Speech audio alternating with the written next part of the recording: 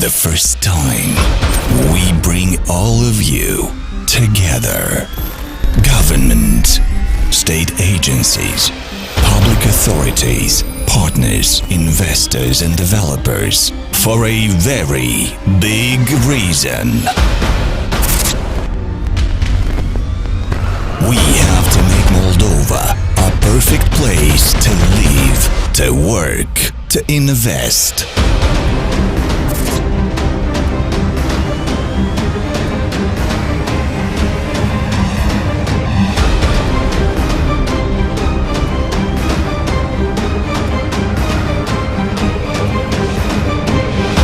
We have to build not only cities, we have to build our future. Ladies and gentlemen, welcome to the first real estate forum in Moldova.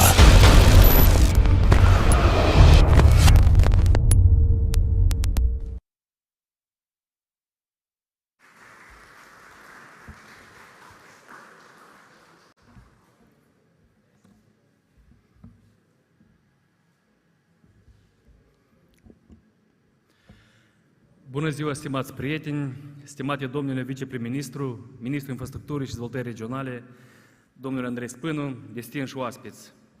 Este o plăcere deosebită pentru mine și întreaga echipă a Agenției de Investiții să vă urăm un bun venit la evenimentul Real Estate Forum. Evenimentul de astăzi reunește factori de decizie din industria imobiliară, reprezentanți ai guvernului, agenții de stat, parteneri strategici, autorități publice locale, investitori, dezvoltatori imobiliari și comunitatea de afaceri. Organizarea unei ediții a forumului dedicat exclusiv sectorul nerezidențial a fost dictată de evoluția rapidă a acestuia în ultima perioadă, rata anuală de creștere depășind 4%. Dezvoltarea accelerată a comerțului online și nevoia companiilor de spații pentru logistică și distribuție creează premize unor investiții accelerate în sectorul industrial, retail și logistică. Analiza tranzacției din ultima perioadă din segmentul nerezidențial, fie de vânzare-cumpărare sau de închiriere, denotă o creștere a interesului față de acest sector. În prezent, bunurile imobiliare nerezidențiale reprezintă cea de-a doua categorie după importanță pe piața bunurilor din Republica Moldova, atingând o cotă de 25%, circa 20 de milioane de metri pătrați, iar prognozele arată o evoluție a acestui sector.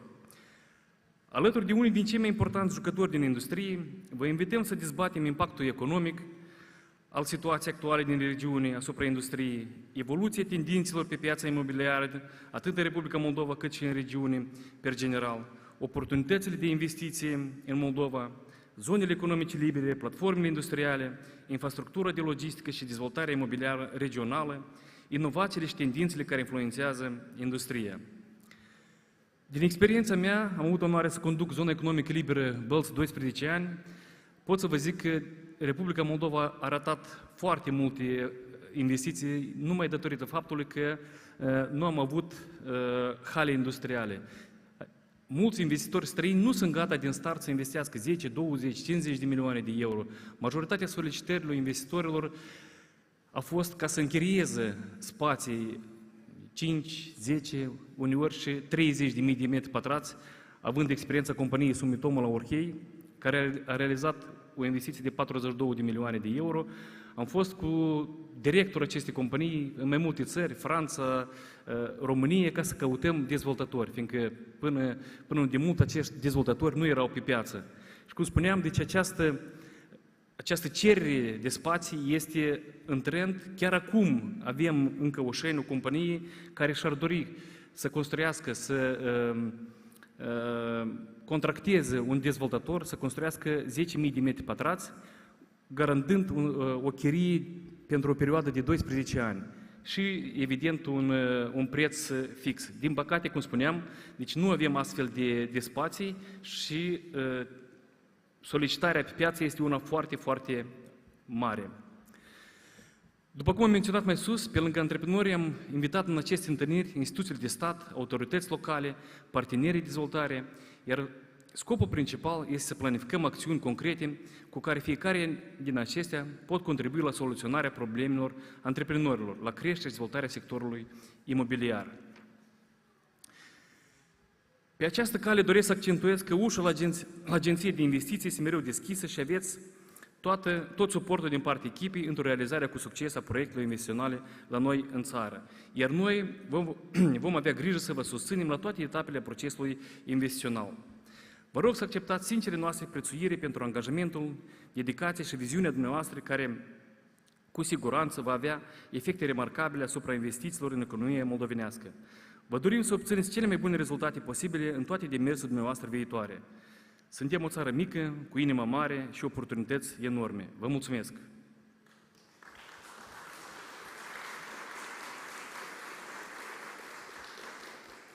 Iar acum permiteți-mi să invit în scenă pe domnul viceprim-ministru, domnul Spânu Andrei.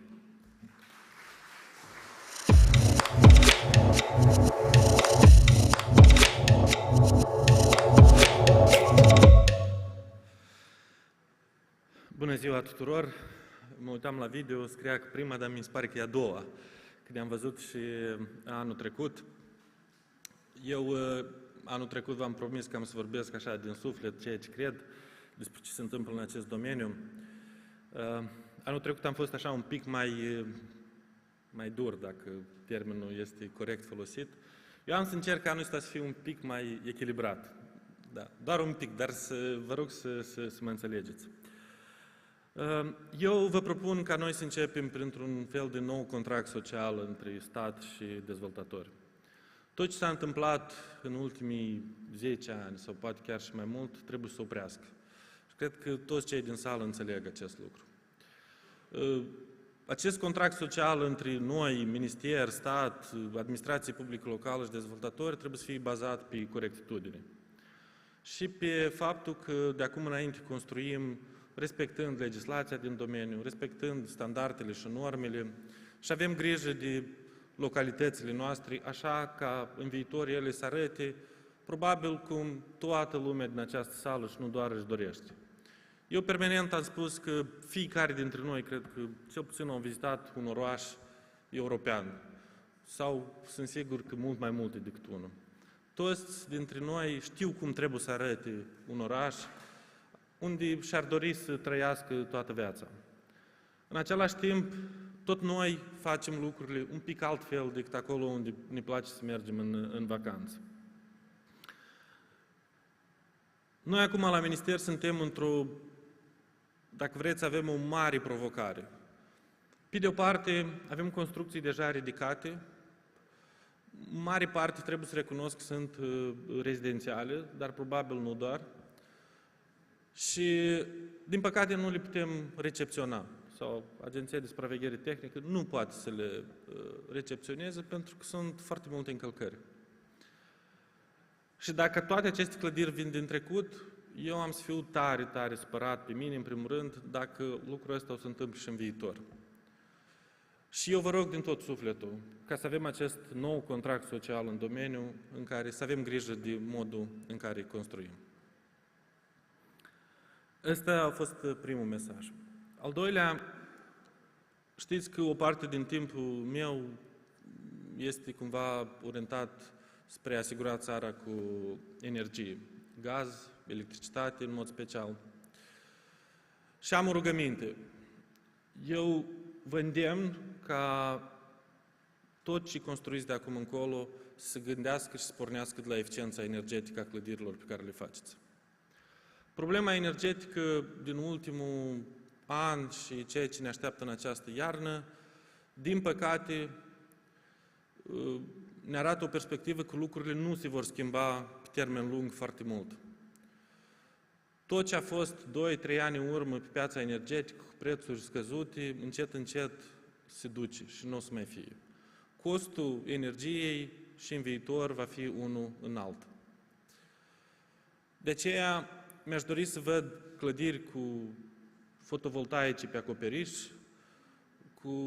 construite așa ca să consume mai puțină energie termică pe timp de iarnă și să fie mai răcoros pe timp de vară, fără a porni condiționierul.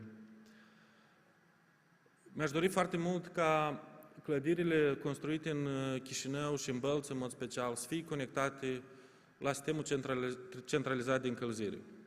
Înțeleg pentru mulți dintre dumneavoastră și pentru noi, amintirea despre sistemele centralizate de încălzire vine din perioadele mai vechi, sovietici, când echipamentele erau foarte învechite și prost lucrau. În același timp, de un an de zile de când sunt la minister, noi încercăm să investim enorm și în termoelectrica și în CET Nord, astfel ca ele să poată să intre în competiție în acest sector, cu puncte individuale de reglare, cu schimbarea tehnologiilor la nivel de întreprinderi, cu schimbarea rețelelor astfel ca ele să fie mai convenabile. Sunt discuții foarte multe și pe alocuri sunt și obligațiuni a dezvoltatorilor ca să se conecteze la sistemul centralizat dacă asta permite. Din păcate, ele sunt ignorate. Noi va trebui să revenim. Pentru că sistemele centralizate de încălzire în Chișinău și Bălți, pe lângă faptul că produc apă caldă și căldură, generează și energie electrică la nivel național, prin cogenerare. De asta eu vă rog să vă gândiți la acest subiect, astfel ca în viitor clădirile pe care le construim, imobilele pe care le construim, să consume cât mai puțină energie, iar pe cea care o consumă să fie cât mai mult de producere locală, soare sau cogenerare. Și ultimul mesaj, a ceea ce facem noi la minister, eu am descoperit sectorul într-un mare haos și trebuie să recunosc că dacă pe alte domenii am reușit să ne mișcăm mai repede, pe domeniul ăsta probabil ne mișcăm mai încet decât mi-aș dori eu personal. Și aici pornesc de la actele care reglementează domeniul de calitate în construcții, eurocoduri, normativi și așa mai departe. Deci noi suntem în situația în care avem o parte, parcă ne-am aliniat la Uniunea Europeană, în același timp încă mai avem SNIP-uri și tot felul de alte documentații care evident că sunt învechite. Vom face un efort considerabil în perioada următoare ca să ne aliniem cât mai mult la standardele europene în domeniu. Suntem pe ultima fază de a promova codul urbanismului și construcțiilor.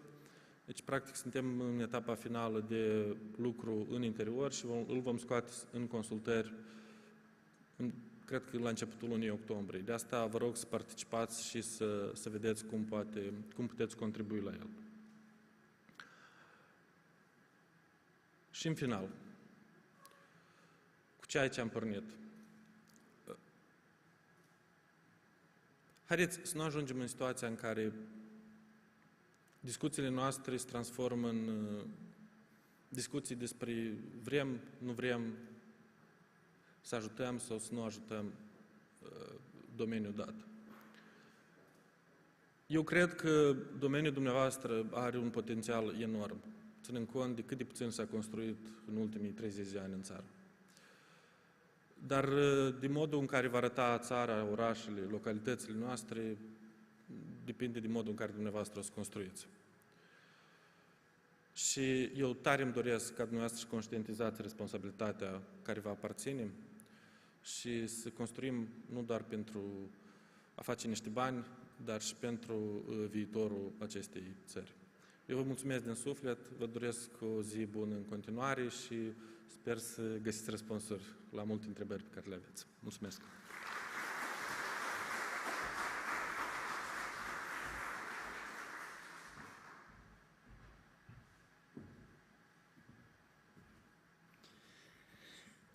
Este încă prima parte a zilei și probabil colegii au hotărât să-mi delege mie urcarea și coborârea pe scări, probabil ca să mai slăbesc un pic. În continuare aș dori să invit în scenă unul din cei mai importanți banchieri pentru Republica Moldova, de la Banca Europeană pentru Reconstrucție și Dezvoltare. Este un prieten foarte vechi a zonei economice libere Bălți. Au finanțat mai multe investiții foarte importante, de la Gebauer, Drexelmeier, nu știu, probabil și Sumitomo. Deci, cu cea mai mare plăcere, îl invit în scenă pe domnul Alexandru Kosovan.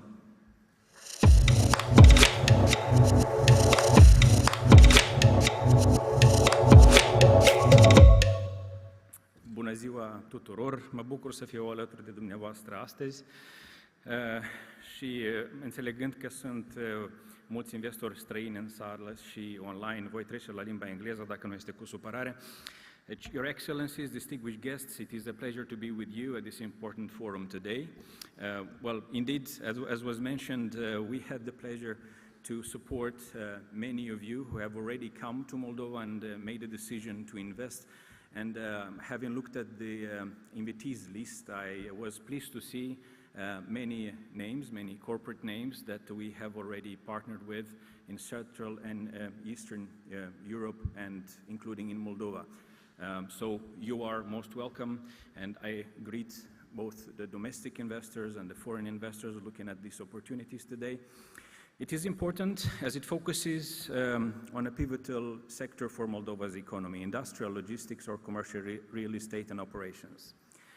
As the past few years have shown, challenges arise without prior warning or notices. Prompt and concerted actions are key to ensure adequate responses, and this business forum is most relevant in this context. Moldova has been facing unprecedented challenges lately, but hopefully will get hold of significant opportunities as well. The situation demands that businesses in Moldova and the region should adapt to the new realities, should try to explore how to fill in, to the extent possible, the production and services that are now undersupplied. Relocation of businesses has become a relevant question given the need to maintain the continued flow of industrial and agricultural production throughout the region. Moldova, as an immediate neighbor of the Ukraine, would be a natural choice as a relocation destination, as a bridge to other markets. With the right investments in logistics and infrastructure, Moldova can transform itself into a regional logistical hub and become a solution to the supply chain disruption in the region. Cross-border integration can certainly be further enhanced by improving infrastructure, logistical competence, administrative processes, and services. All this rely on both commercial, private developments, as well as public infrastructure as key enabling factors. Moldova can surely continue to build on its recent successes, and as Mr. Marin has also mentioned, there are good showcases already. If my records are correct, there are at least 7 free economic zones across the country, where indeed we had the pleasure to support some big foreign investors come to Moldova and expand their operations. Also, the 8 industrial parks that there are today, 16 multifunctional industrial platforms, and its IT park, just to point a few examples. Likewise, the confirmation of Moldova's EU membership candidate status in June of this year is the most encouraging factor and an important achievement for the Moldovan citizens and the government. The reforms related to the EU accession process, along with the government's development strategy, Moldova 2030, are expected to further improve the prospects for new and increased investments in Moldova. While the new challenges imply increased needs to develop logistic platforms, the other core aspects like digital connectivity and services, green transition, energy and resource efficiency, as Mr. Minister has mentioned, resilience, investment in business enabling infrastructure will all prove decisive. The best moment to act and tackle these issues is now. But you're not alone in this endeavor. The EBRD and other development partners as well stand ready to continue the support for the governments and yours, investors' creative plans and forward-looking and ambitious endeavors. The EBRD has been a long-standing development partner of Moldova. Yearly, the bank invests in excess of 10 billion euros across its countries of operations in various sectors, public and private, including real estate or property and tourism, as we would call it as a department within the bank. EBRD is also the largest institutional investor in Moldova, having invested over 1.7 billion euros in more than 155 projects since we started our operations in Moldova. Our annual investments have been of about 100 million euros per year in the past few years, and 2022 is on track to become another record year for EBRD in Moldova in terms of investment and support provided, in rather unusual circumstances, I must say, as we try to respond to the urgent needs that the country and the investors are facing. As a long-standing investor and partner to Moldova, we can confirm that there are significant opportunities, both for local and foreign investors, to explore and to implement. So, honored participants, you are most welcome here. EBRD, including through its property and tourism team in our London HQ and country offices, focuses on the provision of modern real estate, which is essential to support economic expansion and diversification. Through our involvement in the property and related markets, the EBRD aims to redress the fundamental undersupply of modern, high-quality, energy-efficient, commercial and industrial logistical real estate. In property and tourism alone, annual investments in 2021 have been of about 360 million, and the current portfolio stands at 1.1 million euros in total at bank group level. I would like to also emphasize that resource and energy efficiency have become top priorities and will continue to remain so. I reiterate what Minister Spinu has just mentioned in his earlier remark. Resource and energy efficiency, these are really key words going forward to bear in mind. Moldova is a signatory of the Paris Agreement with rather ambitious goals. The building sector, residential in particular, has the largest share of the final energy consumption in Moldova. It is the key contributor to CO2 emissions, followed by transport and industry sectors, which calls for increased energy efficiency awareness in new real estate developments, public and private. The real estate sector is therefore expected to also be a key contributor to such resource and energy efficiency efforts in new projects being developed or retrofitting existing facilities, whichever you may choose to do. EBRD is likewise committed to have all its projects aligned to the goals of the Paris Agreement. We aim to achieve an ambitious target of green finance ratio, as we call it, in our total annual investments of more than 50% by 2025. Speaking of enhanced trade through global value chains, a green economy transition or approximation with EU quality standards, I cannot skip mentioning the recent support we have provided to the Schwarz Group, Kaufland. The bank has just recently provided financing to Kaufland for its development plans in Moldova as part of a larger loan amount for the regional needs of the group. The loan will finance the rollout of green stores and sustainable buildings, EDGE certification for both Romania and Moldova, promoting high standards in building sustainability. Other investors' names have been mentioned today, and indeed their footprint is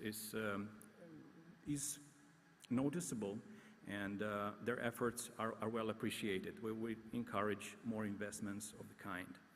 A vibrant real estate sector is crucial for functioning economies and for supporting economic growth.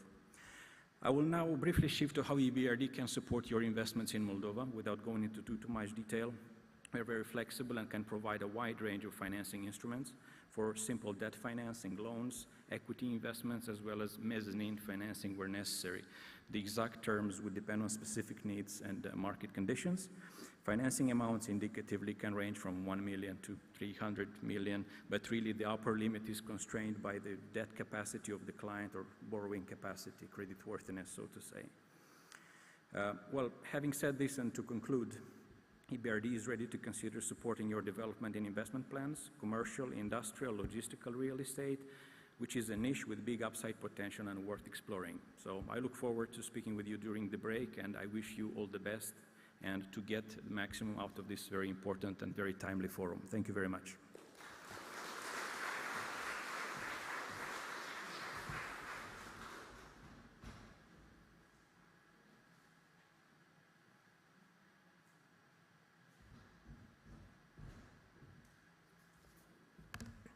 Hello everybody, ministries, dear guests, officials, international guests, international companies, friends from real estate companies. I'm seeing a lot of familiar faces here. I'm so glad that the venue is full. That means that this is a really important economic sector, as I'm thinking also, because real estate is influencing all our strategic economic sector. ICT, BPO, SSC needs a lot of office spaces, automotive, food processing, industrial, machine building, electronic needs a lot of industrial spaces. Logistics also is in a huge demand in our country. We already have a discussion for all the companies here that we have more than 50,000 square meters that are in demand in Republic of Moldova. That's one of my favorite sectors that I would like to develop. We already understand that we have a lot of support from the government. We have a lot of support from the strategic partner from the EBRD, and not only. I would like also to say that you have a lot of support from the investment agency in terms of facilitation, and a lot of support on the GIZ, on the industrial and free economic zone. Today, I would like to be more relaxed because yesterday and the day before yesterday we have Moldova Business Week. I know half of you was at that event, but we would like to concentrate to figures. We, together with our strategic partner GIZ, have started 1 year ago to promote this sector, and we have reached an agreement with international CBRE International Investment and also international company Gateway and Partners to make a study on real estate, on non-residential real estate. That means office spaces, industrial spaces, logistics, and land. And for the first time in our history, our country has such a study that I definitely will influence a lot the development of this sector, because a strong real estate, non-residential real estate will definitely have a huge influence on sustainable economy of our country. We will have a short day, I think. We have only 4 panels. First, and one very nice presentation. First presentation will be Gateway and Partners, along with CBRE Investment International, about that study on non-residential. I would like to invite Corneliu Kosher to the scene to make that presentation, because real estate needs a lot of figures. Yeah, Corneliu, please.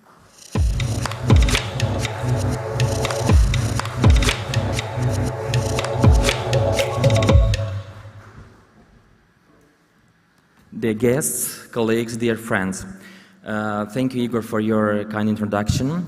Dear Vice Prime Minister, dear guests, I'm really delighted to present you the key findings of our extensive research on real estate that we have developed, let's say, half a year, and based on this we actually have to highlight the main things, the main trends, and all kind of aspects related to potential on 3 categories of real estate.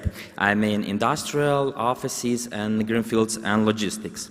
And actually, based on this, we have structured our study related on sectoral context, emerging trends, market insights. Also, we will see why to invest, and we will be very grateful to our contributors, namely the companies from construction, real estate, and real estate agency. Some of you are present here, and I give you my and our contribution, a grateful insights for your time and your efforts in, let's say, in understanding and in a better positioning our real estate in the region. And actually, related to this, I just would like to know how we did it and how we, let's say, mapped the offices, industrial, and greenfields. And actually, it was a mixed effort based on desk research, on public sources, studies, reports. Actually, we interviewed a lot of construction companies, as I said, developers,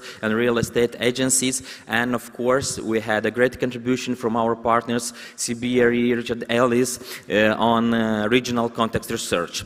And saying this, we have mixed up all this kind of information and started with sectorial context and understanding the macroeconomic factors and the real estate sector. And actually, we saw at the end of 2021 that year seemed to be quite optimistic one in terms of growth and in terms of real estate, namely. But giving the, let's say, the regional impact, the conflicts in the region, namely in Ukraine, and also the inflation following the COVID-19, we saw a huge gap between our optimistic expectation and the real estate of the things in this respect.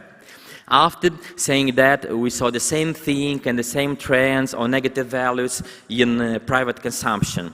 This was reflected also in all the countries in the region. We have mapped this potential. I mean, Albania, North Macedonia, Serbia, Ukraine, Bulgaria, and Romania. The same was applied to Moldova. And here I would like to make a note related to Ukraine. Actually, initially we have included Ukraine as a huge, actually, regional partner and player in real estate, but all our findings, all our figures, and all these things was actually spoiled out based on the conflict in this country and following actions. And in order not to, let's say, to make a kind of these assumptions, we just stated these countries that are without Ukraine, unfortunately. And we will refer with these 7 countries that I have referred to.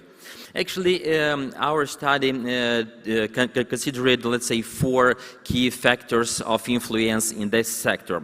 We stated the geopolitical context, and this is the first, based on regional aspects and regional situation, construction costs that were stated as a first point, and more constraints, namely related by the interviews and by the respondents, specific demand on specific type of real estate, offices, industrial premises and greenfields, and inflation and mortgage rates.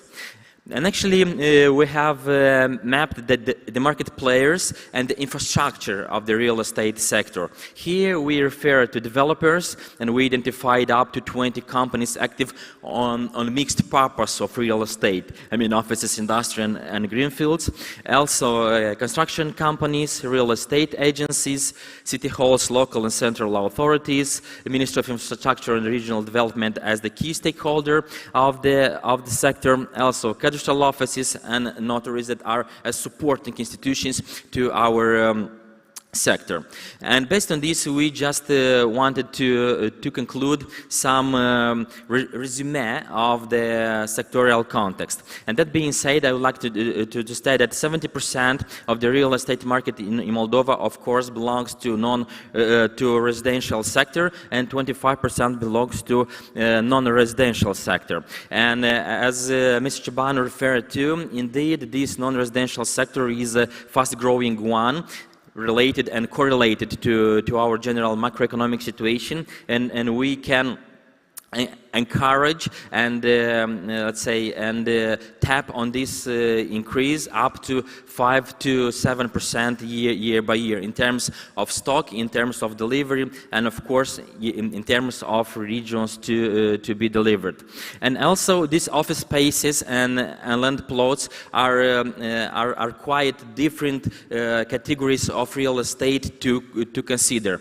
For example, the land plots are in huge lack of available A-class premises, and this demand is validated and stated by our respondents, especially the biggest companies that are developing projects in industrial sector of the real estate. The office spaces actually had the fastest growing in the last 3 years, starting in 2019.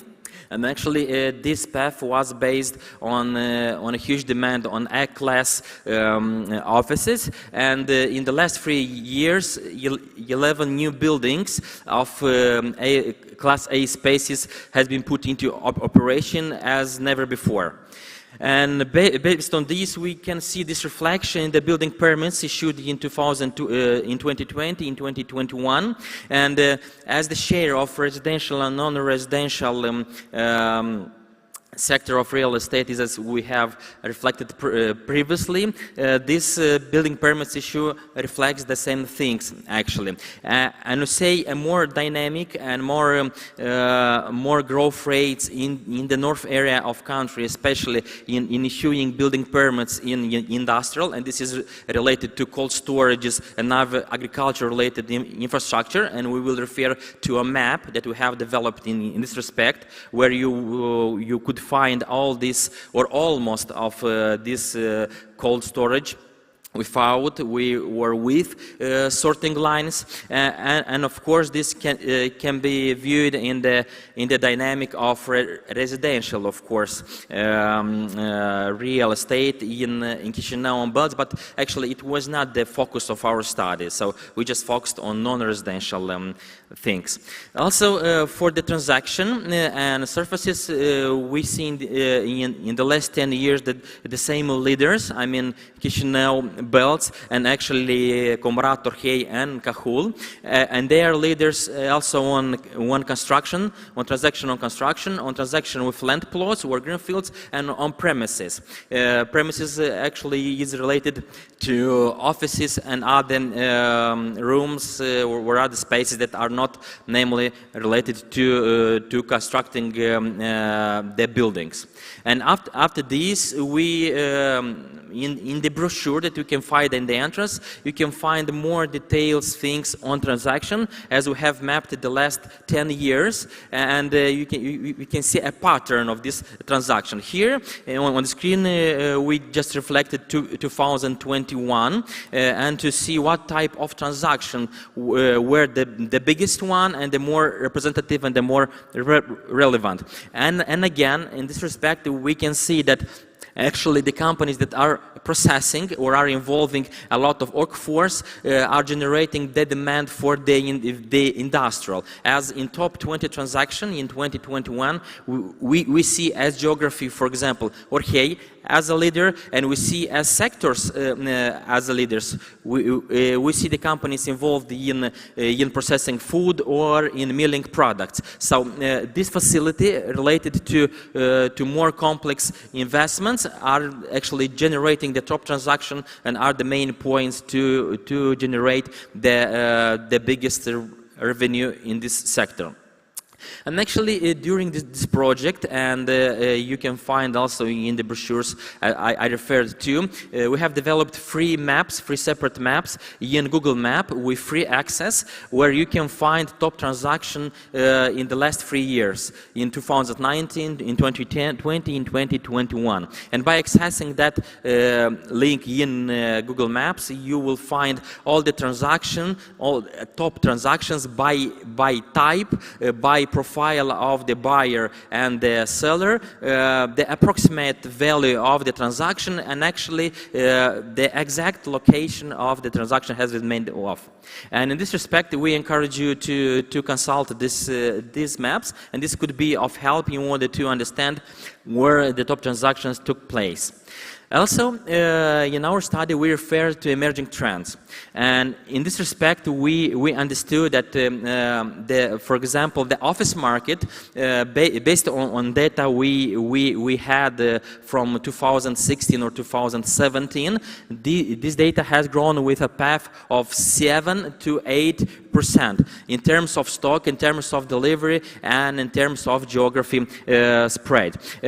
Also, we understood that the office market is migrating towards a huge demand to A-class offices, and actually the new tenants are asking for more and more complex solution.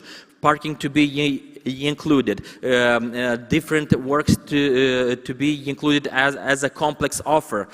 Also, here we refer to their demand to let's say to split these costs by proper items. I mean, to be very clear on costs that are asking by the landlord or by the owner of that offices.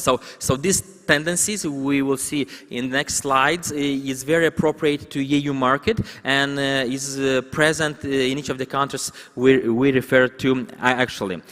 Here also we have stated that the average prices have been indexed according to the inflation or even more for A class. For example, when discussing with key stakeholders in the sector, we find out that the main turnkey costs and actually the final cost of premises or of offices are plus 55–40% compared to summer of the year 2021. So this increase are trying to be partially included in the final price and partially, let's say, covered by the other operational costs of the company.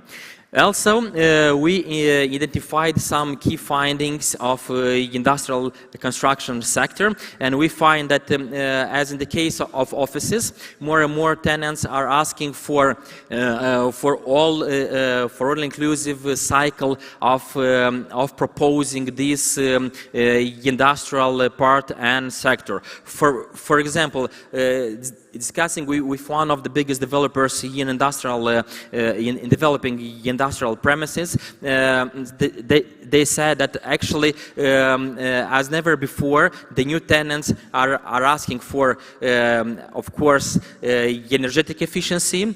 That the speakers have referred to. Also, they have referred to A-class premises, where actually we do not have clear standards here locally adapted, and we have to, let's say, to borrow these standards from the neighboring countries. I here refer to the industrial premises, and actually in this respect, there is no clear market leader that can propose specific and successful stories of how, let's say, an A-class building of industrial premises should looks like.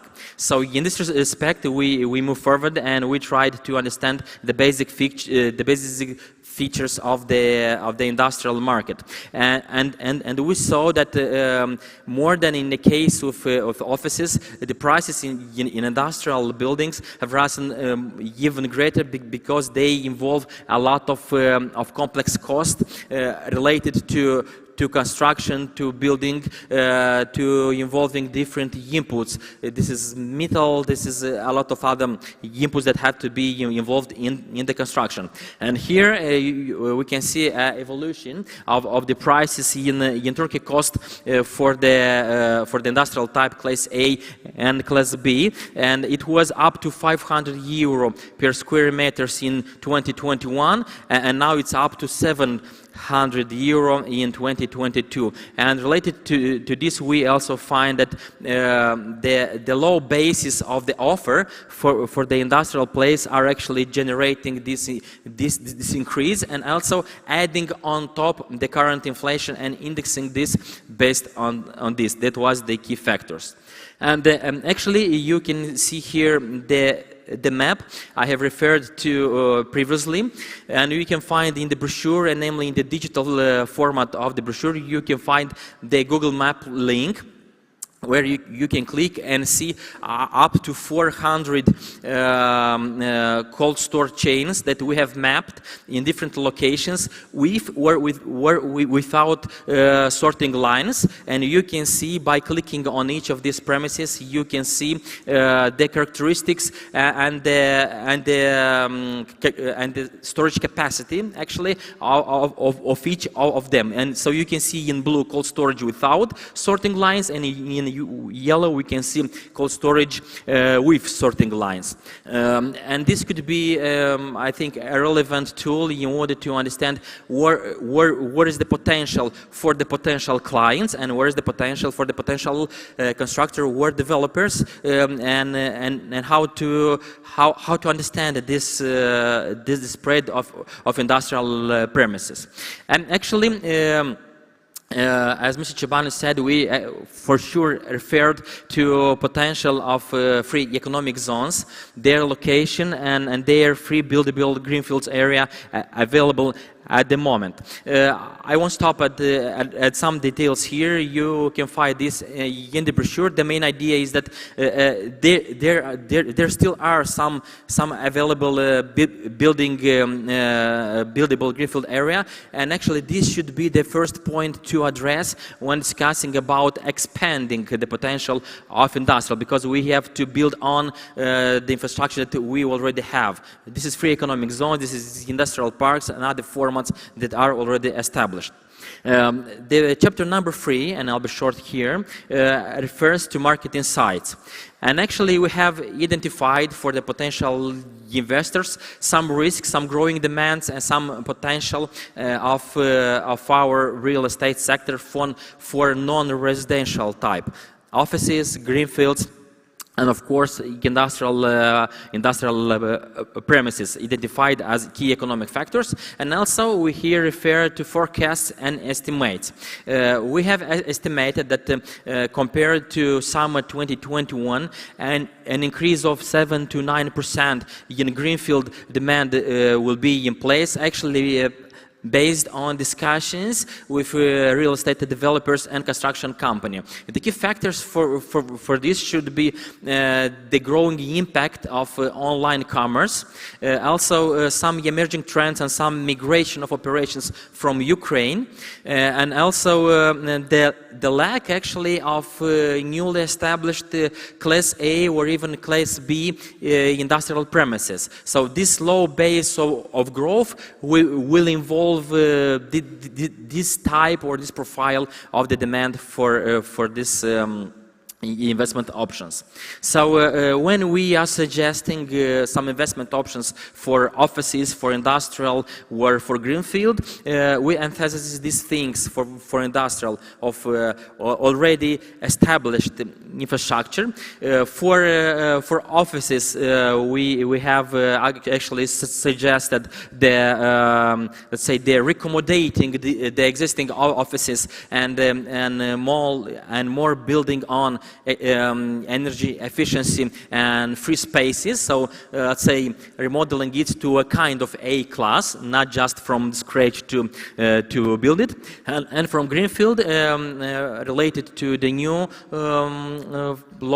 legal framework, just to encourage the potential investors for considering them as an option.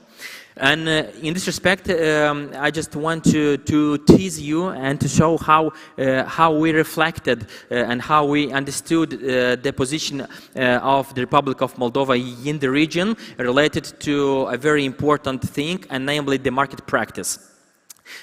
Somehow market practice has not been, let's say, in the focus of different research, but we agreed that that market practice is a thing that makes the difference, and we tried to compare the market practice in Moldova, Romania, Bulgaria, in Serbia on different topics. For example, lease duration, service charges, car parking, and security deposits on separate items of real estate. We did this for the offices, and you can see the characteristics of Moldova compared to other countries. We did this to industrial, and we did this to the greenfield. The main takeaway here is that our market of real estate takes more care and is more attentive to giving perspective and to giving more, let's say, more relaxing, points or more relaxing statements to their tenants. Actually, this is related to, let's say, to software, but there are a lot of things that are related to hardware. For example, we do not applying still that provision that each office has to provide one parking lot for 75 square meters of the available office space. We are still providing this for 100 square meters, and based on the discussion that we had with top developers, top real estate agencies, and top construction companies, this should be a problem of adjusting a lot of standards and provision in market practices, because based on this, some of premises are not attractive because they do not provide the whole cycle of the life of an investor. I mean parking lots, facilities, not just the office spaces. Thirdly, we have made a kind of trends and key findings snapshot on offices for the Republic of Moldova, Romania, Bulgaria, and Serbia, and we find out that only Romania, because of a larger territory, is more or less spread on its potential for offices and industrial spaces. But actually, Moldova, Bulgaria and Serbia are quite similar in terms of concentrating these spaces and this offer in the capital cities. And also, I won't refer to specific numbers, but in the brochure you can find still the available stock for the offices, the available stock and the potential for the industrial premises. And finally, in our study, we have referred to why to invest. The previous speakers, of course, referred to these things and what could be the key attracting points for a potential investor or for an investor that is already present here in Moldova. Here, of course, we will highlight let's say the candidate position or the candidate status of the Republic of Moldova gained in June this year. Also, we will highlight here the low growing base for the industrial and offices where the potential could be extended a lot. And also, we will highlight the thing that a lot could be also constructed and a lot could be also used in our already established infrastructure. And here we will of course refer to free economic zones, industrial parks and other premises.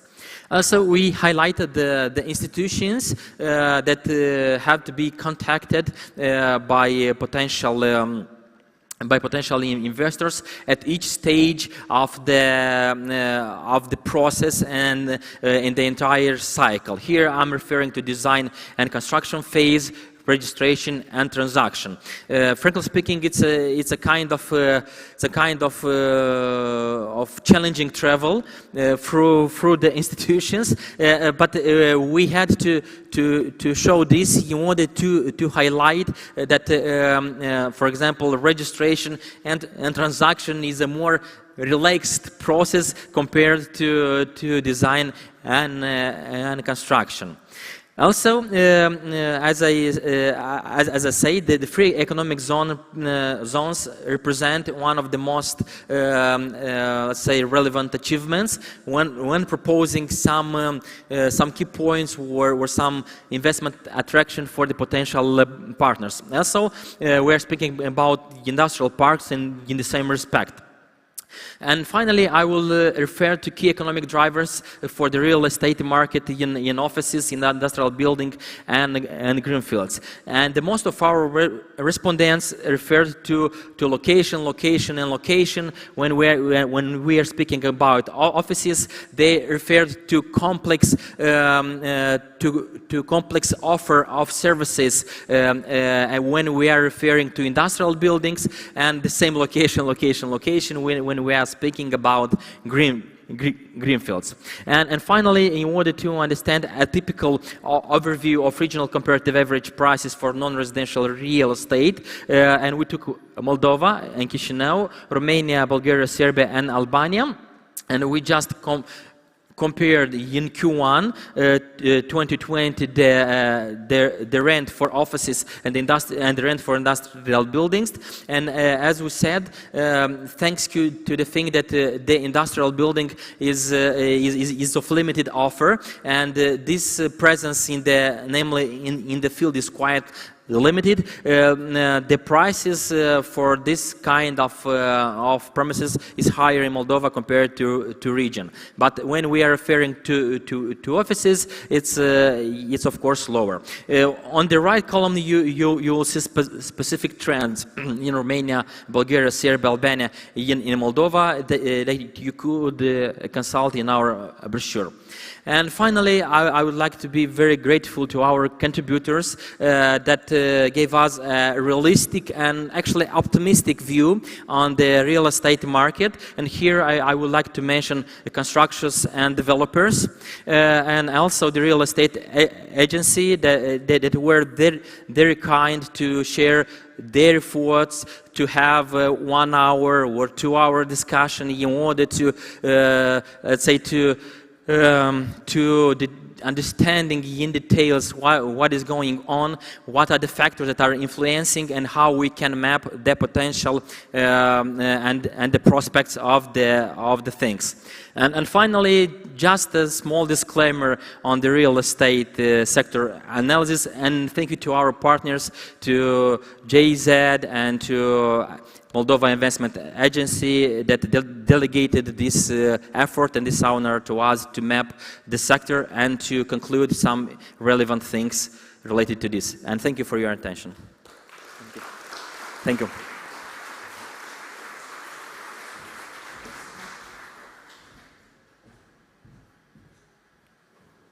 Wow, what a presentation. I know that's a lot of information. Only the resume of this is more than 40 pages. It's really a lot. But that's one of the most important information, because we soon will go to the Expo Real, the main expo in terms of real estate. We'll have a country stand over there, and we hope to attract more and more investors. Now I would like to invite several speakers on the scene. It will be one of the most interesting panels today, because we'll have international guests. I think we'll be 4, so I will also sit down. First is that I would like to invite is Mr. Karol Stransky, who is one of the most influential persons and professionals in the real estate and industrial real estate in Europe. Please, Mr. Karol. He represents Colliers International. You know, Colliers is one of the biggest brokers in the world. Then I would like to invite Mr. Laurențiu Duică, who is a friend of the Republic of Moldova. We met at Expo Real last year, and I was impressed by the volumes and the knowledge that he has in this field. And he knows the market very well. He also was at the Colliers International, as you can see. And he runs his own business in this field. Next, I would like to invite one of our friends of the investment agency of Republic of Moldova, a person who generates already investment in our country, Mr. Alan Scholz, Executive Director of Belgium, Luxembourg, Romanian Chamber of Commerce. And the last but not the least, Mr. Craig Smith, the first time in the Republic of Moldova, but influential person in the real estate market, who also organizes a lot and promotes a lot all the possibilities of investment in Romania, Republic of Moldova, Czech Republic, Serbia, and Eastern countries. I will give the floor to Mr. Karol Stransky first. First time you are in the Republic of Moldova. You already visited a little bit our country. I would like to explain a little bit what are the trends of the future in terms of all the problems that we have as a continent in the last 3 years. We have war at our customs. We have 3 years of pandemic and a lot of influence, I think, on the supply chain, on the relocation, and what are the trends in the region in these terms. I will give you.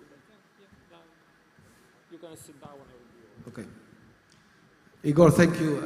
I'm really thrilled to be here, and Igor was very bold with me because unlike the other panel members, I know very little about your country. And I decided to make this a strong point because it might be interesting for you to see how people who know very little about you see you.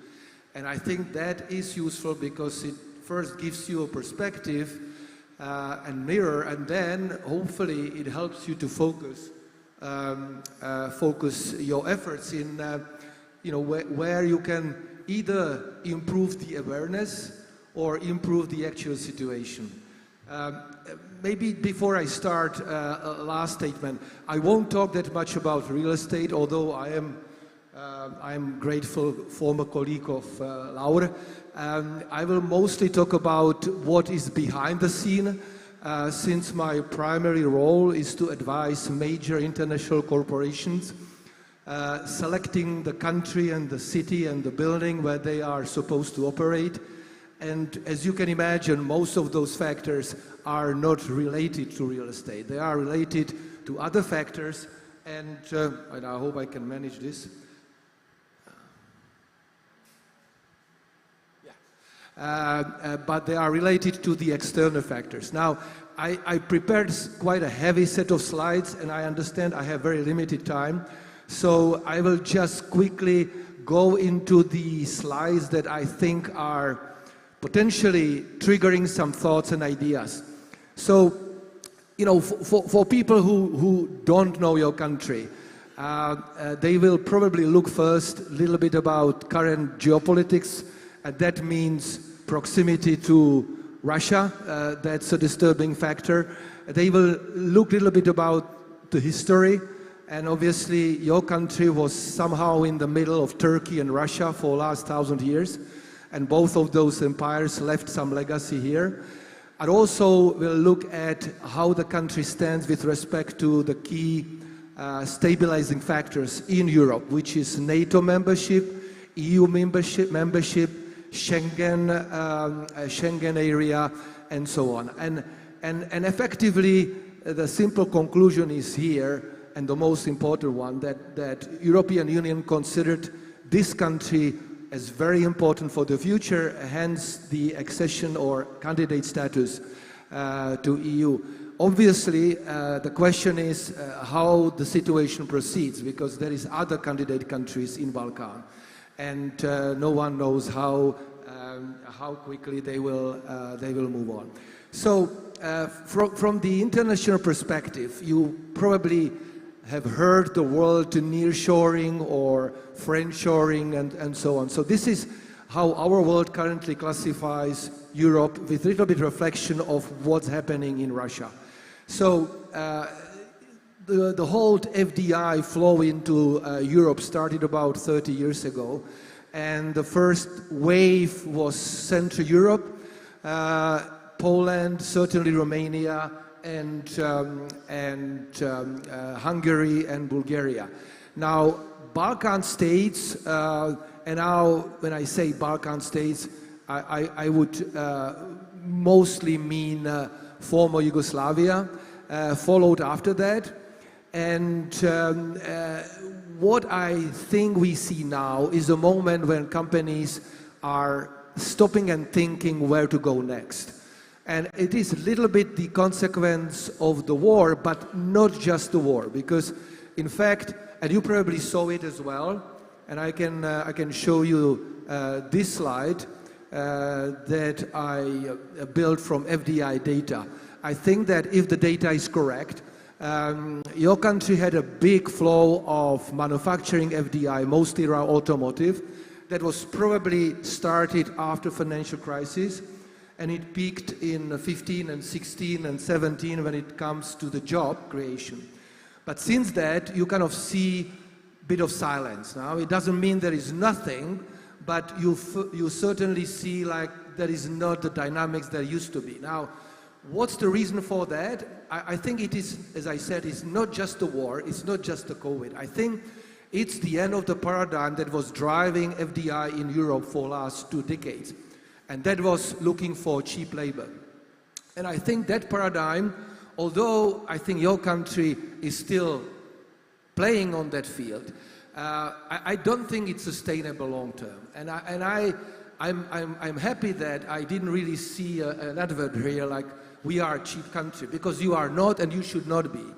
I think that obviously the cost of labor here is probably lowest in Europe. But I believe more in value adding than selling cheap stuff. And I would go back to this slide, which I consider quite important, despite what's on very left, and that tells us a lot about the future of your beloved Eastern member.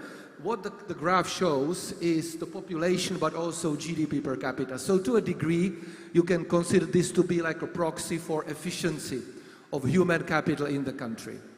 And where I would see your closest benchmarks would be really, this time, Balkan countries. Countries like North Macedonia, countries like Albania. So basically countries between 3 to 5 million people who cannot sell huge amount of cheap labor. And again, I don't think we have Polish people here, but that's what they did 15 years ago. Huh? That's how they bet.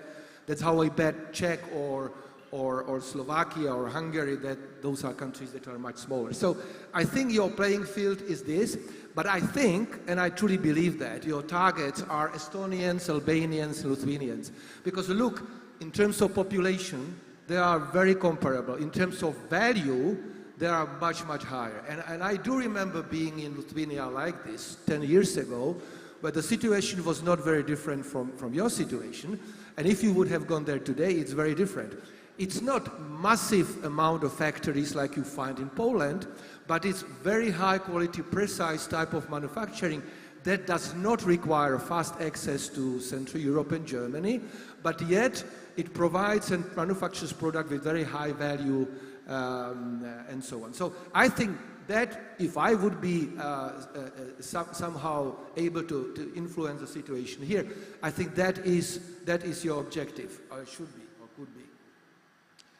Okay, so last a little bit about the stats. Obviously, I can see that your country is clearly a leader in electronic equipment for auto industry, which is great because it is a good type of operation. But two remarks, and again, I don't want to be negative, but auto industry is going through a significant transition. That may represent both opportunity as well as a threat. No one knows. I don't think even automakers don't know. Then their suppliers don't know either. But on the other hand, I think to a degree there is a certain risk to be purely associated with that industry. So I think electronics is great. Anything sound electric is great. But I think that it would be good to start to look for other opportunities, not just auto industry. Because I think your dependence is not as high as North Macedonia or Serbia, for example. And that business in Serbia is probably not than 5 years old. So it is very, very new there. But I think at the same time, it represents opportunity. But going back to GDP slide, I think there should be opportunity for bringing higher value operations. And I had a lunch yesterday with Vyacheslav, and we talked about the fact that this is happening, right? Because once the occupiers learn that the potential here is, there are educated people here, they are changing the mind. So I'm actually noting that I should end slowly, shouldn't I? Okay. Well, lastly, I'm going to show you a business case that actually brought me here a year ago. And thanks again to Vyacheslav and to the whole government of Moldova, because they've been very extremely supportive in this. And I have to say that I had a great experience of working with the team here, and I am a little unhappy that Moldova didn't win. Yeah, but don't worry, because you still can, because the project was stopped from obvious reasons. So the business case, this is a lot of data here, so I will skip into it. The business case is actually a major first-tier automotive supplier that is currently operating in Balkan country, and the operation for them, since they are heavily manually dependent, is becoming too incompetitive. So the ask for us was, we had about 15 countries, find us the country that could become sustainable location for the future. And the results of exercise were 3 countries: Moldova, North Macedonia, and Albania. And I have to say that the country that made it was North Macedonia. And again, you know, you should not feel sorry about that, because at the end, every customer is different. But what may help is this very last slide that was actually presented to the board of the customer before they made the decision, and not that long before they stopped the process, unfortunately. This tells you a little bit how we perceived the position of the country. And again, I have to say that nothing is black and white, and every customer is different. This customer is huge amount of labor, cheap labor, not high value added operations. I don't think this is the client for you, to be honest. I think the client for you would be a project that we located 3 years ago in Lithuania, Kaunas, that is probably much bigger value, and also the factory. That's it's medical tool production. Doesn't require a huge amount of people. It required manual component, but mostly people with middle education and university degree. Not huge volume, not needed to be quickly back to the market, but it required very good education system and so on and so forth, all what you've got. So coming back to this, the prawns, and again, let's start with positive. Low cost. Now, this was meant for the client. If I would be pitching to you, I wouldn't say that. I would say competitive cost. Then it was very agile, proactive, efficient government, and I can just underline that being here for 4 days, sorry. Employees that are very loyal. Clearly, out of the 3 countries, it proved to be that Moldavian employees are very loyal and long-term players. Unless someone really makes them angry, they stay. And I have to say Poland is very similar in that respect, based on my experience. Decent amount of brownfield options and decent automotive experience. So that were the key positive points. The challenges were really, as I said, mostly around labor. Yeah, because again, this client is about 1,500 people at the top. I think this is a huge operation. And in order to do this successfully, you would have to be in Chisinau, I suppose, or somewhere close, so you can tap into the market there. And there will be competition from already existing companies. Big competitors. The only concern around labor was seasonal fluctuation, because as you say, you know you are a farming country, and people in the summer, they don't care about the factory job, they want to harvest their fruit and so on. And lastly, and that probably is the main reason why I'm here, geopolitical risk. And I think that is really, really important, and it's all about communication. Now, certainly after being here, I will be the one who will try to boost positive spirit about this country when it comes to a potential geopolitical risk. Obviously, no one knows what's going to happen. But as I see here, you know, this country has lived, at least for us, 200 years, somehow in relationship with Russia.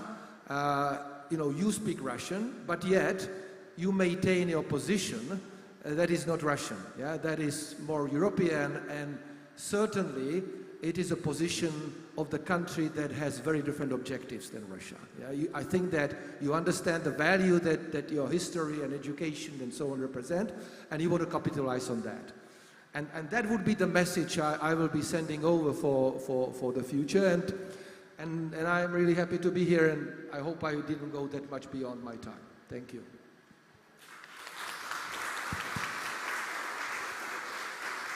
Yeah, thank you very much, Mr. Karl. That was a wonderful and very sincere presentation, by the way. But also about the regional competitors, definitely it's Albania and Macedonia. We know several others. Usually we have 6 competitors.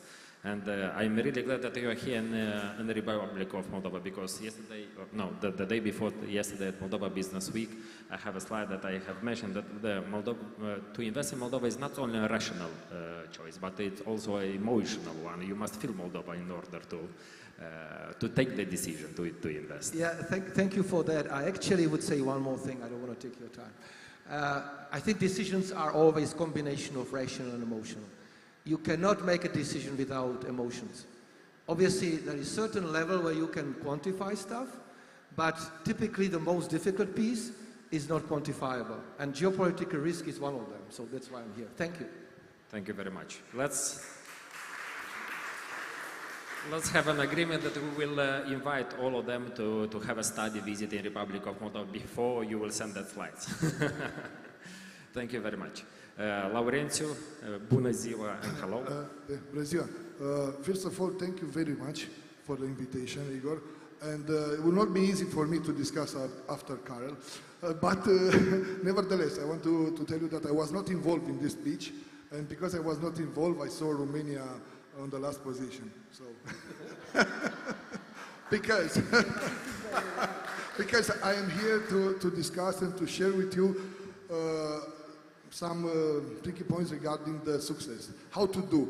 Because I want to tell you that 8 years ago, in the Romanian market, in the industrial, of course, and logistics, because I spent all my life in the industrial and logistics market, almost 20 years in this.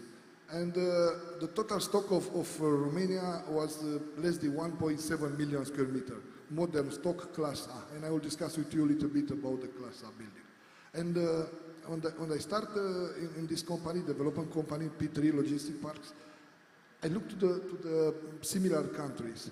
And I was very, very upset when I saw that the total stock in Poland and the total stock in Hungary and in Czech Republic. Okay, maybe Romania, it's a large country and big country, but my scope was, we do a lot of things, but we do not very good things because we don't want the projects. And this was our scope, with zero support from the government, with a very limited industrial and logistic park, with a very, very poor infrastructure. The business class, the business, the real estate departments and my competition were forced to do and to spend hundreds of hours and hundreds of days and to explain why it's a moment to be in Romania and why to invest in Romania. The biggest developer present at the moment, Prologis, decided to leave the country. So in 2015, to sell all the parks there. So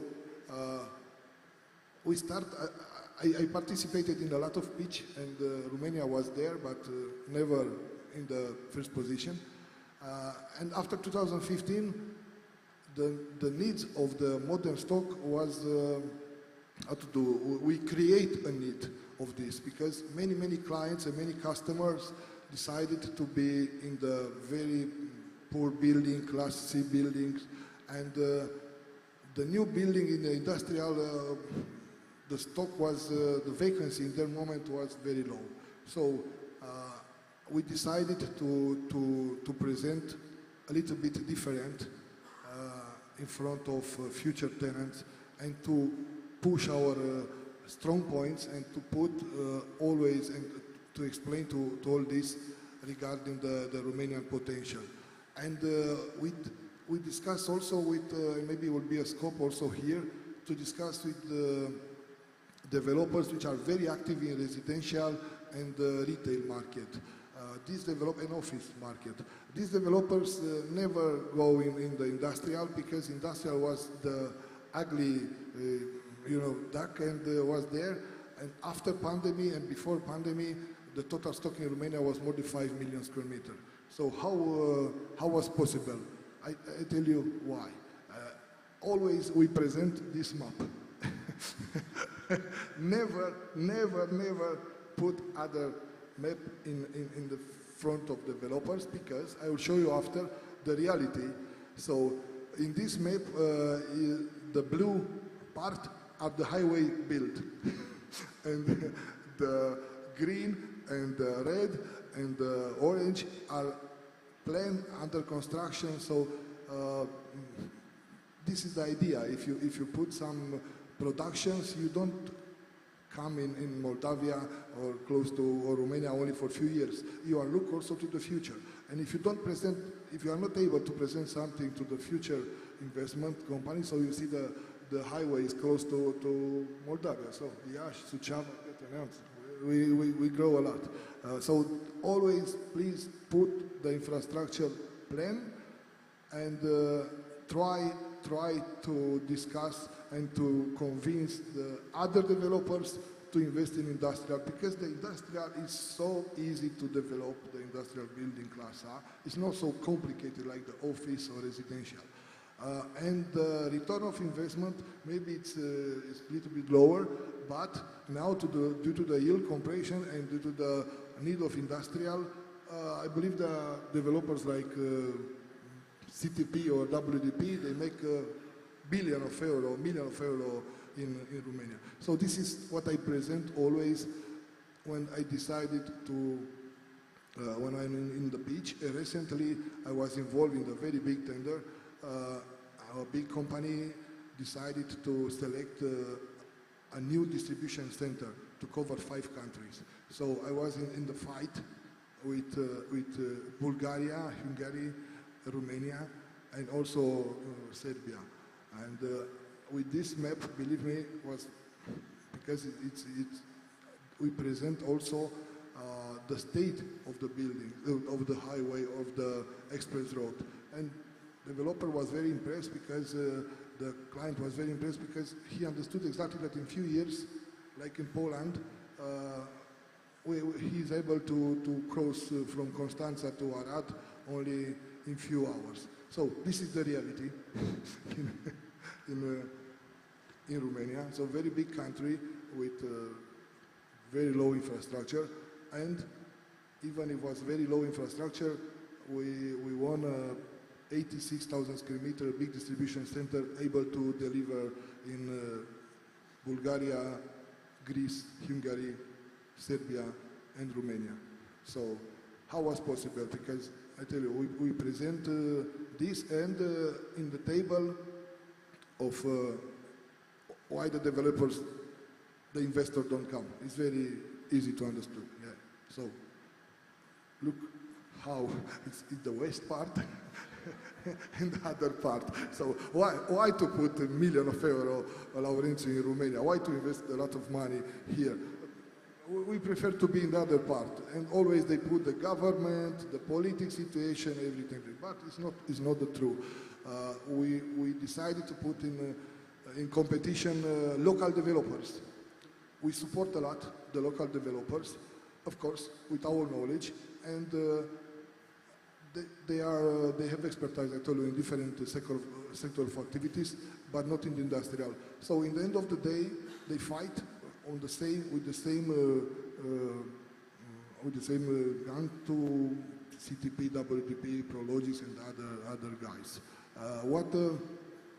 So when we started to prepare, I'm here to explain what to do good and what to don't present. So always, if you have a request, always put some few specification, not many, because it's a detail.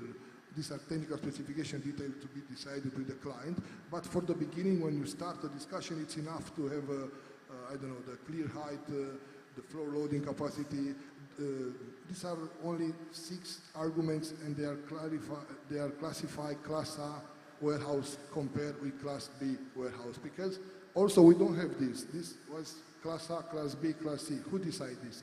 And we decided to put on the first page to have a sprinkler system, also LED lights, also to have a loading docks, and clear height 11 meters, and also to have a capacity to support 5 tons per square meter. The other, how is the natural light and how will be the isolation are details.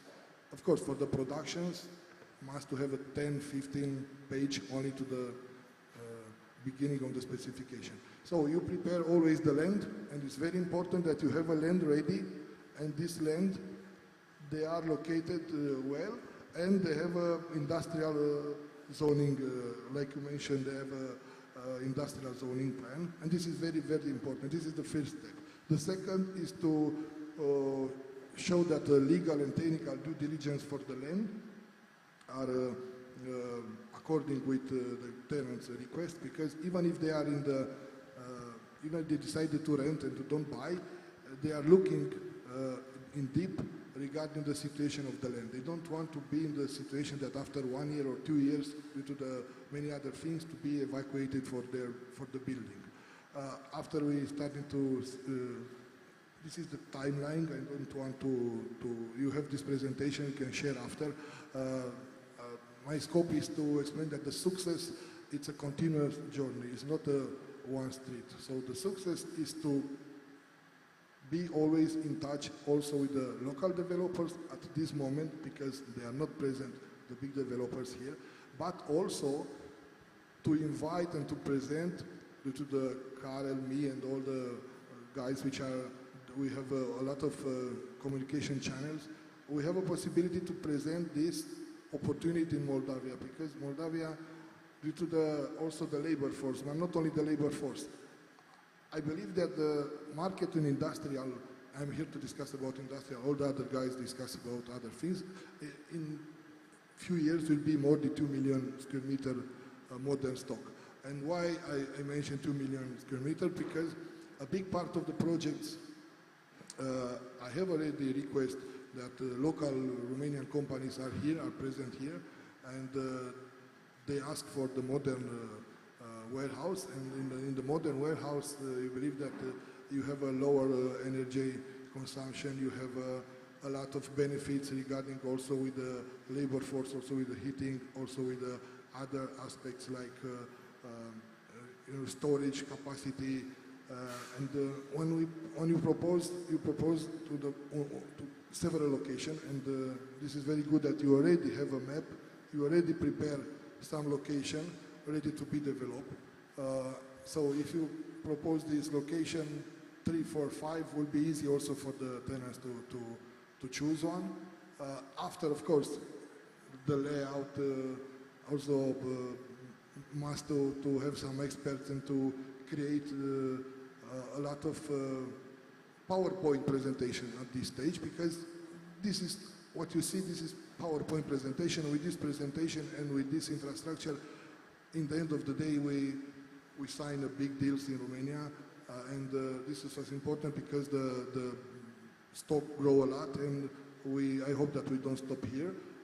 Due to the actual situation, I believe that many companies are preferred to put some bases in Moldavia and to don't be in other part like Kiev or other things. So I'm sure, not I really hope, I'm sure that in the few months, 1 year maximum, you have more and more requests regarding the industrial production or only normal warehouse, because a standard warehouse, it's easy to be accommodated also for light production, assembling or something. So, can I interrupt you? I have a question. We have 3 economic zones, 300 hectares. We have fiscal incentives. We have a huge demand. Annually, we are speaking with more than 130 companies. We have here local entrepreneurs and local developers, but we need also international experience. And they are waiting to collaborate with you. What we should do in order to convince Romanian companies to cross the river and to invest or to collaborate with our local developers in order to develop, because we have demand more than 50,000 square meters in logistics. We receive several also requests for 40,000 square in industrial. What we should do? For Romanian investor will be easy. So this, if you ask me, this Romanian investor, they will be the first which are more easy to convince and to be here. When I discussed it already with them, and part of them, okay, there are opportunities, we have a request, we will go there, we will build. So find us some potential clients for the first, because when they start to develop, they are develop some speculative, but also they really want to have a tenant. For 10,000 square meters, for example, if you don't have a 2,000 square meter, 3,000 existing tenants, it will be difficult. So what we do, we create, and we are forced to discuss with the local authorities. In your situation, it's better to transform the residential area in industrial area, because if you have a big plot of land or even small plots of land, your first idea is, okay, residential is number 1, office, retail, no industrial. But the industrial lands are located close to the ring road, close to the main roads. So this is the case when I transform residential land, 45 hectares, in industrial. And it was quite complicated to convince the local authorities that never some investor will be able to develop close to the ring road villas or buildings. So the Romanian guys, they will come here for sure very fast. The problem is that the other investors, which are more, they have more money and more expertise, because the idea is to have money, and to invest. They decided to be, I don't know, look what's happening with Bulgaria. If you don't have international developers, you have the same situation like in Bulgaria. In Bulgaria, there are only local developers. And now, after 6 years of work, finally, one of the major players in the Balkan region decided to be there. But until now, after 5 years, he don't develop anything. So a lot of risk for them. So this is the story of the park in Bucharest, the region, from residential. Because when I discuss with them, why residential? Because it's a forest close to this. This was the only argument. It's a forest, it's normal to be residential. And now it's the biggest park in Bucharest with more than 300,000 square meters built in the last 2 years. So it's a matter of time until these are part of the project, which I was part of them when I work also for P3, also for Colliers. And I tell you, for the success of industrial is to convince the developers with the figures in front of them and also the cost. I don't want to challenge what I saw in your presentation when I saw that 700 euro per square meter for industrial building. It's quite big amount. I tell you that with 450 you can build class A building right now in Romania. And Romania are okay to transport prefabricated from Iași to Moldova is not so far away. I make a calculation also here, the land cost is good, so more than 500 euro per square meter, not. It's maximum for class A building standard. And the price was cheaper. If you invest 500 euro, and if you calculated that in Moldova now, we don't discuss about the yield, but in the future years will be compression, I'm sure that with 4 even lower, from 3.8, 3.9 euro per square meter plus service charge, a lot of companies will decide to be here and to invest. So it's just a matter of time. I tell you, first of all, big marketing, promotion, try to convince them, try to work also close with the local region like Romanian investors, and after only in few months, due to the situation, due to the, it's a must to be here. If you have a storage here like Kaufland, they will build 100,000 square meter of warehouse in few months. You will see that. No. And also Van Courier is here from Romania, so they definitely also need a lot of logistics. So, and the e-commerce is developing, so that's why. Yes, but the e-commerce was developed due to because we pushed this. I told you that the big companies decide to have a distribution center in Spain, and also in Poland. And very easy. I don't want to be there. I want to be more secure in Poland, and after to deliver with the trucks and to split via couriers. Okay, but you lose the business. And they decided to remain there, and other locals guys from Poland, they invest in the rent, and now they are number one in terms of e-commerce. So it's their decision to be there. It's a good market also, Chisinau, a very nice region. Also. We definitely will hear more from Mr. Alan, who has a lot of, thank you very much, Laurențiu, and I have seen several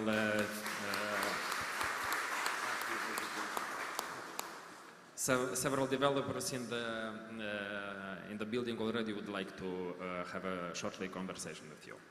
And next, I will present Mr. Allen, who, as I mentioned, is a friend of our agency, of our country, who have already invited several companies from Belgium and from his chamber to invest in the Republic of Moldova.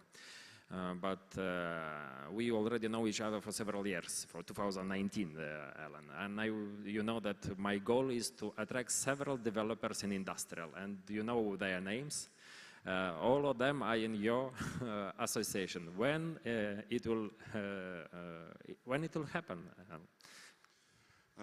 First of all, I'm very honored to be in this panel discussion as a non-expert between experts. So, in fact, this is not the place to be for me. But anyway, I would like to give some impressions, some statements about the situation in Moldova. First of all, and there's a little bit contradiction, but Mr. Stransky said since a few years, since the beginning of COVID, a lot of Western European companies are thinking to bring the business, the production closer back to home, meaning you had a disrupted logistic supply chain from Asia.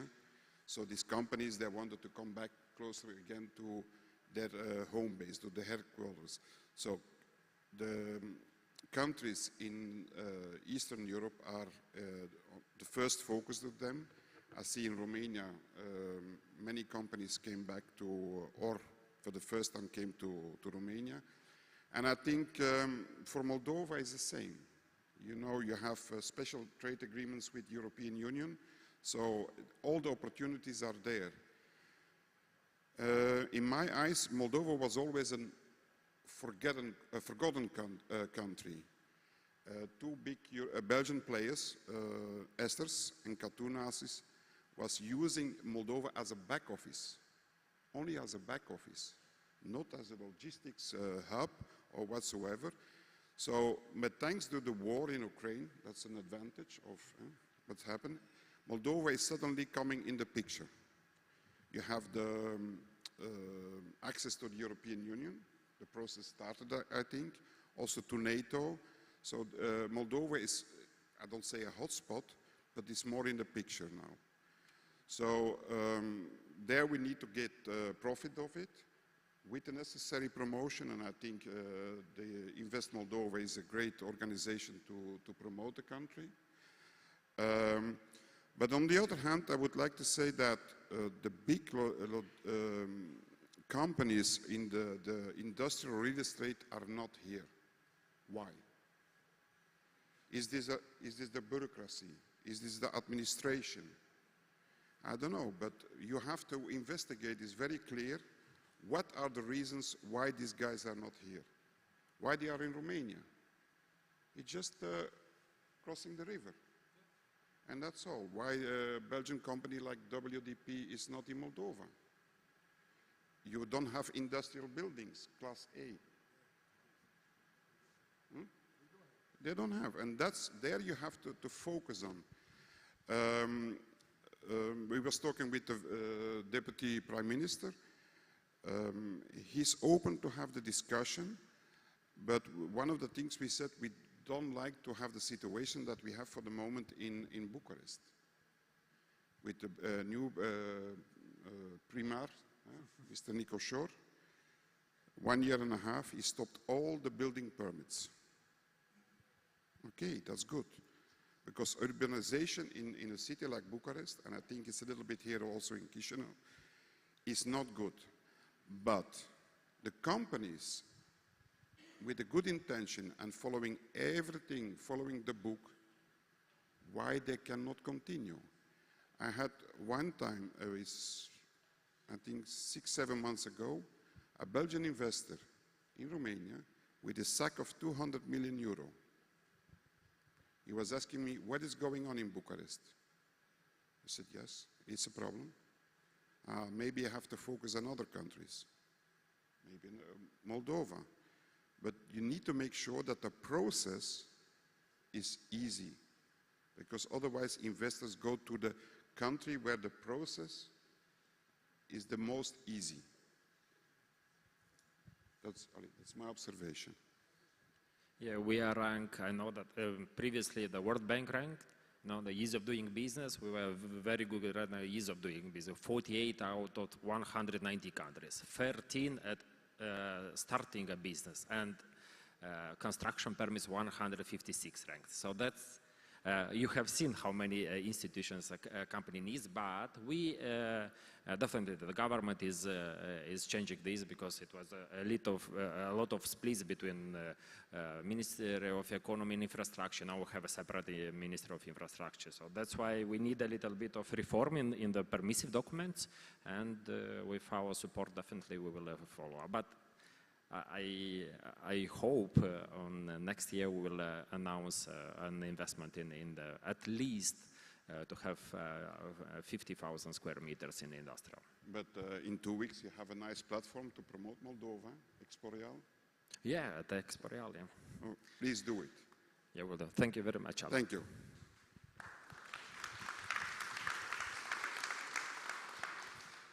Next, I will present Craig Smith. I'm sure a lot of our guests knows him. He's a promoter of real estate. He's very familiar with all the Eastern European countries. He travels a lot. He owns the Property EU and several international real estate events where we were invited already, and also we invited you. Mr. Craig Smith will tell more about his experience in the field. So Igor, thank you very much. My name is Craig Smith, and I have a magazine called europaproperty.com. We've been covering Central Eastern Europe, Southeastern Europe, the Balkans for over 20 years, and definitely Moldova for at least 15. We have a little video to show first, just to show you a little bit about what we're doing over the region, and then we'll talk further. So I think we have a video in the back.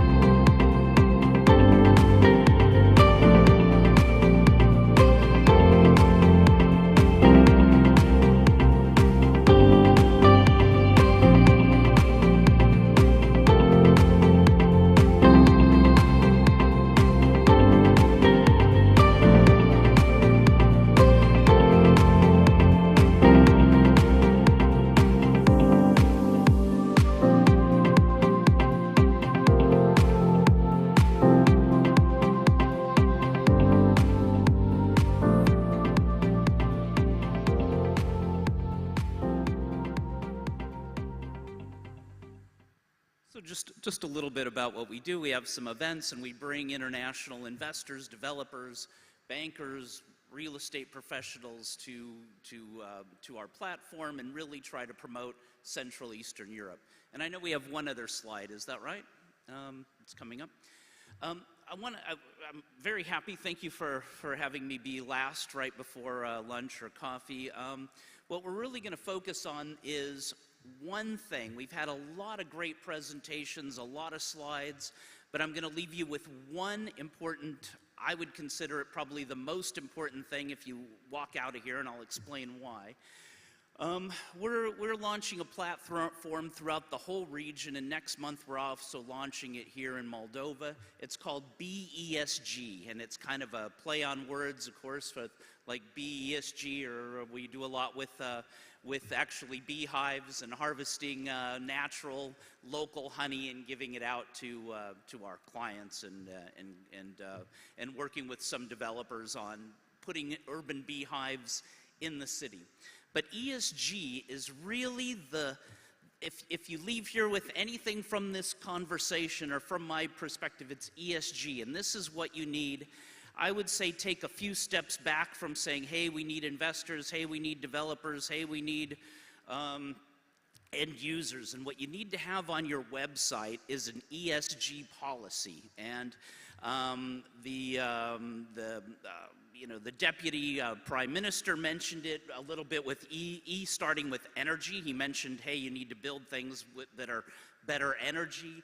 S is social. What is your project doing socially to be building a social environment? And G is governance. So some of these are easy. And if you're looking to build projects, or you're looking to buy projects, or you've got end users coming, you need to have an ESG policy. Put it on the website. Put it up. Find out, to Google it. See what other companies in your sector are writing about on ESG.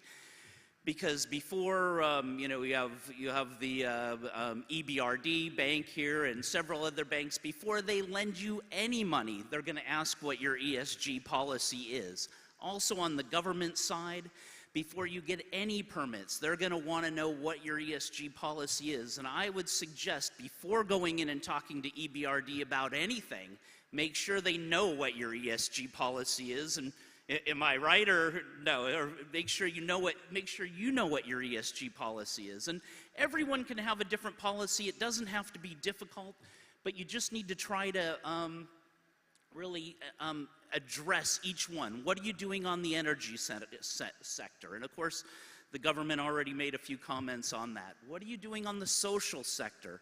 And this can be anything from, like we have this bee. So it could be like, hey, we're going to put bees on the roof and we're going to gather honey and we're going to make natural honey, or we're going to do some other things with schools or hospitals or something to do with human health. And social is the hardest one. There's a lot of, it's an open area, but you just have to start looking at what are you doing. And you can even look at your employees. What are they already doing? Now, you may or may not, you may say, oh gosh, what is this ESG? Well, it's been already, let's say, put into law in the EU. So if you're doing business with any EU companies, they're going to want to know your ESG policy. We're doing advertising and people are asking us, well, what's what our clients are asking, what is the ESG policy? G is governance. It's more just keeping all the books straight, making sure you're doing things legally and that it's clear. A lot of this is about clarity and what you're doing. So before you talk to, and this also counts if you're like, well, I don't need any, I don't need any bank loans. I don't need anything. We're not doing anything with international companies. You still need an ESG policy, and I'll tell you why. Because anybody that's an end user in your building, and again, it doesn't matter if it's retail, office, industrial, residential, all of these people, the industrial guys, they are selling products to the EU. And so if it's a small company even selling electrical product parts to electric cars, those electric car companies are going to ask your guys, what is the ESG policy?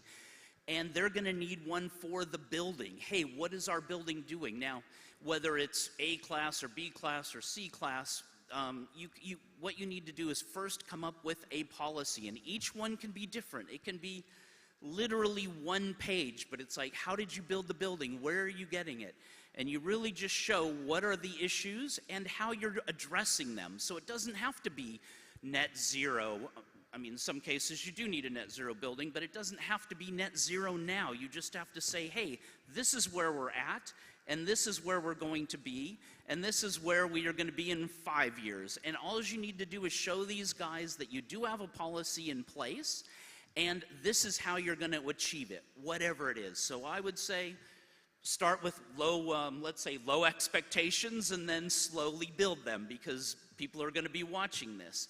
And, if ESG sounds completely new to you, like what is this guy from LA talking about? It's going to impact your lives. It's going to impact the value of the buildings. And, don't just believe me. Talk to any banker, anyone getting money from the West or from the EU or the US.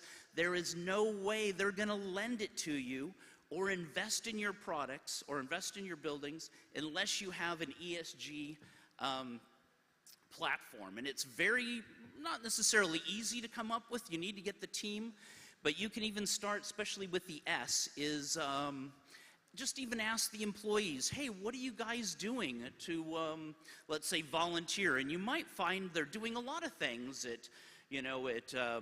adopting pets or cleaning the forest or all kinds of stuff they're doing to volunteer. And this is all part of S. And it's just something you need to track and come up with a couple of policies. So really, I mean, I'm hearing all these great, seeing all these great numbers on here, which is, already hard for me to remember anyway. But if you just remember ESG, go back to the office. Even in our company, it was like, wow, how are we going to come up with this? But just start with some simple things that you can do. What you need to do is actually put where you're at and where you want to go, And I would say keep it honest and very attainable. So you don't want to say, hey, here we are this year, but next year we're going to be here. I'd say just level it up, but make sure everything's in place. And it really comes down to, as the energy crisis is going to get worse and prices are going to go up, and just like the deputy minister here said, hey, whatever you build, make sure it's energy efficient. And this is all part of ESG. And you really need to write it out and explain what you're doing. And when you go to the banks and you go get loans, or if you're talking to end users, I guarantee, and you saw that you saw the pros and cons page. No one had ESG. So if you want to jump ahead of a lot of these countries, you want to be the country with an ESG policy. So they put that in the pros, because Albania didn't have it. Macedonia didn't have it, neither did Moldova. But I guarantee you, if you've got ESG compliance and ESG is our focus, this will be, I would say, a pro, correct? I can't imagine any end users coming here without asking that question. I know they didn't ask in the past, but now that it's all passed by EU law, it's coming here, and no one can really function. No one can sell their products out of the country without this issue coming up more and more. Done. Thank you ESG. very much. I think I will dream tonight ESG and this be on the slide. I will Google it definitely. What we will do, first of all, I would like to thank all of you, Carl, Laurențiu, Alan, Craig. It was a privilege to moderate this panel, and I hope it's not the last time we meet on the scene. And I would like to invite all of you to a short networking and coffee for 15 minutes. Then we will come back. We'll have 3 panels, one industrial, one about logistics, and one about office spaces. I know it's Saturday, but don't want out. We will wait here. And at the end of the day, we'll have some surprise to wineries that will offer some Prosecco, because it's Saturday. We need to relax a little bit. Thank you very much.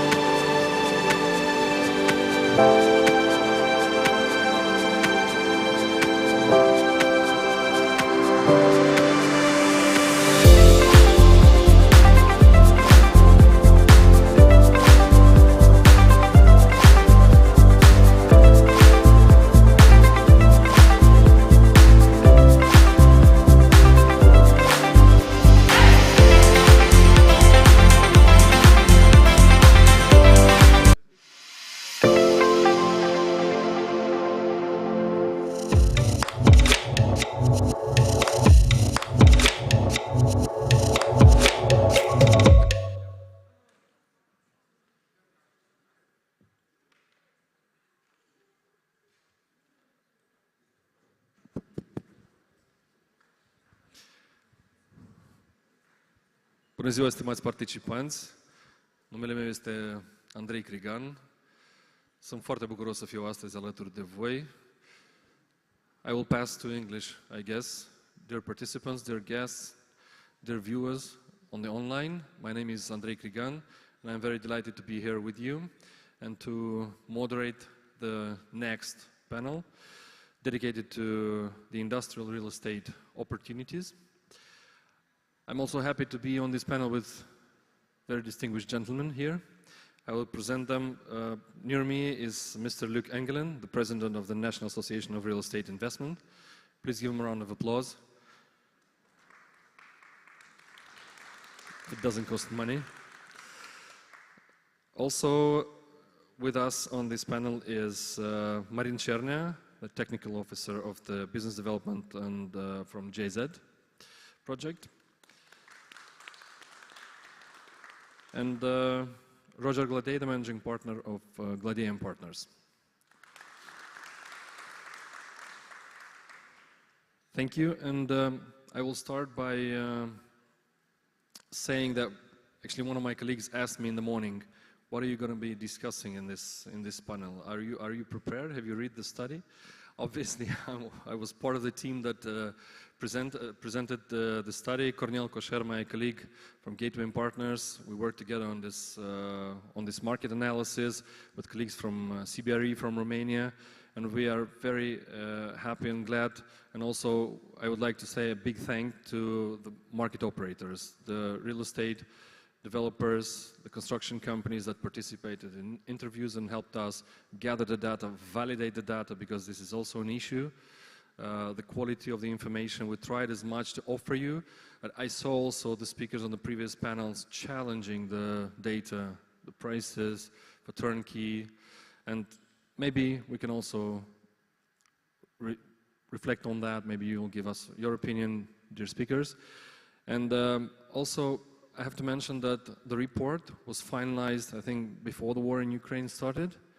And of course, the things have changed that much that the data are already outdated.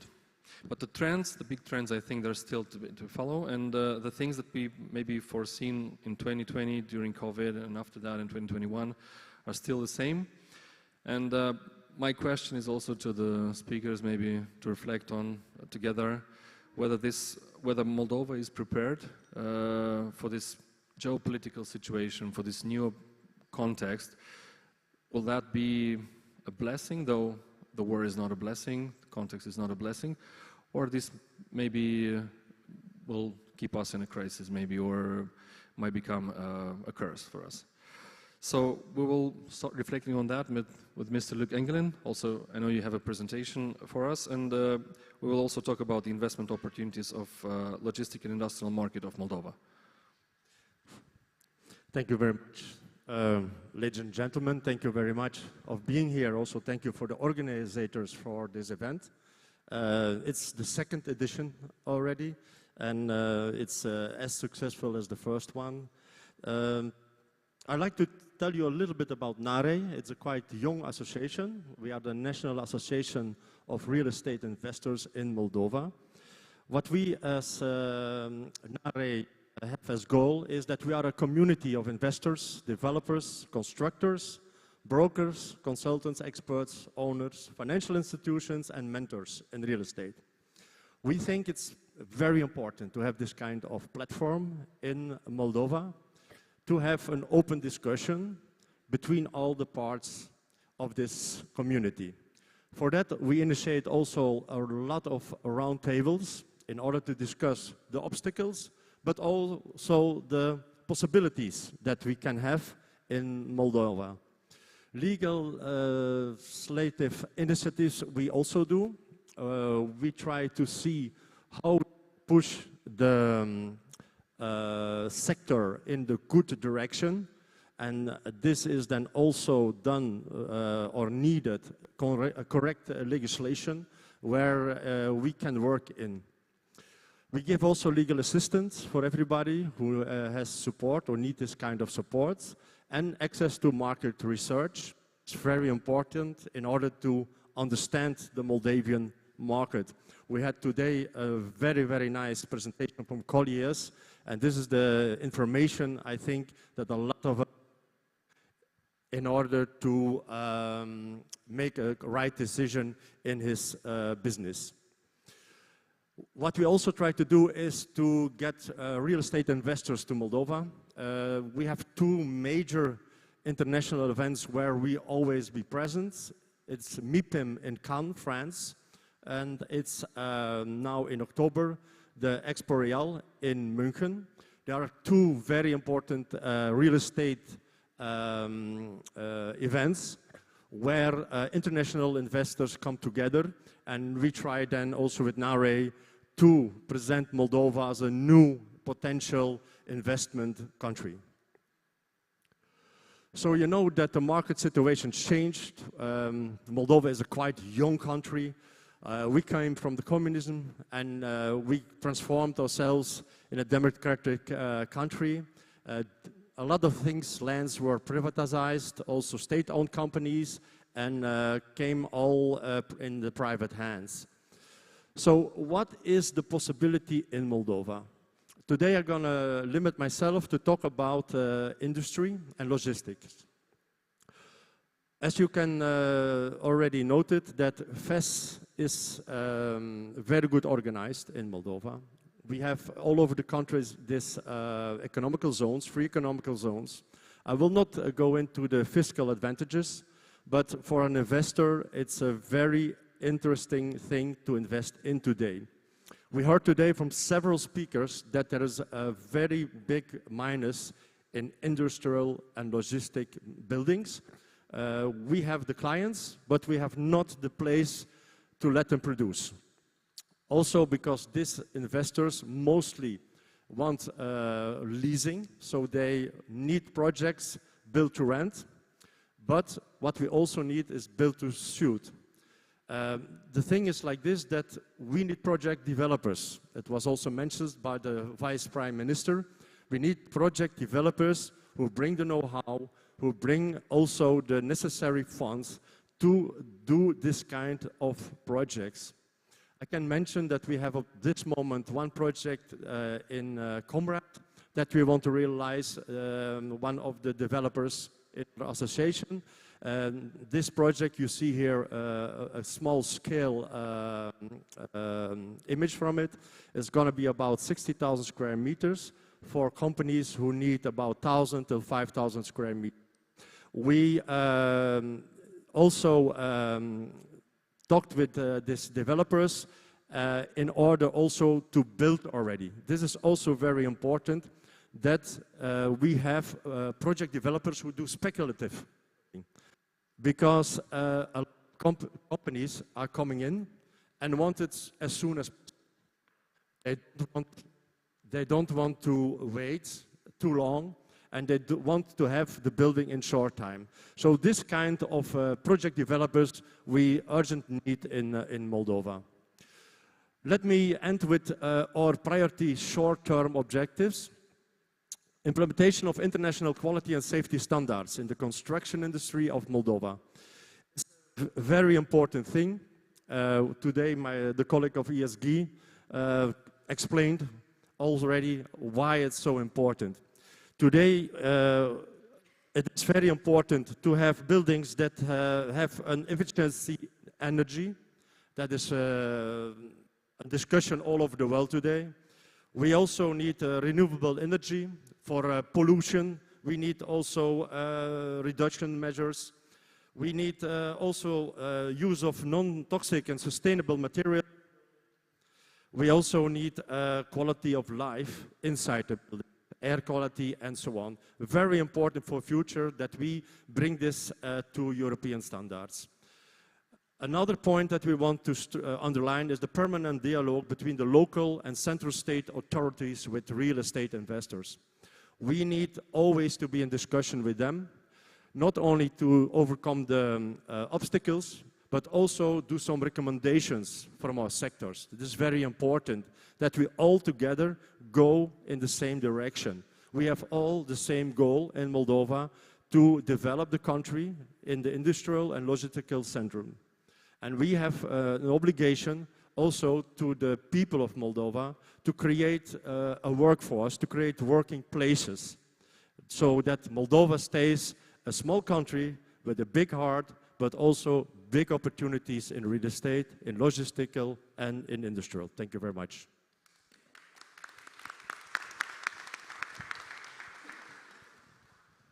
Thank you, Luc, but don't put aside the microphone. I have a couple of questions. No problem. So I wanted to ask you about the association. Since we had this opportunity to be on the same panel last year, 1 year ago, at the first edition of Real Estate Economic Forum. What is your feeling now, 1 year after? Lots of things have changed dramatically. Yeah. Are we on track, or are we off the track? The thing is like this, it's a situation not only for Moldova, it's affecting the whole world. And when I talk in the association with a lot of sectors, it's like this, that we are business people.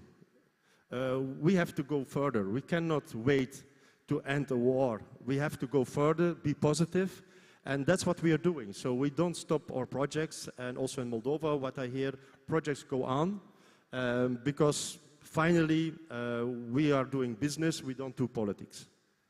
Is Moldova still interesting for investors and industrial logistical parks? Are you receiving inquiries maybe, or there's demand, at least questions about opportunities? You know, EU candidate, that makes also a very positive impression now for all investors. That is a very big plus, what is very welcomed.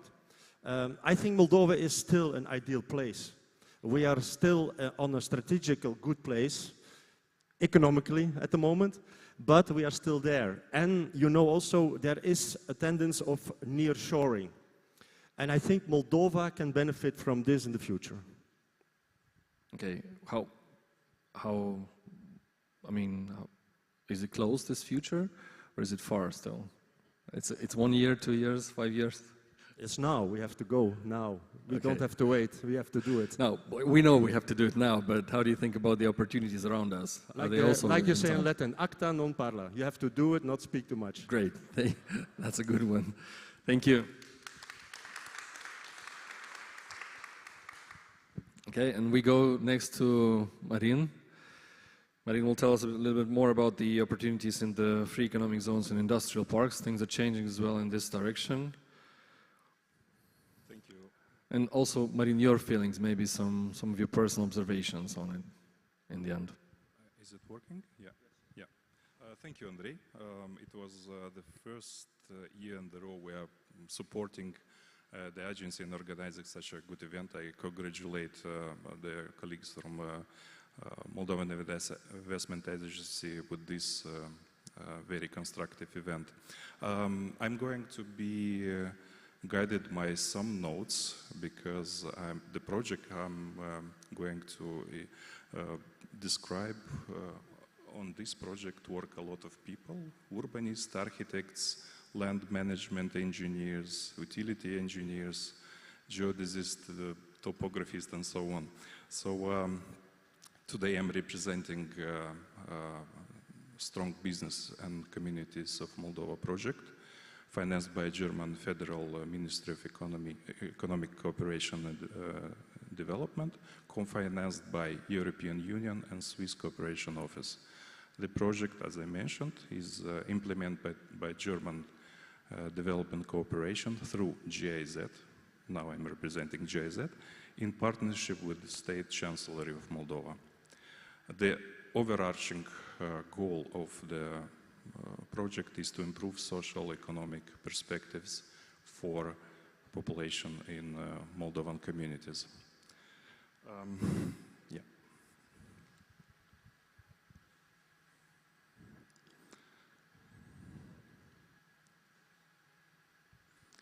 So, in order to raise the attractiveness of Moldova as an investment location, the project supports local public authorities in establishing the investment sites, which have the potential to become industrial platforms. Namely, the project carried out a competitive selection of those locations.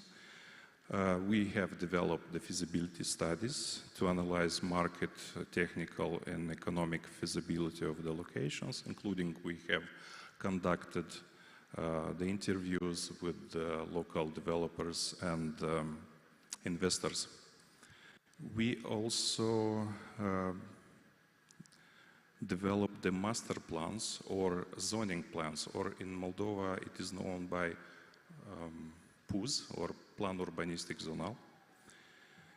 As a follow-up activity, we have developed the technical documentation for basic utilities, meaning water and sewage, gas and power supplies. We also developed for some localities the project documentation for feeder roads or access roads. The approach was focused on investment needs right from the beginning and throughout the entire process. One important requirement was to conform the planning to the European experience and good practices, particularly considering good practices from the countries as Germany, Poland, and Hungary. We set up some selection criteria, which are current use, destination, physical characteristics of the plots, on and off-site infrastructure, accessibility, potential workforce in those locations, institutional setup and management of the sites, and feasibility studies and feasibility of the proposed projects. So based on these criteria, we have selected 7 locations. Those are Soroca, Călăraș, Comrat, Cahul, Vulcanești, Ceaderlungă, and Taraclia. I mentioned earlier about the institutional setup All those locations selected have the status of free economic zones.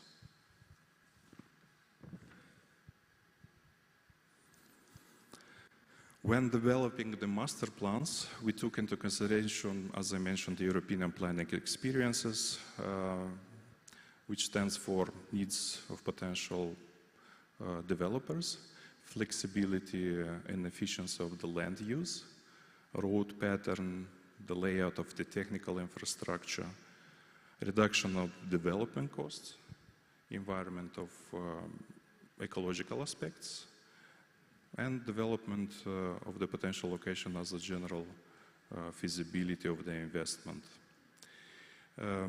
What would be the advantages of the existing of the master plan? First of all, it offers planning security to potential investors and developers in terms of legal situation, ownership status, zoning regulations, potential hindrances like contamination or soil grounding situations, and acceptance of the public bodies.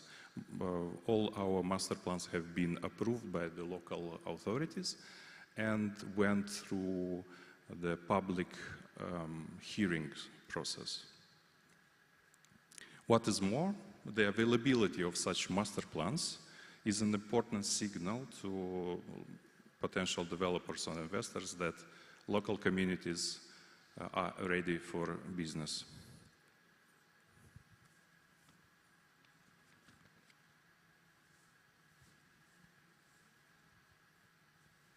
So those are some elements of the master planning. Based on the feasibility studies, based on the feasibilities and the master plans and technical documentations on the infrastructure, basic infrastructure, some local authorities have started already construction of the infrastructure.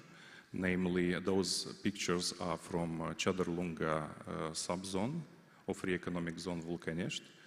They already provided the connection to the power and the water and sewerage supplies. We went one step further and recently have finalized the development of the technical documentation for a production halls of 2,500 square meters in every locations I mentioned. All these joint activities with local authorities and free economic zone authorities aim to raise the attractiveness, raise the investment profile of the region and emphasize their commitment to and business readiness by, again, providing the planning security, offering developed and serviced land plots, reducing, and mostly important, reducing the usually needed time for planning, which is, we counted up to 6 or 4 months.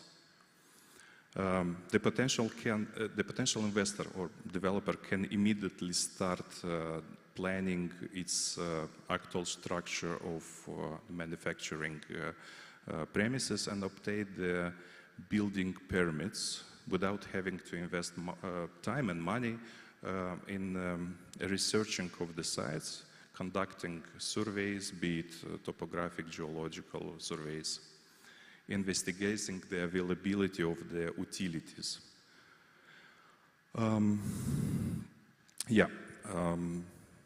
The project further supports local authorities and administration of the zones and, of course, Moldovan Investment Agency in marketing activities.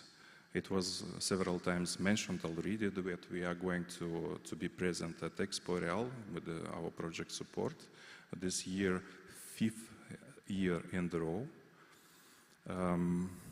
where we are targeting potential developers and investors to discover new opportunities of investment as a country in general, and in particular in the free economic zone or industrial parks. So we are inviting you to visit our stand booth, A1 12 and meet us and discover more investment opportunities in Munich. Thank you.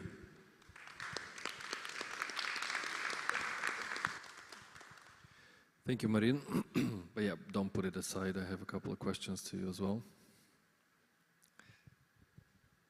I know you and the JZ team from the project, you work a lot during last years also on these free economic zones and industrial parks. What is your feeling still? Are we moving outside the center from north to south? I saw that on your map specifically you mentioned the south region. We still have potential there? Because we also did a recent study for one of the investors about the potential of hiring people, and we saw there's still good potential there to hire.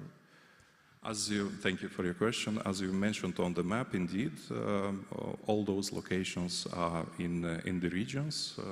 No one is nearby Chisinau, although we have in Chisinau free economic zones. Yes, I think we have the potential, but we have to be prepared to receive those investors or developers.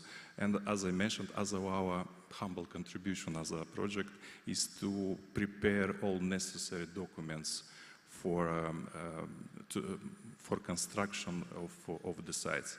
And I also mentioned that local authorities, their goal and now is to find financing for development of the infrastructure, because the real developer will not invest in the infrastructure. We have to provide it as a state or phrase administration. That means, and we are going to provide also the assistance for local authorities and free economic zones administration to find the ways of financing, be it regional development funds or international funds, or even from the municipality budgets. We have experience in Soroka. They allocated some land, for financial means already for construction of the basic utilities. So we are moving slowly, not fast as we would like to develop those lands. As it was mentioned, it's very important, the zoning. Laurențiu, I think, mentioned very important zoning. We provide, because these master plans actually have been approved by the local authorities, that means they become law already. So they give the regulations how these locations should be developed in the future. That means this is also a precondition for continuity of the. Indeed, if anyone changes at the leadership of the local authorities, indeed. So continue. One resident, for instance, started the construction. He has the opportunity to expand the building because he knows that the immediately neighboring land is also destined for industrial development. And I hope I answered your question. We have the potential. You did quite well. But do you have a feeling that the local authorities are understanding better and better that they need to do these industrial and logistical investments? I mean, to prepare the land plots, to assure them with utilities, because if investors come, they hire people, they will have more income from those jobs places created. Yes, of course. They are understanding, and they understand there is no chance to fish, let's say, an important investor without investing in infrastructure. So they know that, and they are eager. By the way, Soroka, as an example, they allocated this land, and the mayor is very well aware that without investing in locations, you cannot attract an investor who would develop the land, the location, and hire people and give them an opportunity to get a job, decent job. Yeah. Thank you. I think that's a good sign. We have more and more land plots developed, more and more authorities interested at least about finding out about this idea. We have also good examples, already success stories of local authorities getting implicated, developing together with investors the projects. And I think we'll have more and more in the years to come interesting industrial projects in the regions more. Because we already saw also in our study that much more goes outside Chisinau now, still more in center, but goes more and more to south and north. Thank you on this one, and I would like to continue our discussion with Roger Gladey. Roger, you have close relationships with investors. Considering your experience, in the legal sector, as a lawyer. Tell us a little bit more about the current non-residential issues, things, developments that happened, and how you feel them, how you see them through your experience. Thank you, Andrei. Good afternoon. Dear audience, dear guests. And actually, I'm trying to figure out whom I'm addressing, either foreign investors, local investors, representatives of the government. And I think that that's probably the first recent development which you will not find on the presentation, is the fact that the interests and approaches of foreign investors and local investors started to converge. I mean, nobody wants to enter the site properly and legally unless getting to know first which the issues are related to that particular site, whether they are insurmountable, difficult to solve, or if they are possible to be solved, which is the effort required to do it. And I would tell about these issues and solutions, because there's no point to talk only about the issues. You need to come up with certain solutions from the experience of ours and the experience of our clients. So what we do as a law firm, as a full-fledged commercial law firm, we are assisting and advising investors, both foreign and I'm happily saying that recently, and also locals, in various business projects in Moldova. We're doing it for the last 25 plus years. So I'm trying to tell you not what we are doing, but why do you, as potential investor, would need it, if telling from the perspective of Simon Sinek. So you need to understand why you need it. And first, it's very simple. You don't want to lose your money because you didn't investigate properly which the issues are. And sometimes the issues in this part of the world can be so difficult that you could not resolve them thereafter unless going to court. And you'd probably not want to follow the same approach which the seller has followed before, namely trying to solve them somehow.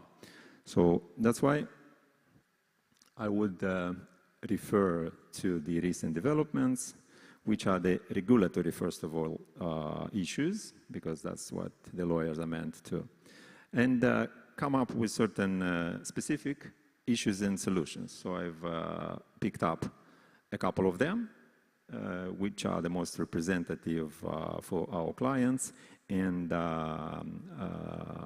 we met them in our practice, and then we go to the conclusions. So first, some statistics. You've probably heard some of these figures from the previous speakers, or yesterday and the day before.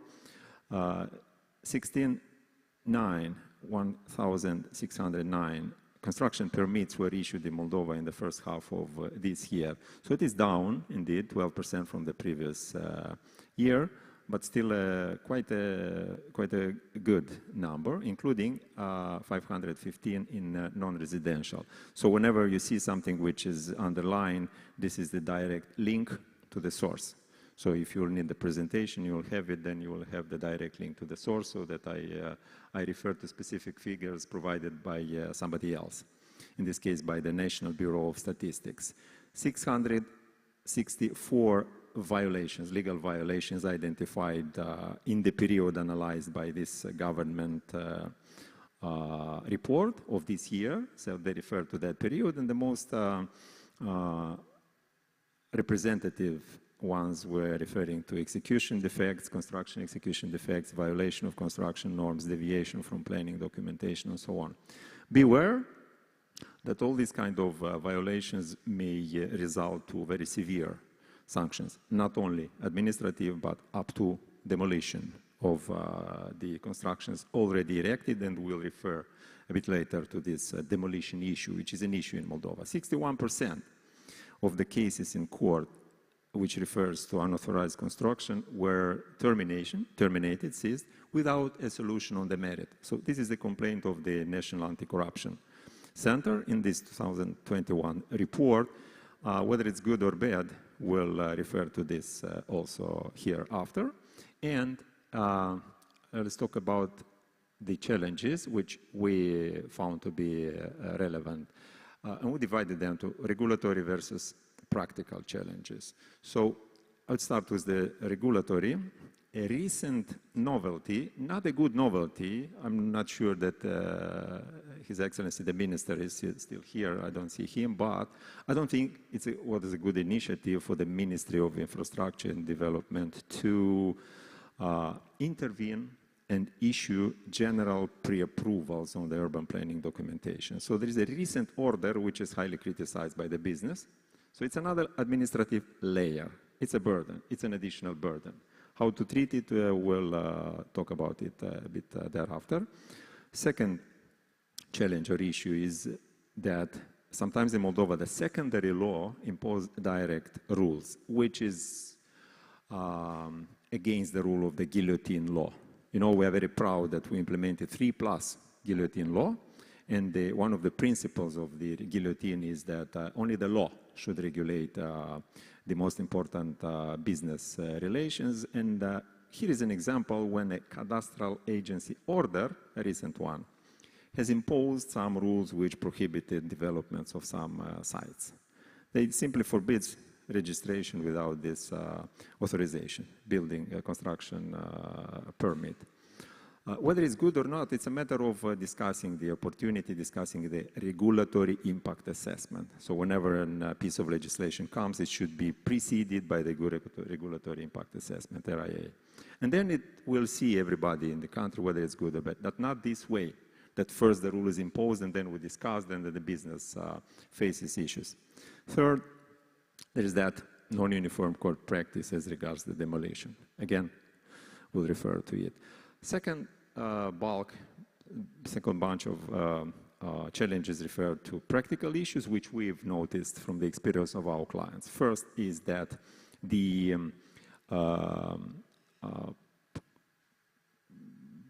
urban certificate, I think that was the word used by Marin, certificatul de urbanism informativ, certificatul de urbanism pentru proiectare, these are the two documents which we need to start a project with. Sometimes they fail, not only sometimes, for the last 25 years, I think. They fail to provide the information which is required to be provided there by the law. So the law 163 on authorization in constructions clearly says what should be captured by that certificat de urbanism pentru proiectare.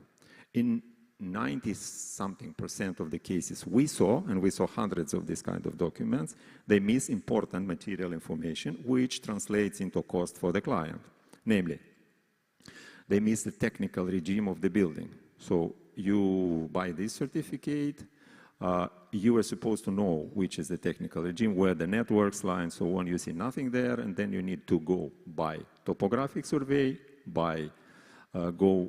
contact the utility providers just to learn what the regime is. Even if the law is saying that this is the task of the issuer of the certificate, namely of the local authority. Second, they miss the POT, occupation percentage, POT, right? So each and every certificate should clearly indicate which the POT is, so that you know when developing how much of the land you can occupy, right? Because you need to know what is the return when you make an assessment of that. They miss it. So to learn this, you need to go develop PUS, zonal urban plan, which is both time-consuming and resource-consuming. Third, they miss the utilization coefficient, CUT, which is also an important variable, an important factor for you to take a decision. You need to know, again, how you can develop, what you can develop on the specific land plot. If you don't know this, you need again to make investigations and to make investments into that. Second bunch of practical challenges refer to the construction permit, autorizația de construire, imposing onerous obligation, not only onerous but unlawful obligation. Beware that when you receive the building permit, the construction permit, you will see there some conditionalities, right? Do this, do that. For instance, execute work for the public benefit and public infrastructure. Some examples from our practice: go expand the public road. The city needs public roads. Nice. Then it's on the private developer to do that. Fair? Not. Or build the pluvial drainage networks. So some things which are, on the one side, very necessary for the community, right? But on the other side, they should not be resolved this way. So we'll refer thereafter on the possible ways to outcome that. Third example of practical challenges is a poor feedback from the utility providers. And you see a text, a quoting from a letter which I have received recently from one of the utility providers, a private one, by the way, who privatized the network, but the answer is still in that style. Stimați client, cu regret vă comunicăm că cererea nu poate fi procesată. This, after I have filed the application through the online platform, very nice online platform on that provider, with all of the documents accompanied. But I followed up as a lawyer, as a nasty lawyer, with an email saying, look guys, I've sent it, what is the feedback? They say, no, it cannot be processed. And then I spent some time in order to talk over the phone and to explain that I filed. I say, oh yes, it's our mistake, sorry, we'll do that. It's not an insurmountable, as I said, issue, but it requires time and effort to be spent. So referring a bit to the recent developments, and you've heard about that probably the recent days if you participated to the Moldova Business Week. First refers to the pioneer in terms of success stories is the renewable energy, not pioneer in the sense of success stories in doing that, but in at least regulating that. So based on the amendments recently enacted in the land code, these solar panels are allowed to be installed on the agricultural lands. The same refer to the wind farms to be built on the agricultural lands without rezoning, without spending money on taking out the fertile part of the soil. By the way, if you look into the informative note developed to accompany that law, it's very illustrative and suggestive to show that actually the economic benefit is higher when you don't rezone rather than when if you rezone. Very nice, by the way, example of nice normative technique. So they convinced everybody and then it's easy to do it in practice. The other recent development referred to enacting a procedure for demolition of the unauthorized building and simplified authorization for building, housing, renewable energy power plants. It refers only to housing thus far, but I think that it's an early bird and a first example, and it should be duplicated, it should be remodeled and extend to the other components as well. I mean, so it's not anymore need for the whole planning documentation to build solar systems on the private individual sites. You don't need the certificat de urbanism pentru proiectare, you don't need the building permit anymore.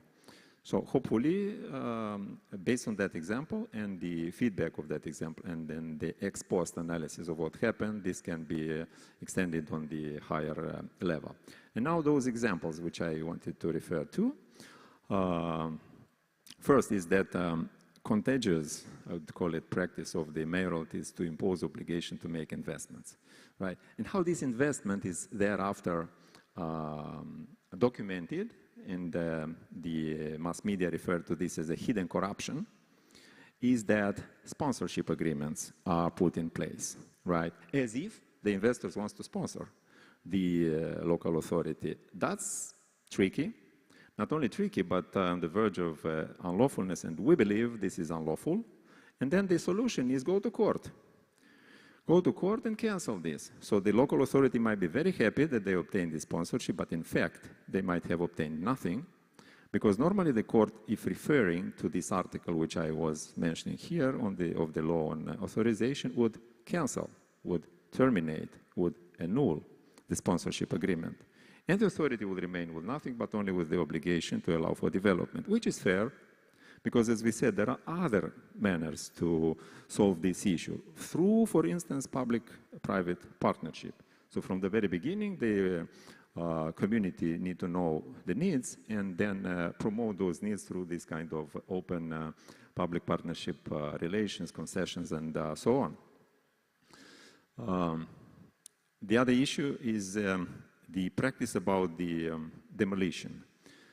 And here is the sedio materia, where the problem comes from, is that any construction, reconstruction, and altering without the autorizație de construire is subject to, first, the administrative fine, which has increased 5 times recently, and the administrative agent, the local authority, may suspend the execution and seek the court demolition.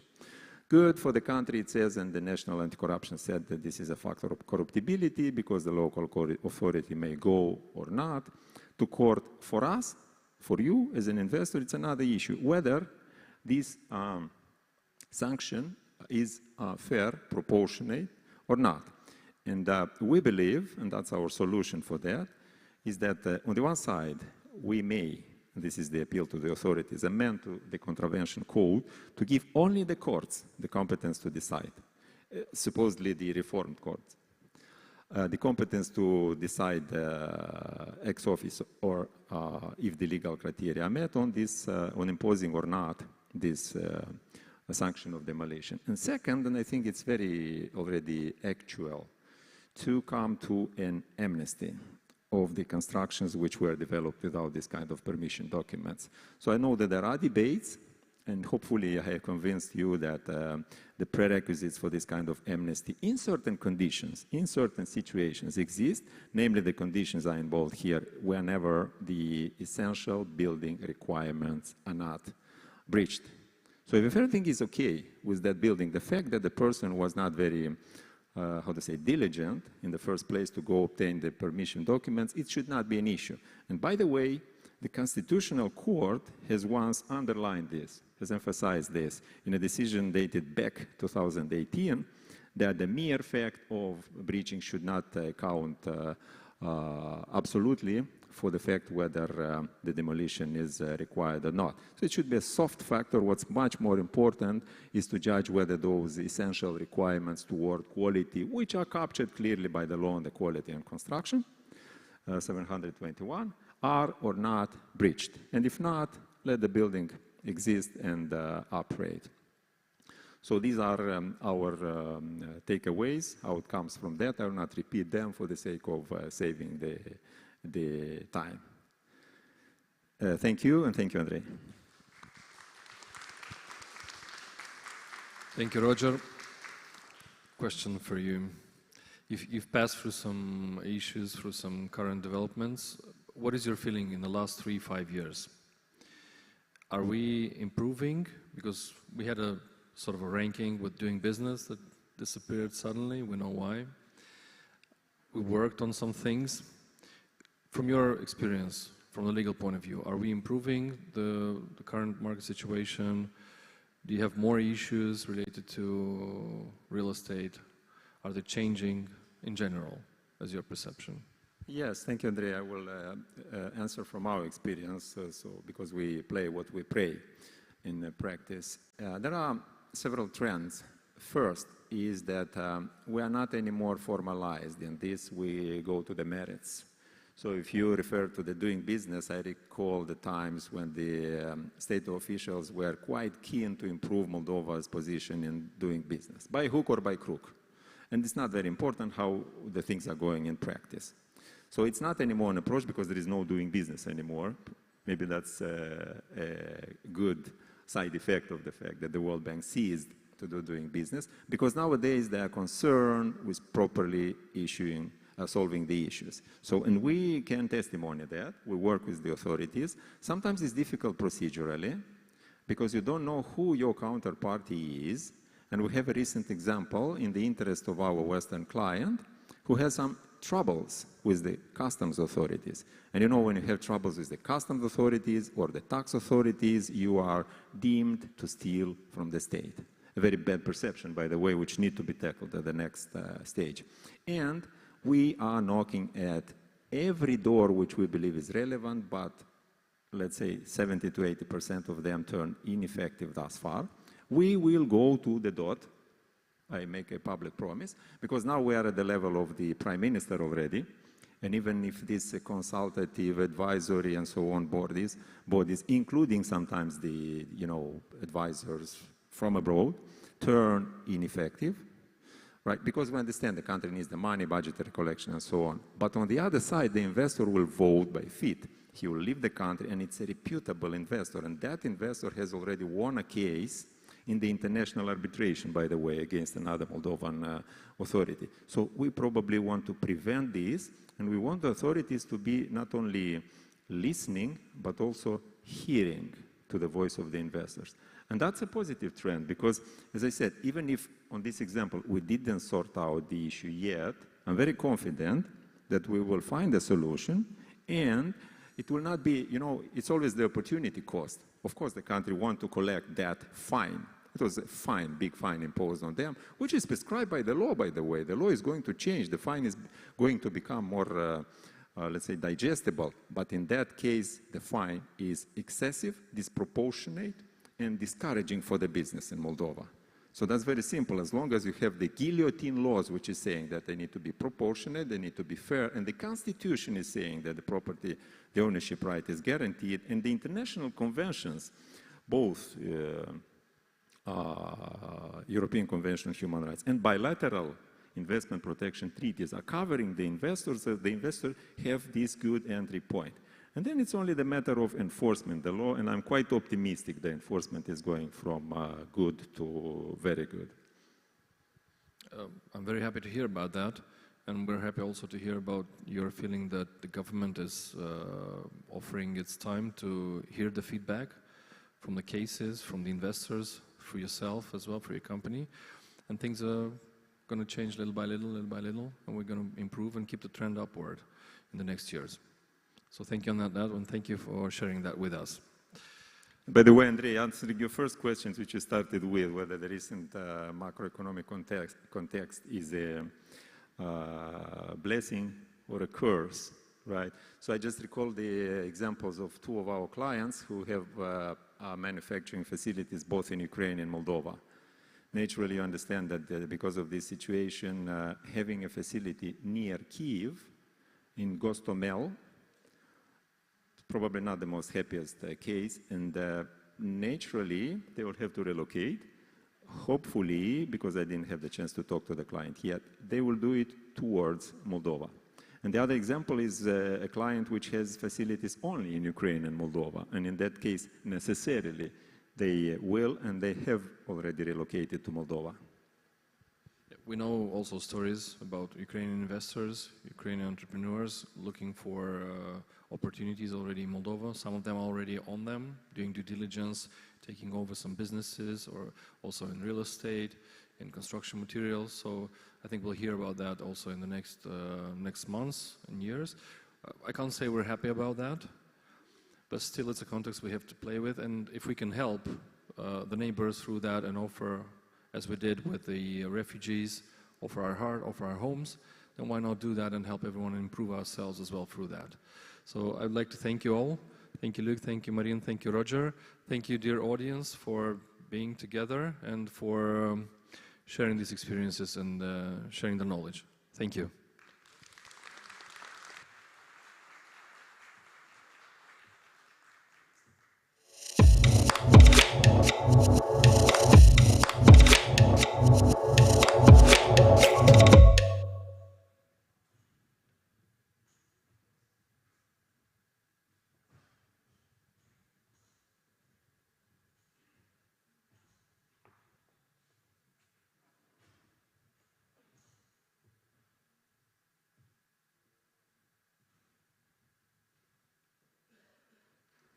Okay, now it works.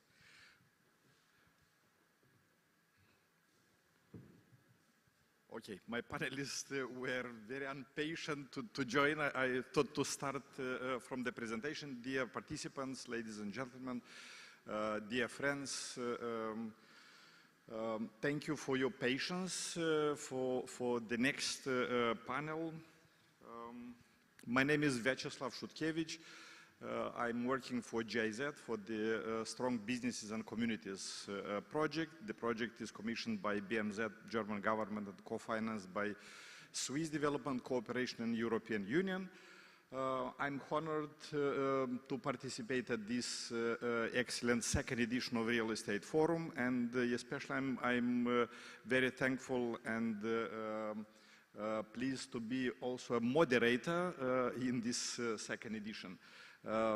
Congratulations to the organizers, and I know how much heart is especially Igor investing in this topic. The real estate development is something special and he is very much proud with. I'm also, to be honest, not indifferent and passionate, and since 2016, as my colleague Marin already mentioned, trying to promote Moldova, and since 2016 we are present at the Expo Real, and I'm happy that year by year we are making good progress, and today we can see already the community in this room. From the background, I have the industrial background, working in the automotive and textile industry. Since my last 10 years, I'm working for GIZ. Now let's move to our panelists. I will start just one sentence for the objective of this panel. So we will discuss about the opportunities for the logistic real estate development.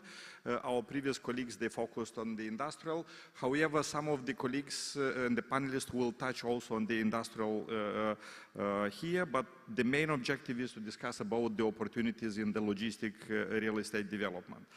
Let me introduce probably my first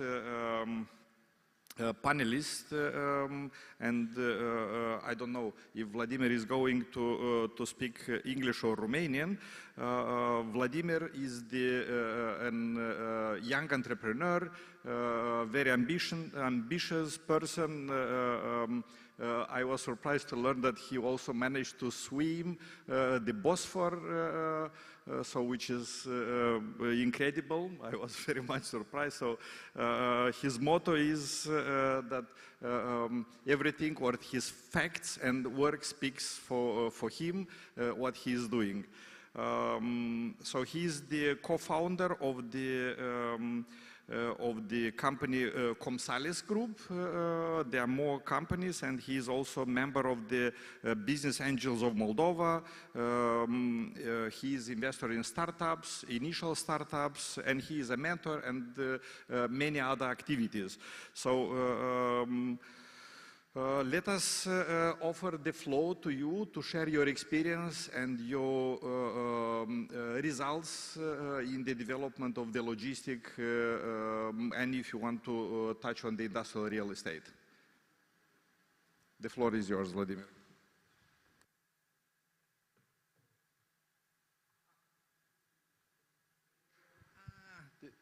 The presentation, it comes.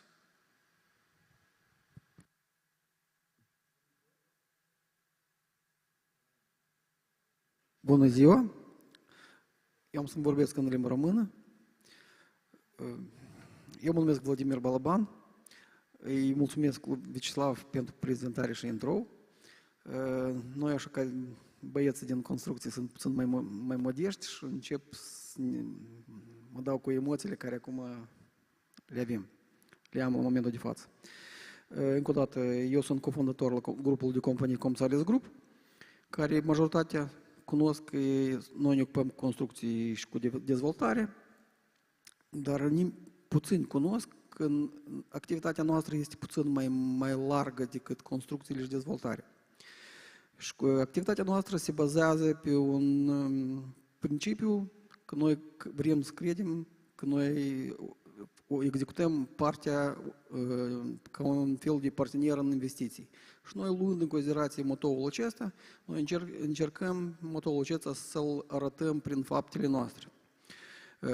Ca oricare parteneriat trebuie să fie bazat pe careva competențe. Eu vă arăt câteva competențele pe care sunt bazate Comsales Group, tot grupul de companii. Competența numărul 1 care noi prin multe fapte o arătăm, acesta este calculele investiționale. Noi, sub această competență, înțelegem puțin mai largă decât nu numai calcule investiționale a costului de încăperi sau sunt calculele de la amplasarea terenului până la calculele finale pentru cât a scos volumul banilor pentru această investiție. Încă o competență noastră este elaborarea proiectului. A construcției aceasta este competența când noi din idei transformăm în norme legale tot ce este.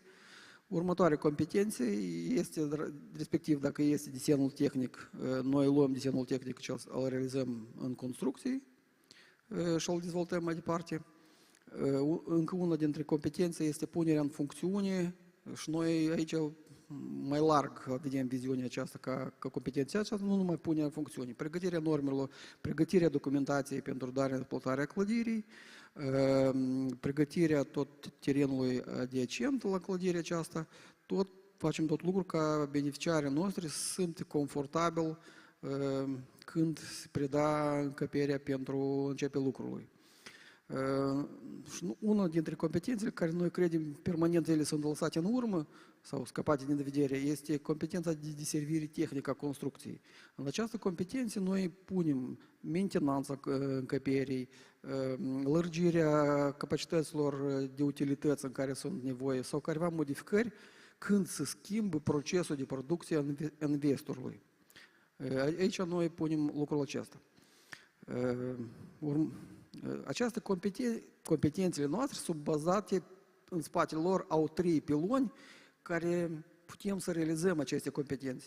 Aceste piloni noi le avem ca direcție de activitate în grupul de companii, este managementul de proiect, unde în spatele la această direcție lucrează o echipă întreagă de 14 persoane, unde poate să acopere tot spectrul de servicii de proiectare, de la concept până la realizarea lui, noi deja avem așa un microserviciu, până la livrarea proiectului tipărit în oficiul clientului. Încă a doilea pilon ca activitate de management în construcții este managementul în construcții. În direcția aceasta este cea mai mare direcție unde sunt implicați cei mai mulți oameni. Aici sunt ingineri, echipe specializate în diferite domenii ca lucrări de fundație, montare structuri metalice, panouri sandwich, acoperișuri, pereți, electricieni. Încă un pilon pe care noi putem să arătăm, pe care se bazează competențele noastre, este că în spatele noastre este o fabrică de structuri. Aceasta este partea tehnică materială care, pe baza căruia noi putem să realizăm foarte multe proiecte. Din cauza că noi avem fabrica noi în interior, noi putem să menținem atât cât calitatea produselor care noi le executăm, atât cât și costurile produselor elaborate. Aici puteți vedea procesul de lucru când noi luăm un teren neamenajat, care este selectat până la unitatea de producție care deja începe să lucreze.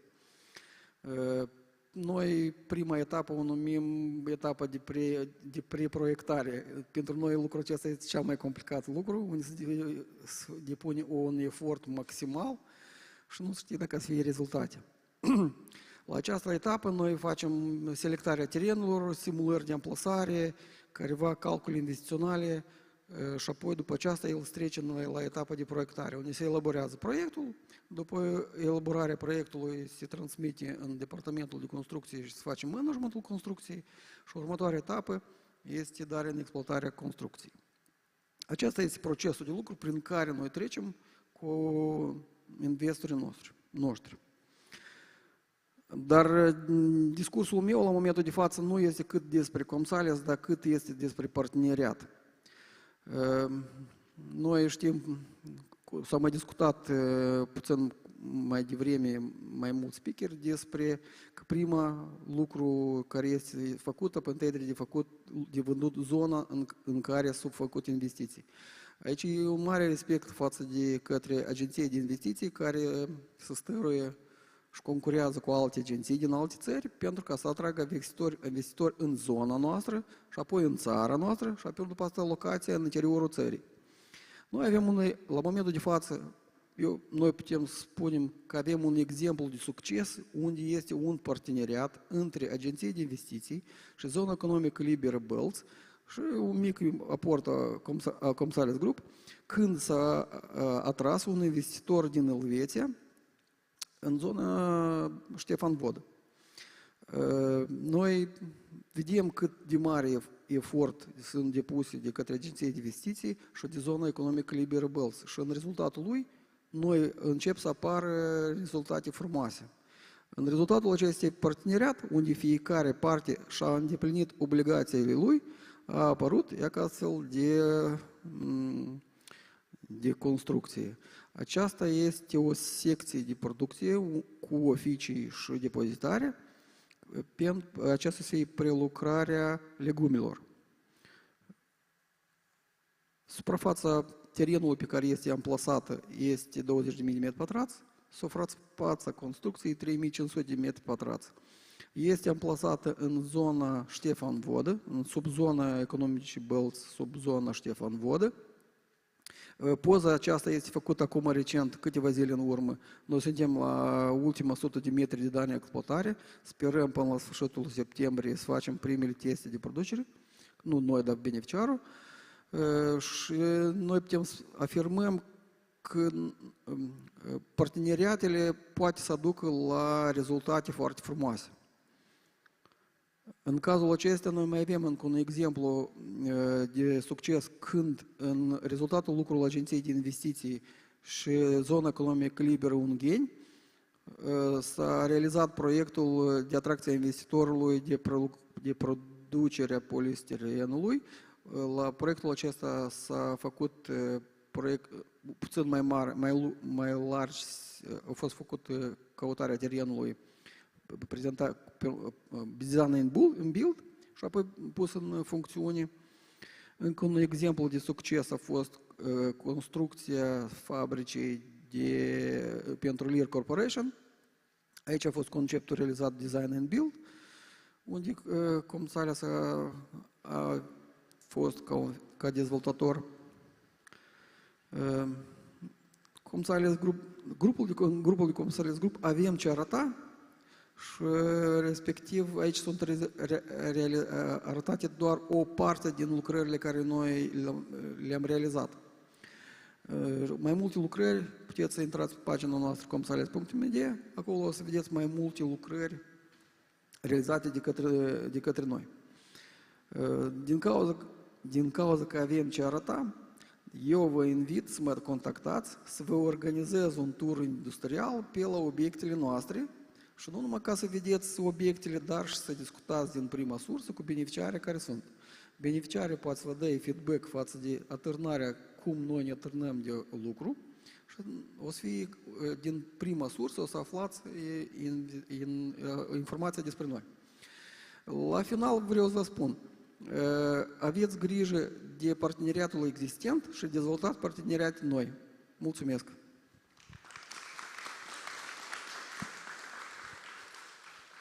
Vladimir, thank you very much.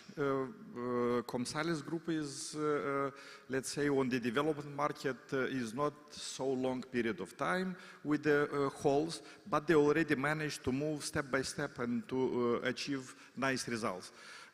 Until the other big players, like in the previous panels was discussed, will come to Moldova, they will reach the same size by exploring these opportunities, by showing that this is possible to achieve. I have two questions and I will switch to Romanian. Foarte rapid, două întrebări. Una, dacă intenționați să construiți proiecte speculative, nu pentru un client anume, și a doua întrebare, dacă sunteți gata ca să construiți pe cont propriu pentru chirie, adică nu pe contul proprietarilor sau viitorului beneficiar, cu transmitere ulterioară în caz de interes. Mersi. La prima întrebare răspund că da, mai mult ca atât că noi cu colegul, partenerul meu Andrei, am spus că avem proiectul TechnoHub, care este, vrem să-l dezvoltăm în regiunea Ungheni. Răspuns la prima întrebare da, și a doua răspuns la întrebare tot e da. Merci mult. Thank you very much, and I wish you best of luck to manage, to grow, and to show the others that this is possible.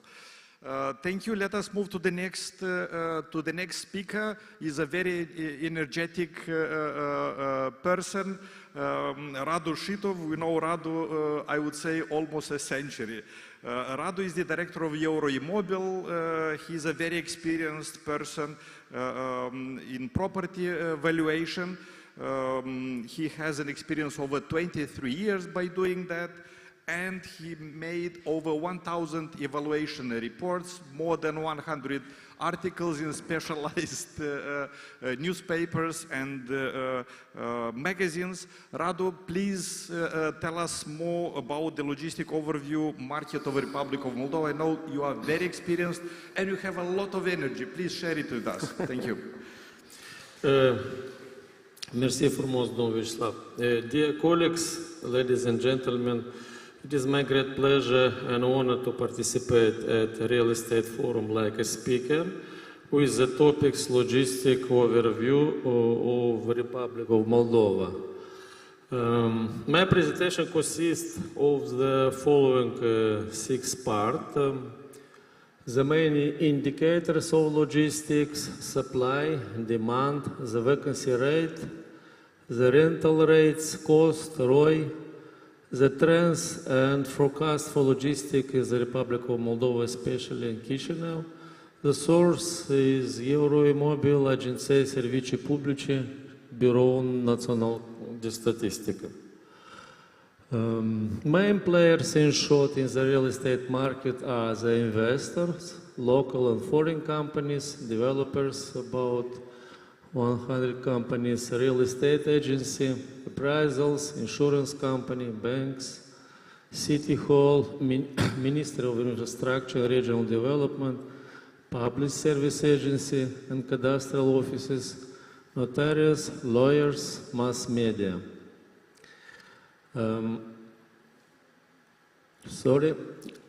This is a very interesting slide, the composition of the real property object in Republic of Moldova.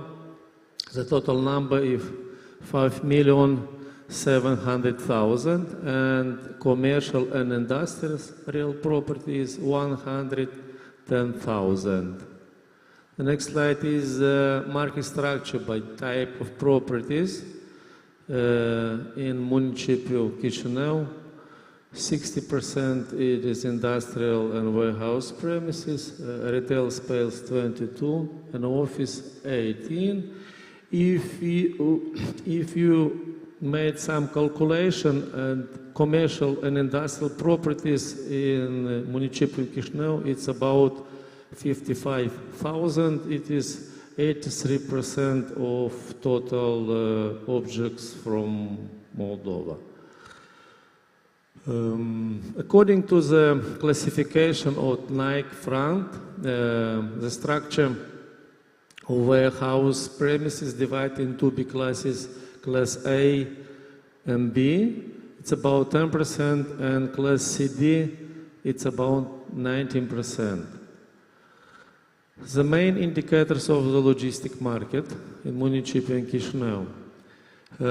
Thanks to our François Collers, he made some general figure to the construction of our presentation. General supply in square meters, commissioning of warehouse, volume of purchased and leased warehouse, volume of leased warehouse, volume of purchased, vacancy rate, rental trace, price per 1 square meters, and ROI. And the next slides will be described step by step. The supply, commissioning of warehouse by sector of Municipal Chișinău.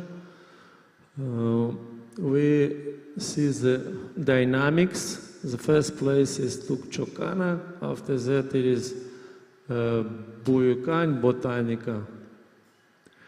The demand, volume of purchased warehouse by sectors, and dynamics, the first place Botanica, Buiucani, Ciocana, and Râșcani. The volume of leased warehouse, the dynamic, the first place is Buyukan, Chocana, it's lack of places in the center of the city. The vacancy rates, it is decreased from 8.9% till 7.7% in 21. The next slide is rental cost and ROI.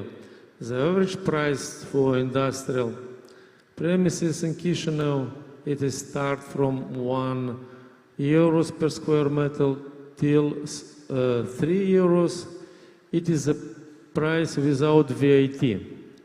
As the price change during the 1 year is about 10% increase. The cost, it is start from €150 per square meter to 400. It is the price without VAT. The ROI, return on investment, it is between 11.5, 14%. It's about 7, 8, 9, 8 years. And some forecast, the growth in the real estate value always outstrip inflation, and for investor, the planning horizon is more than 7 years. Commercial development land will be in demand, and for the future development of commercial real estate, strong economy, stable income, and confidence in the future for investor are needed. The trends, commercial land plots and industrial warehouse premises will be in the trends. Thank you for your attention. Radu, thank you very much. You did a nice overview, a lot of figures. I think the presentation will be delivered to the interested persons. They can go into more figures. One question I would have, what is your opinion? You reported a very nice two-digit figure for the return on investment. What is your opinion? What is the return on investment in the neighboring countries or we are competing with? What is the reason, in your opinion, the big players or the other players, they are not entering our market?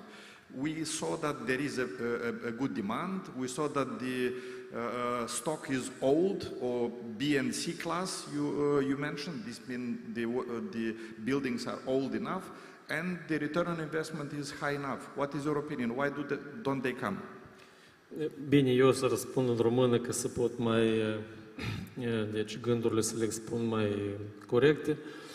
Dacă noi comparăm România, Polonia, că eu am fost la o prezentare care era loc în luna iunie, deci acolo investițiile fix așa, deci se întorc în timp de 8, maxim 9 ani de zile, de ce că investorii care fac investiții în domeniul non-rezidențial, când iau decizia, studiază minimum 3-4 variante sau deci cazuri și atunci e clar că se uită după structură și tot este deci foarte strâns legat de costul care se dau spații industriale pe o perioadă de un an de zile și deci practic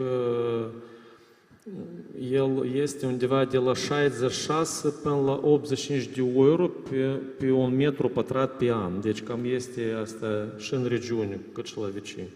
Deci tot se joacă cu prețul de construcție și costul de chirie. Deci cam cu aceștia doi indicatori. Și prețul de construcție, dacă noi vorbim de clasa A, care fac, deci avem niște date închise, deci nu spun de la companiile internaționale chiar aici, deci el este undeva în jurul la 500-550 de euro per metru pătrat. și dacă el se dă în chirie 5,56 euro, e foarte ușor de calculat care este rentabilitatea. Cam asta. Thank you very much. Am înțeles. Este mult mai complex. Mersi mult, Radu. Let's move then to the next speaker, next panelist, Linus Jervis. That's not so simple to pronounce. He represents and he is the partner in the company Team Consulting. We know how important in the investment decision the legal and financial advisors play and how important is in the implementation of the investment project. Linus, please share with us what is your supporting activities for the real estate investors. Thank you. Hello, my name is Linus Jervis and I'm representing the consulting company Team's legal advisors and financial advisors. Our approach is when we're talking about investments, we're talking about risks. So we're anticipating the risk that should be made, the risks that, let's say, should be avoided by the investors when investing in the Republic of Moldova. And when we're talking about real estate, we're talking about future businesses that should be developed here, and either is investment in rental spaces, production premises, or is investments in purchasing the real estate. So here, to the management of the companies, we are the consulting companies as well as ours. We link to the management up to 3 specialists that are working directly with the management by taking the decisions and forming a decision-making team, let's say it. Depending on the project or the business activity that is related to that or another investor. Because when we're talking about investments, and in our case real estate, also with the issues in the real estate, the management is facing also and the risks related to financial issues, related to human resources issues, which are also linked to the business activity that is mainly directed to the real estate or in-field activities. I know, because we have clients that are fusioning real estate and in-field activities when they have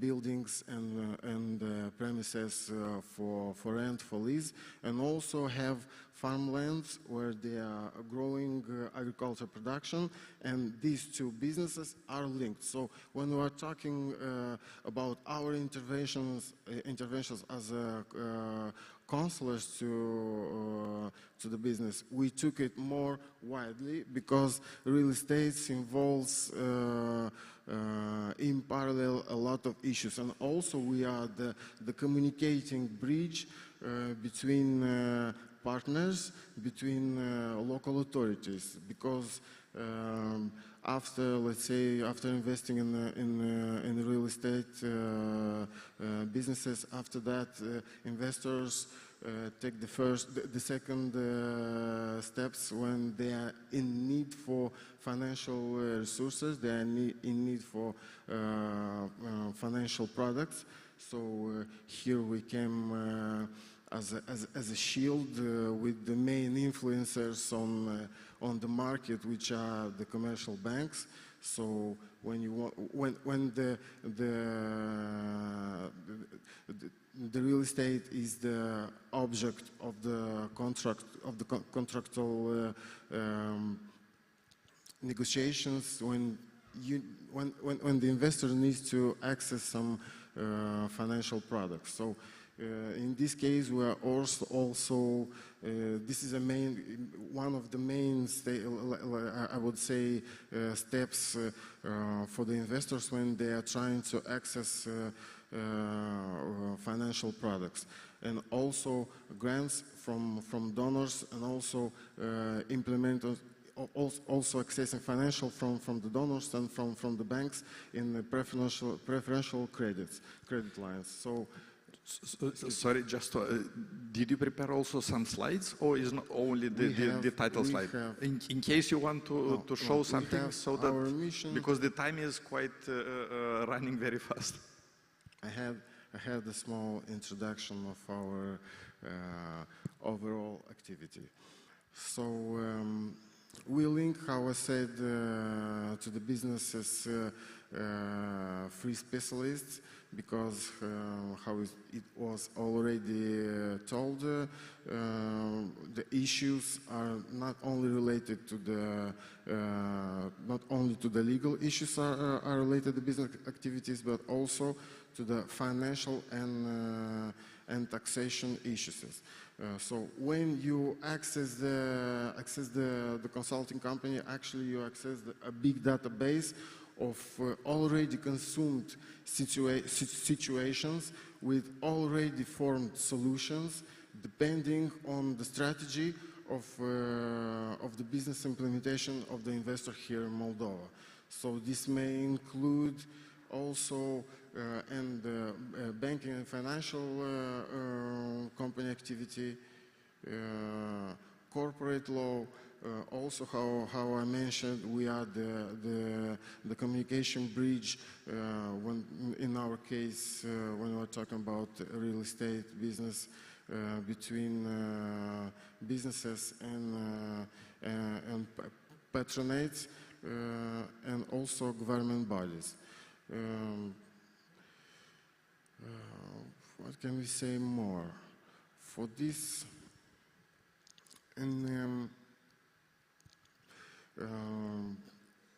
which makes efficient approach for the investors. How I told, because when you are linked with free specialists, actually the business structure, the business strategy is discussed with the local specialists that are involved in resolving the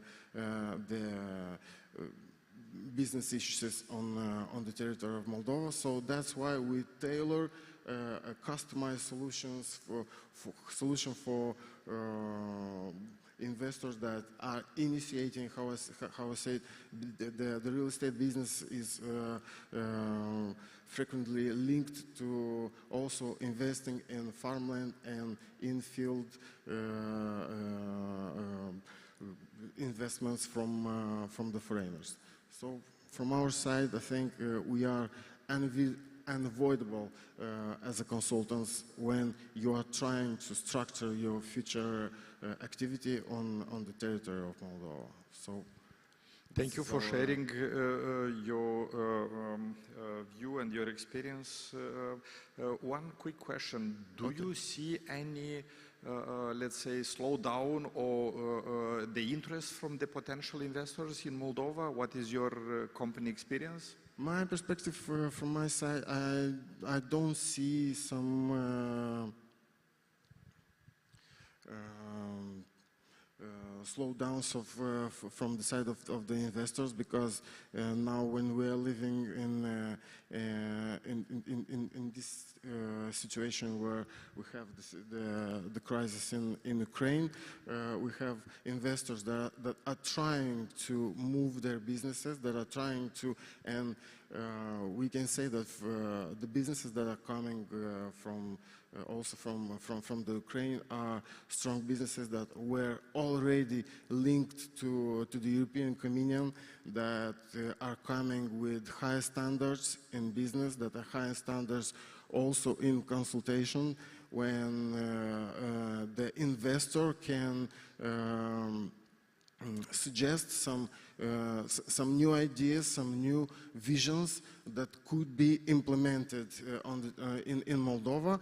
And here we came as a support. As legal advisors and financial advisors when we are helping to implement their views, their visions according on the local market. Either is real estate or other fields of the business. Thank you very much. Let us move to the next panelist. Thank you, Dan, for your patience. Dan Zaharia is a senior partner at Extind Romania. Together with Oresa Industria develops the industrial park Solo in the metropolitan area of Iași. Dan is a big friend of Moldova, and he is not, let's say, indifferent for the development of this region, and he is always helping and involving us in different initiatives. And thank you, Dan, for all you've done so far for us and with us. Dan has 20 years of experience in management. He owns the company, as I mentioned, Extind, and he is very active in the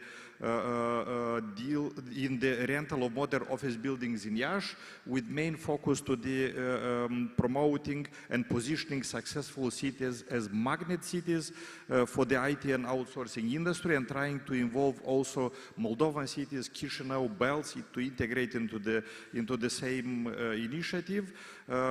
He is founder of the co-working Fab Lab Iași, and also is the publisher of regional magazine, PIN magazine in IT industry, and the site manager for the informal school of IT.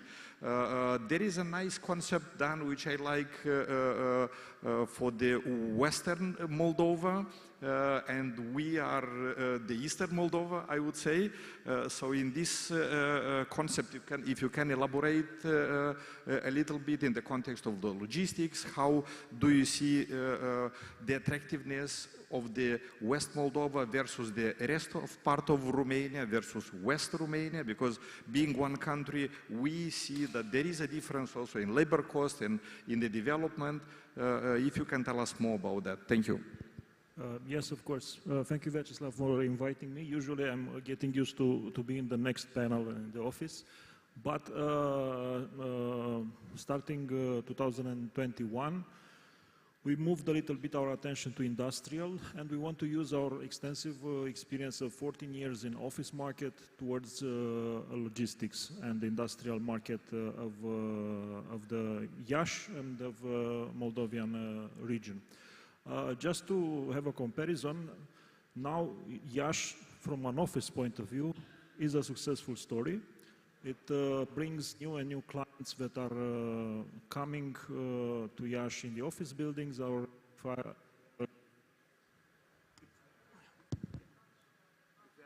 little bit shy, they are going to co-working spaces, okay?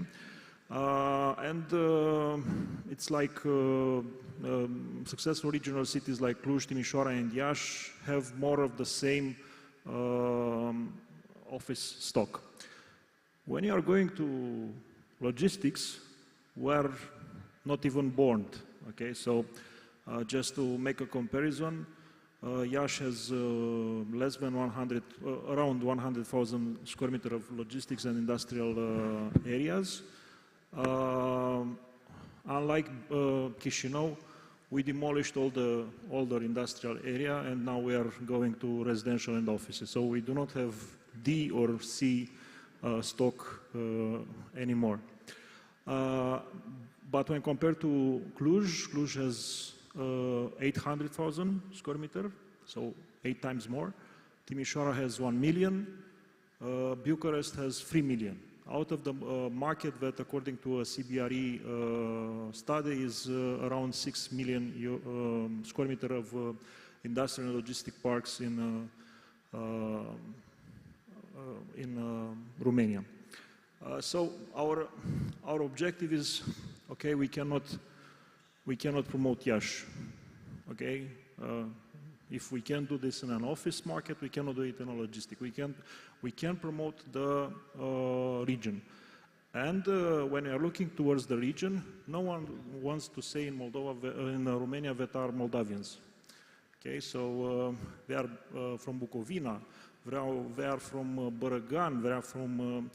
No one wants to say Moldova or the northeast region of Romania, because for some times it was a reality, but afterwards became a legend that the northeast part of Romania is the poorest Eurozone in Europe.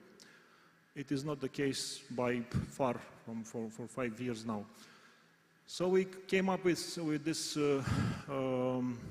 concept of Western Moldova. Looks very sexy and includes everything from Suceava to Galați.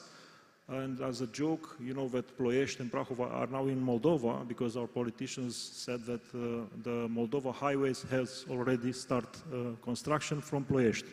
Not from Iași, not from Suceava, but from Ploiești. So Ploiești is also in their vision in Western Moldova. And what we're trying to do is to make a map of industrial developments in Western Moldova, just for people to see what is the potential. And the potential does not come only from available lands. Just as a thought, in the last half year in Iași alone, almost 100 hectares of new developments has been announced. Kaufland is making the second largest logistic hub in Iași, 270,000 square meters, so 3 times the current stock on 40 hectares land. So we are a little bit running out of the land. In Iași, we do not have any more land because it's too expensive. It's only suitable for residential and offices. And we are now looking towards the metropolitan area in which they can develop. So this is what we are doing. It's promoting the region in order to promote the city and to promote the available workforce, because workforce actually brings the investors. If they do not have anything to be hired in those factories or in those warehouse, they will not come. We see very nice developments in Iași, and thank you for sharing this. And if you can tell us with the project, because we see that the highway A8, we are waiting since years and years. How do you see that this would impact the development in the region? Includes Moldova, I mean the highway which will connect Odessa, Iași, Târgu Mureș, and going further to Vienna. Do you believe that this will have a great impact? And when do you think in time frame, if you can elaborate a little bit on that? Yes, very, very short, because we know we are run out of time. So we see investment funds as Oresa. Oresa is a Swedish investment fund, usually comes, get a business, developed, and afterwards sell. So they were one of the first investment funds to come in the last 2 years in Iași. They bought from a local entrepreneur a logistic park which has almost 25,000 square meters of buildings on it, and now they are planning another 50,000 square meters. Okay, the fact that Oresa, which is a relatively small player on industrial, they have more experience on retail. Flanco, La Fântână, Medicover was in their portfolio at some point. Because they are coming, of course, the bigger sharks will come also. Okay, we have the market leader has almost 3 million square meter of industrial stock in their portfolio.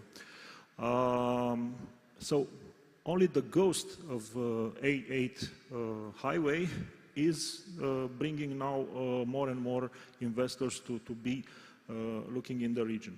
What we should look at this A8, because now in the region is A7, which comes from Bucharest and goes to Suceava. A7 is no good for you, for the Republic of Moldova. It just brings some more Moldavians to Bucharest. A8 is a direct connection to the west. So what I would like to see in the next public meetings that we have with the civic associations, with the public authorities, with the transportation minister, to also have presence from the Republic of Moldova. Because if A8 is not speeding up, you are not speeding up. And we are running from putting Iași only as a terminus station, okay, for A8. No, Chișinău also should not be a terminus station. Odessa should be, and I think in this context of the Ukrainian war, this highway, and I understand lately that you also have some plans of 1 billion euro to be invested in the Odessa-Chișinău highway. With this kind of context, our cities can be very important nodes on a logistic and industrial market on this highway from Odessa to Vienna. Thank you very much for mentioning that. Yesterday at the Business Week, for those who participated, we saw the judgments and the developments from the Ministry of Infrastructure and Regional Development. They mentioned the reforms and the road infrastructure, and thanks to Romanian friends to finance the bridge between Ungheni, which remains only for us as Moldova to make the connection, which will make us stronger in that perspective. Thank you very much for all the panelists. And just one sentence to pass it quick and short to the next panel for the offices. We are very much proud with the developments in Iași because of the logistics. Iași is making a lot of efforts to develop the business services, the IT and outsourcing, the same we are trying to do here. And if we are not able to go with the logistics, with the roads, then we will go through the IT, through internet, having a very well developed infrastructure. We can make the exports very easy and nobody can stop us at the border, queues and wars and anything else. Thank you very much, dear panelists, and let's move to the next panel. Thank you very much.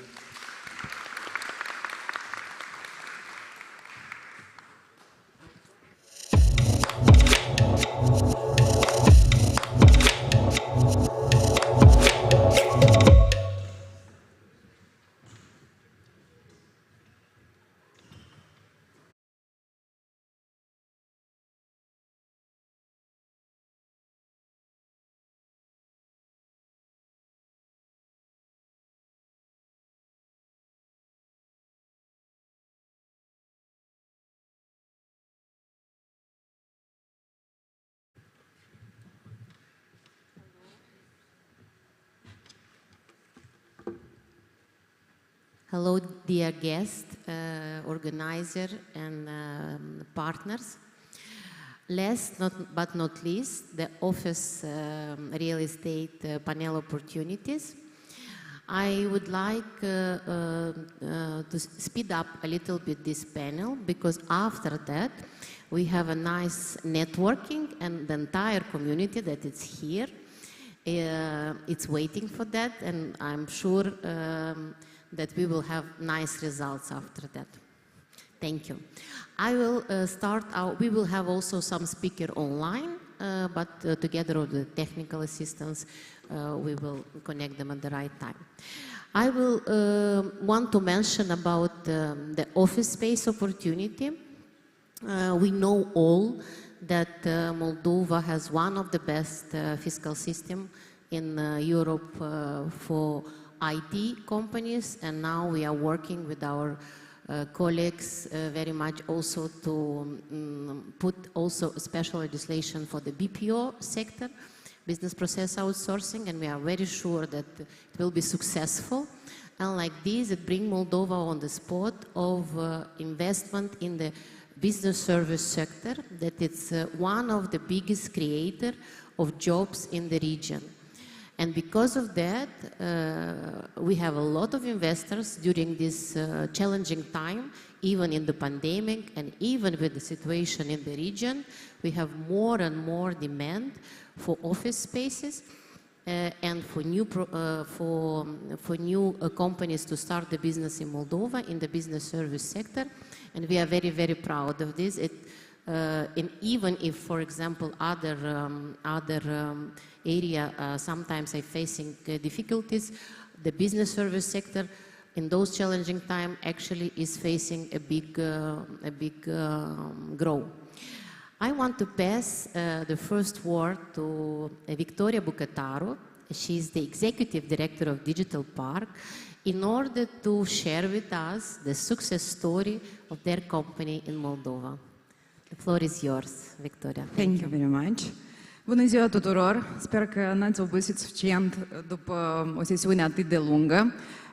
Bănuiesc că odată ce Digital Park există cam de 3 ani, o bună parte au auzit, dar probabil e timpul să vorbim despre anumite rezultate în această perioadă de 3 ani de existență și probabil despre niște posibilități de dezvoltare și despre etapele pe care urmează să le accesăm. O mică istorie cum s-a ajuns la realizarea acestui proiect ambițios. S-a creat cam timp de 7 ani, pentru că au fost și pauze în creare, pentru că știți foarte bine crizele care intervin peste planurile inițiale și tocmai de aceea a durat 7 ani crearea acestei capodopere și 3 ani de existență, pentru că urmează în decembrie să marcăm cu multă bucurie și plăcere 3 ani de existență.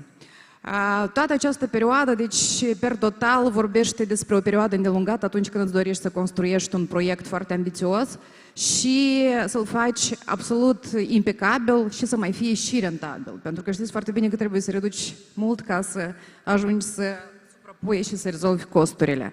De aceea, vă fac incursiune exact în acest slide despre etapa A-B care este realizată și în acești 3 ani deja este ocupată 100% și urmează celelalte etape să fie accesate, chiar dacă o să vedeți mai târziu un timeline propus inițial că trebuia să fie finalizată deja blocul D pe care îl vedeți aici. Este o hală industrială, este la fel pe teritoriul unui parc industrial Tracom și era inițial acești 7 ani în urmă de care v-am vorbit și 3 de existență a parcului IT Digital Park, exista o porțiune de teren nevalorificată și uite acum în această clădire A și B avem 7 companii rezidente imense care acoperă și vă arăt în continuare suprafața de 8.350 de metri pătrați. Aceste cifre relevante vă vorbesc despre succesul acestui proiect, care a fost unul ambițios și vreau să-l încadrez într-un context mai larg. Este vorba de că toți acești 7 ani și 3 ani cumva au precedat chiar și proiectul guvernului despre facilitățile de taxă unică de 7%, de fapt, care au adus acei 1500 la moment de rezidenți ai parcului Moldova IT Park, care este un parc virtual. Și Digital Park s-a deschis exact înainte acestui parc virtual, cu toate eforturile care au precedat și s-a întâmplat foarte sincron și foarte oportun, pentru că toți acești rezidenți IT care sunt în prezent cazați în Digital Park sunt companii foarte mari, foarte pretențioase, care accesează calitate înaltă de servicii și foarte multe beneficii. Deci, în acest slide, ca să trecem mai departe, vedeți despre sălile de conferință care sunt la parterul clădirii, 520 de metri pătrați. Din păcate, acest spațiu de 1730 de food zone, tocmai în perioada pandemiei, fiind Horeca, știind foarte bine care este situația cu acest domeniu și cu această industrie, n-a fost încă lansat. În rest, totul este 100% acoperit. Locurile de parcare, hectarul pe care îl ocupă grădina minunată în care se întâmplă evenimente atât sociale, cât și festivaluri și de caritate și de care doriți și sper că dacă n-ați ajuns o să ajungeți neapărat pentru că se întâmplă frecvent. Și respectiv locurile de muncă din această clădire care sunt ocupate. Deci în 2021 am plasat niște cifre care ca să vedeți chiar dacă au fost restricții pandemice, am avut peste 145 de evenimente în total. Anul ăsta încă nu avem totalurile, dar deja am depășit cifra de 200, ceea ce presupune că degajările și restricțiilor au permis totuși să se întâmple foarte multe lucruri frumoase anul acesta la noi în țară. La un sfârșit de an vom avea rezultatele toate. Și anul trecut, odată ce am completat toată garnitura de spații chiriașilor noștri, oricum am avut 340 de solicitări pentru acest nivel de clădire. Deci, nu cunosc care este situația pentru alte clădiri cu alte beneficii, cu alte facilități. Le aflăm parțial de la speakeri și utilitatea acestui forum pentru aceasta este. Dar noi am avut aceste înregistrări, solicitări și le avem în continuare. Spații de coworking, solicitări 250 pentru acest an 2021, deci este similar și în acest an chiar mai mult. Evenimentele toate se întâmplă cele mai trendy și cele mai solicitante, eu știu, se întâmplă toate la parterul Digital Park, dar tocmai și acestea nu sunt suficiente pe moment, pentru că activitățile în Republica Moldova sunt multiple și va fi nevoie de spații mult mai mari. Sălile noastre au capacitate acum maximal de 200 de persoane, bineînțeles spații mai mari ca hala industrială și grădina Digital Park. Spațiul de coworking, el a activat până în acest an și am fost nevoiți să-l dăm rezidenților noștri pentru că sunt companii care cresc spectaculos, tocmai din considerentul ca să producem spații mult mai mari în etapa a doua a dezvoltării parcului și a ecosistemului Digital Park.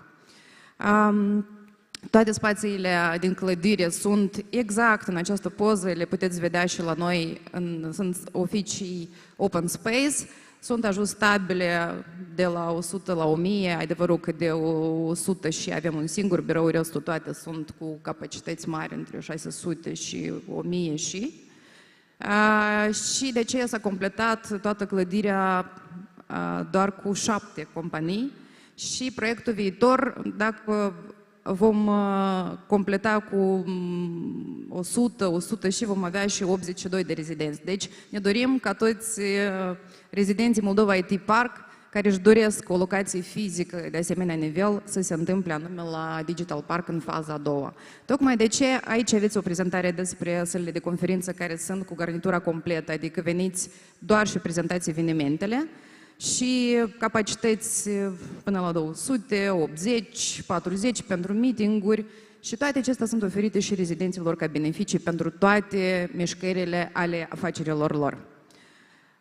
Grădina fantastică, care se dezvoltă și este întreținută de noi cu drag, cazează destul de multe evenimente sociale și suntem foarte bine ancorați în responsabilitatea socială și oferim minimum 10% din tot volumul de spațiu, oferim lunar pentru toți care au nevoie de o platformă de comunicare a activității lor. În mod special, antreprenoriat feminin, copii cu recitaluri de poezii, festivaluri și așa mai departe și, bineînțeles, spațiile de conferință pentru educație, pentru că toți avem nevoie de a dezvolta această industrie inteligentă IT și noi oferim această infrastructură ca platformă sigură ca ea să crească în continuare și să beneficieze de tot ceea ce s-a creat. Restaurantul urmează să fie lansat, să sperăm cu brio și așteptăm parteneri și investitori pentru că suprafața dedicată și construită este una de peste 1700 de metri și va avea toate condițiile. Aici aveți niște imagini care își propun să devină astfel și niște beneficii care sunt siguri de accesat în clădirea Digital Park. Sunt foarte valoroase pentru rezidenți și anume aceasta caută, deci sunt sistemele de HVAC și este certificarea green care este obligatorie și stațiile de încărcare electrică care sunt mereu conectate, din păcate, per moment avem 2, dar în planul următor vom mai dezvolta pentru că nu sunt suficiente și la fel sistemul de acces control este foarte ușor de comunicat, de modificat și este chiar la îndemâna rezidenților noștri fiecare pe suprafața deținută, deci își reglează și sunt confortabili în munca lor de zi cu zi. Podeaua flotantă, 2 metri, știți foarte bine beneficiile, nu mai circulă lumea cu cablu și cu toate necesitățile sale de amenajare de birouri individuale. Sistemul de climă este unic, este aer fresh de afară non-stop, parcarea și subterană și terestră, un beneficiu major în zilele noastre atât pentru evenimente cât și pentru rezidenți, și aplicații și sisteme de control. Aici vă propunem să vizualizați oficiile viitorului în etapa a doua, pentru că aceste imagini sunt provizorii. La un sfârșit de an sperăm să ajungem să vă prezentăm exact cum se va întâmpla etapa a doua, deci un proiect concret. Acum ne propunem să facem 25.000 de metri pătrați și locuri de muncă de la 1.000 să trecem ușor la 3.200 pentru toți tinerii talentați din Moldova. Se va întâmpla faza a doua prin reconversia unei hale industriale care oferă niște posibilități enorme de spațiu, tocmai ca să satisfacem, cum vă ziceam anterior, și necesitatea de spații mai mari atât pentru evenimente, săli de conferință, odată ce forumul Real Estate anul trecut s-a întâmplat la Digital Park. Ne bucur foarte mult că ați accesat o altă zonă și sunt zone tot mai frumoase și mai interesante de valorificat, deci se mișcă, crește industria, piața și economia.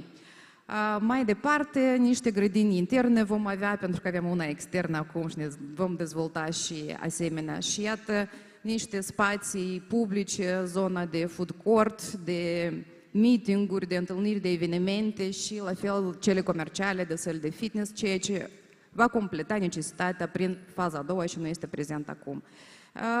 Aș vrea să le trec mai rapid, să nu vă rețin pentru că am multe de spus. Creșele sunt necesare pentru că deja avem foarte mulți rezidenți și sunt la câteva sute cadourile de Crăciun procurate picilor care trebuie undeva să fie alături de părinții lor. În acest moment și cu dezvoltarea fazei a doua va fi absolut necesar să fie și prezența acestora. La fel, stațiile de încărcare electrică vor fi dezvoltate substanțial și deja avem proiecte în derulare în paralel ca să le mișcăm. Spațiile de oficii vor fi destul de flexibile și sunt fiecare rezident le amenajează în funcție de necesitățile sale și de specificul muncii, pentru că dacă, de exemplu, companiile noastre ca Ringtail Studio, ca Edifex Technology, ca Kiev Technology, ca și Helium 10, ca și Maib sau Stratolat Albulescu, fiecare cu specificul său de muncă în IT are nevoie și de amenajările respective. De aceea noi oferim posibilitățile și astfel și se întâmplă și sugestiile. Spațiile ajustabile în funcție, da, ziceam, de tavane, probabil vă interesează toate aceste detalii, 3,4,3, tavanele, izolarea fonică în toate birourile și sistemele de condiționare de care am pomenit mai devreme și de HV sistem. Sălile de conferință vor fi mai mari, ne propunem chiar foarte mari, pentru că așa sunt necesitățile și o bună parte din cei prezenți în sală deja s-au confruntat, deci cunoașteți că e necesar să fie și la acest capitol extensie, pentru că piața dictează, știm foarte bine, din păcate, ce s-a întâmplat cu Filarmonica sau Teatrul Verde în reparație sau multiple alte și avem nevoie de săli noi, inovative, dotate tehnic și foarte accesibile pentru toate tipurile de evenimente. Deci vor fi posibile să fie manevrate volumul și capacitatea sălilor, vor fi modulare și ne propunem data viitoare să fie 2000 de metri pătrați alocate sălilor de conferințe și nu 500 cum avem în acest moment. Data Centru Modern este gata de accesat. În caz că are nevoie pe piață cineva să cunoașteți că este unic, ca și clădirea Digital Park în amploarea sa și avem posibilitatea să oferim la 100 de clienți toate condițiile certificate și conform ultimelor tehnologii. Toate avantajele sunt pentru investitori, aici le-am enumerat succint pe toate, deci pe lângă arhitectura impozantă și deosebită, accesibilitatea locației, pentru că vom deveni curând, sperăm, un centru alternativ al orașului unde se vor întâmpla foarte multe evenimente, atât sociale, în care și vor găsi rezidenții angajații lor la toate evenimentele educative care se întâmplă în Digital Park. La fel, toate avantajele oferite de Republica Moldova, de la facilitățile pentru industria IT, până la parte din tot felul de proiecte europene, însă și apropierea ca mentalitate și ca setare mentală către Europa. Toate acestea facilitează foarte mult și parte din proiectele internaționale în care deja suntem de referință ca țară. La fel, cunosc și pe lângă această taxă unică că se vor dezvolta foarte mult și BPO-urile cu alt proiect de lege, sperăm să se aprobe cu altă taxă unică care iarăși va atrage investiții. Deci suntem deschiși și așteptăm să vină investițiile în țară. Acest timeline, iată, vă ziceam că l-am păstrat exact așa cum era înainte de pandemie, acum se va întâmpla și tare așteptăm să vină investitorii ca să facă parte din acest proiect pe care ne-l propunem, la fel de ambițios și, din câte vedeți, mai ambițios decât primul. Vă mulțumesc foarte mult!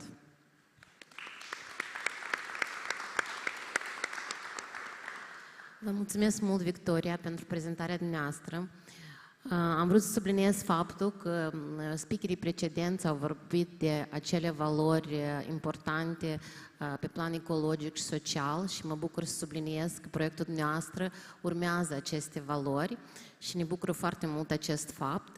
De asemenea, aș vrea să spun că, în general, sectorul de business servicii, fie cel de IT sau cel de business process outsourcing, celelalte servicii care pot fi făcute la distanță, este în plină dezvoltare și Republica Moldova, într-adevăr, este un loc descoperit și devine o locație extrem de interesantă pentru potențiali investitori.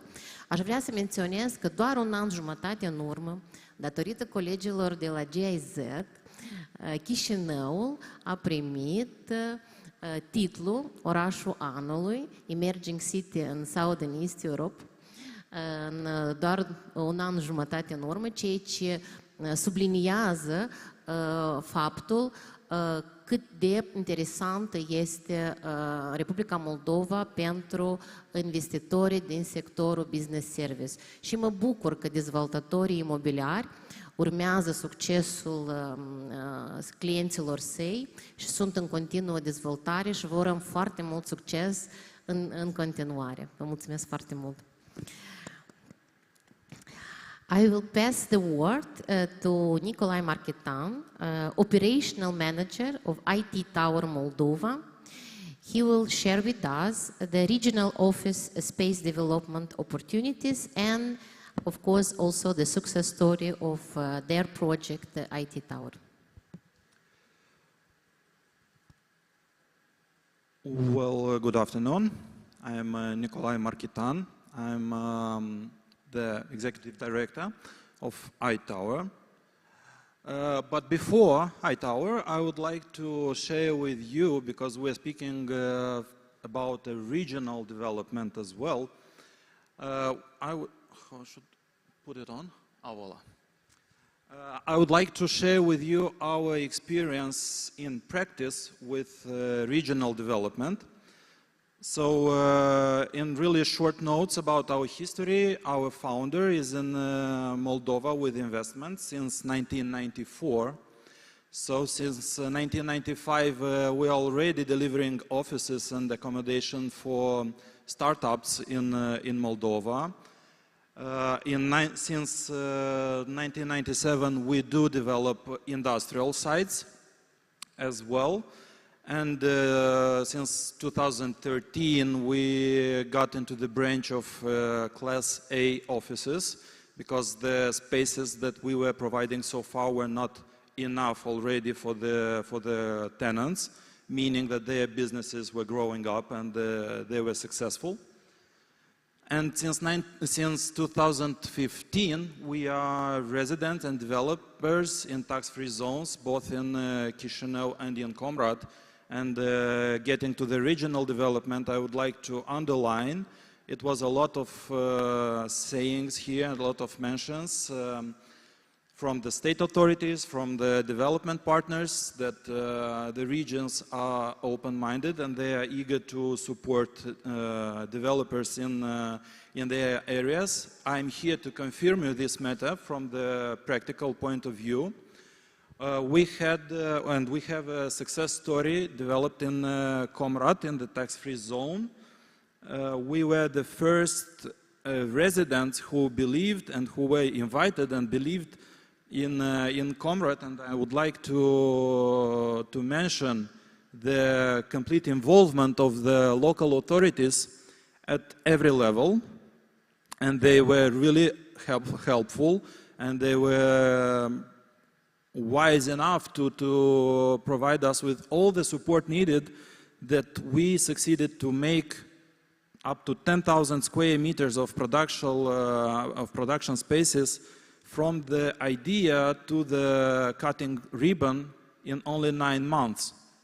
So when we first got to Comrade in the tax-free zone with Mr. Shutkevich, we did not believe that it's possible, because it was a field. It was not a green field. Well, it was a green field in the practical, in the direct sense of this word. It was corn there, right? Yeah, it was green corn on the field. And after 9 months, there was the first production factory in Comrade of 10,000 square meters that we developed for our partner, for our tenant Fujikura. So now with Fujikura we have a great story as well, with another factory here in the tax-free zone in Chisinau. And this is speaking about the trustworthy and the reliability of us as developers, and also the interest of the investors who come and invest in Moldova continuously. If to return to office areas, because now we're speaking about offices, in 2013 we launched the first A-class office building, Euro Tower. It proved in time that it was not enough. So in 2019 we started a new building, I-Tower, the construction.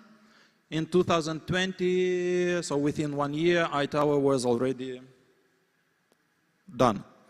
So in really short, we provide our customers and our tenants 9 floors of open spaces, about 4,500 square meters, and a parking lot of 70 spots. That is also very important for the tenants, because nowadays it's really difficult to find a place to park your car in the city.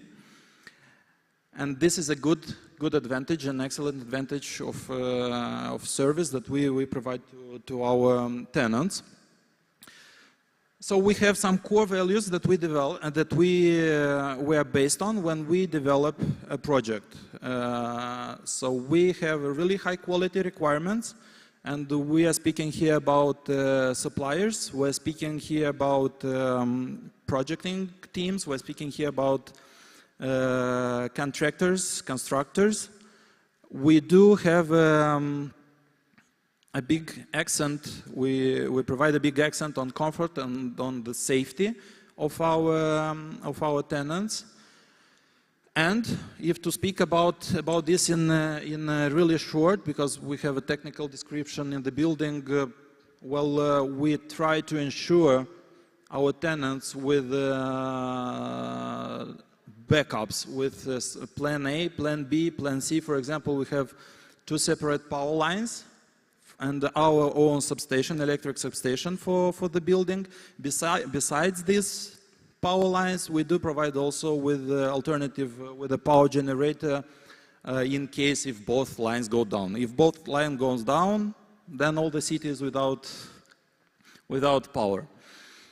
We do apply in our buildings, in any sites, the last generation of heating ventilation systems, Daikin. We do have the power, the backup for the water supply.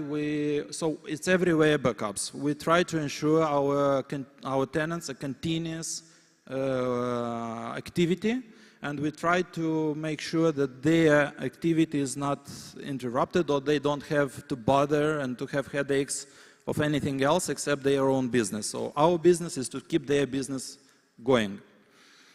Of course, elevators, of course, access control. So from our experience, we do have tenants who would like to have their own privacy on the entire floor. We made sure to provide them with. So every floor of the building is completely separated by the others. Other people than the people of that floor do not have access, and they cannot physically get on the floor that it's not theirs. We try to put an accent on the power saving through installing in all the common areas motion sensors, because we convinced ourselves the people don't like to turn off the light. We turn it off instead of them. So mainly we try to provide them as much comfort as it's possible, but we also are flexible in our developing projects to the customer's needs. So we can do a tailor-made building for a certain client, in working directly with them, with their teams, to adapt the building to their needs at the moment of the projecting. We also can build up a site without any tenant, but correct, yeah, and then to adjust it when the tenant comes. And one of the reasons and one of the principles that we like to develop the projects, not only offices but also industrial sites, it's their location. If we speak about industrial sites, we of course will locate our site where the client needs. Whether it's in Comrade, whether it's in Belts or in Cahul, we are flexible to go where the client needs. If to speak specifically about our office building, about iTower, from the experience of our founder, in Europe, all the office buildings, the big office buildings, they are situated somewhere outside the city, in between the airport and the city, because it's really convenient for the investors who value their money and their time. They would like to avoid any traffic, and they would like to avoid any losing of time to get from the airport to the city center, for example. So iTower is located 5 kilometers away of the airport, so that even the investor or their technical personnel, they can come directly to their working place. They can be housed in the nearby hotel. So it's a bit of complex solution for optimizing their time and to value their time while they're on a business travel here to Moldova. We have the location of our building is crossed by 7 routes of public transport, because it's also important for the local employees to get to their working places in time and in safety. So, but again, from our own experience, after 3, 4, 5 months of working in a correct company, usually employees, they get also some cars, and they need parking places. So we provide them with. Well, within years, we proved to our partners that we are trustworthy, that they are confident in us. We try to assist them at every point of their startup and development here in Moldova. You can see a few of our clients, of our tenants in both buildings. Some of them are like over 10 years here in Chisinau, here in Moldova, and we are happy that they started up with 3, 4 employees. Now they have 350, over 350. So this proves that Moldova indeed is a healthy environment for business, for developing a business, it's stable, it's continuously growing, and we as developers, we're always ready to support them. Well, as renting principle that we provide our tenants, in really short, we provide them or full floor or half of the floor. Why is that? Because everybody is counting their money. So we set up the building in such a way that the evidence of the consumption is really a micromanagement evidence of this consumption.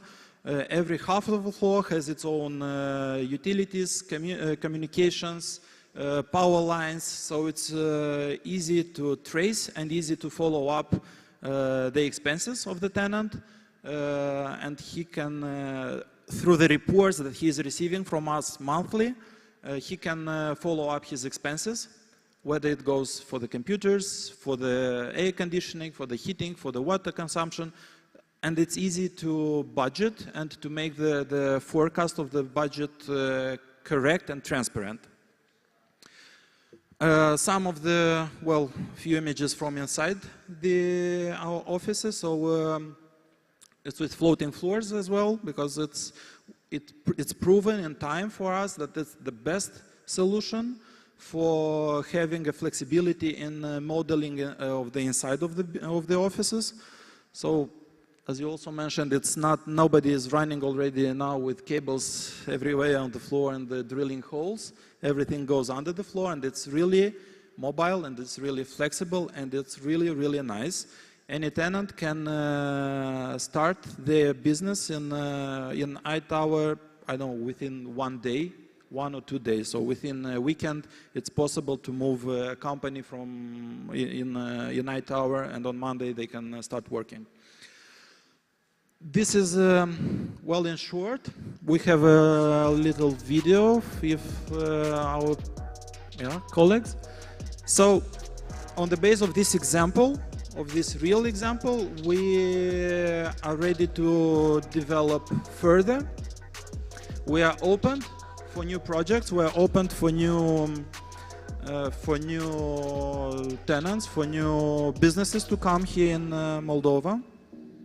We're ready to support them, and we do believe that Moldova, year by year, is becoming more attractive for foreign businesses, and we are here to support them and to help them.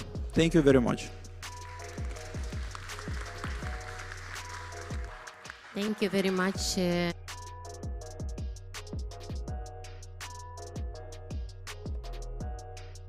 Mentioned that Group GL, and especially Mr. Gislen Lenars, it's a big friend of Moldova. He is active here more than 25, I think, practically 30 years. Because of him, we have he brings a lot of new investors. He helps and he assists to create thousands of jobs, and we are really happy to hear your success story regarding the real estate development in the industrial area, but especially now also in offices, because like you mentioned, Moldova become a more and more interesting destination for business services. And me, like representative of Belgian, Luxembourg, Romanian, Moldavian Chamber of Commerce, I'm very happy that a Belgian investor, that it's more than 25 years, it's so active and so flexible to serve and to develop a new project. My question is, what are your plans for the future, like group, and do you plan to start new projects and to develop the activity? Yes, thank you. Certainly, we are not stepping down. We have a continuous growing. We do develop, and we do have projects in pipeline in the tax-free zones, both in Chisinau and in Comrat. In Chisinau tax-free zone, we have now 2 warehouses ready and pending, of 650 and 850 square meters. and I'm glad to see some of the visitors of the site here today. Also, besides these two sites, we have in development 2 more projects by 2,000 square meters each in tax-free zone in Chisinau. For the offices, we are opened to develop new buildings in regions, because we keep receiving demand from the regions, especially from the south, from Comrade as well. And as I said, we could feel, and we do feel on practice, the support of both central and local authorities, and I'm not speaking about any political colors, because everybody needs investors. So yes, we look forward to develop, and we are ready to new opportunities for assisting and rising up. Thank you, Nikolai. The thing that you just mentioned, it was also a lot of times mentioned during Moldova Business Week that we had, that Moldova has a great competitive advantage is the communication with central and local authorities, and that a lot of investors pointed this out, that the dialogue of the state institution in our country is really one of the main reason, and extremely different sometimes of other countries in the region.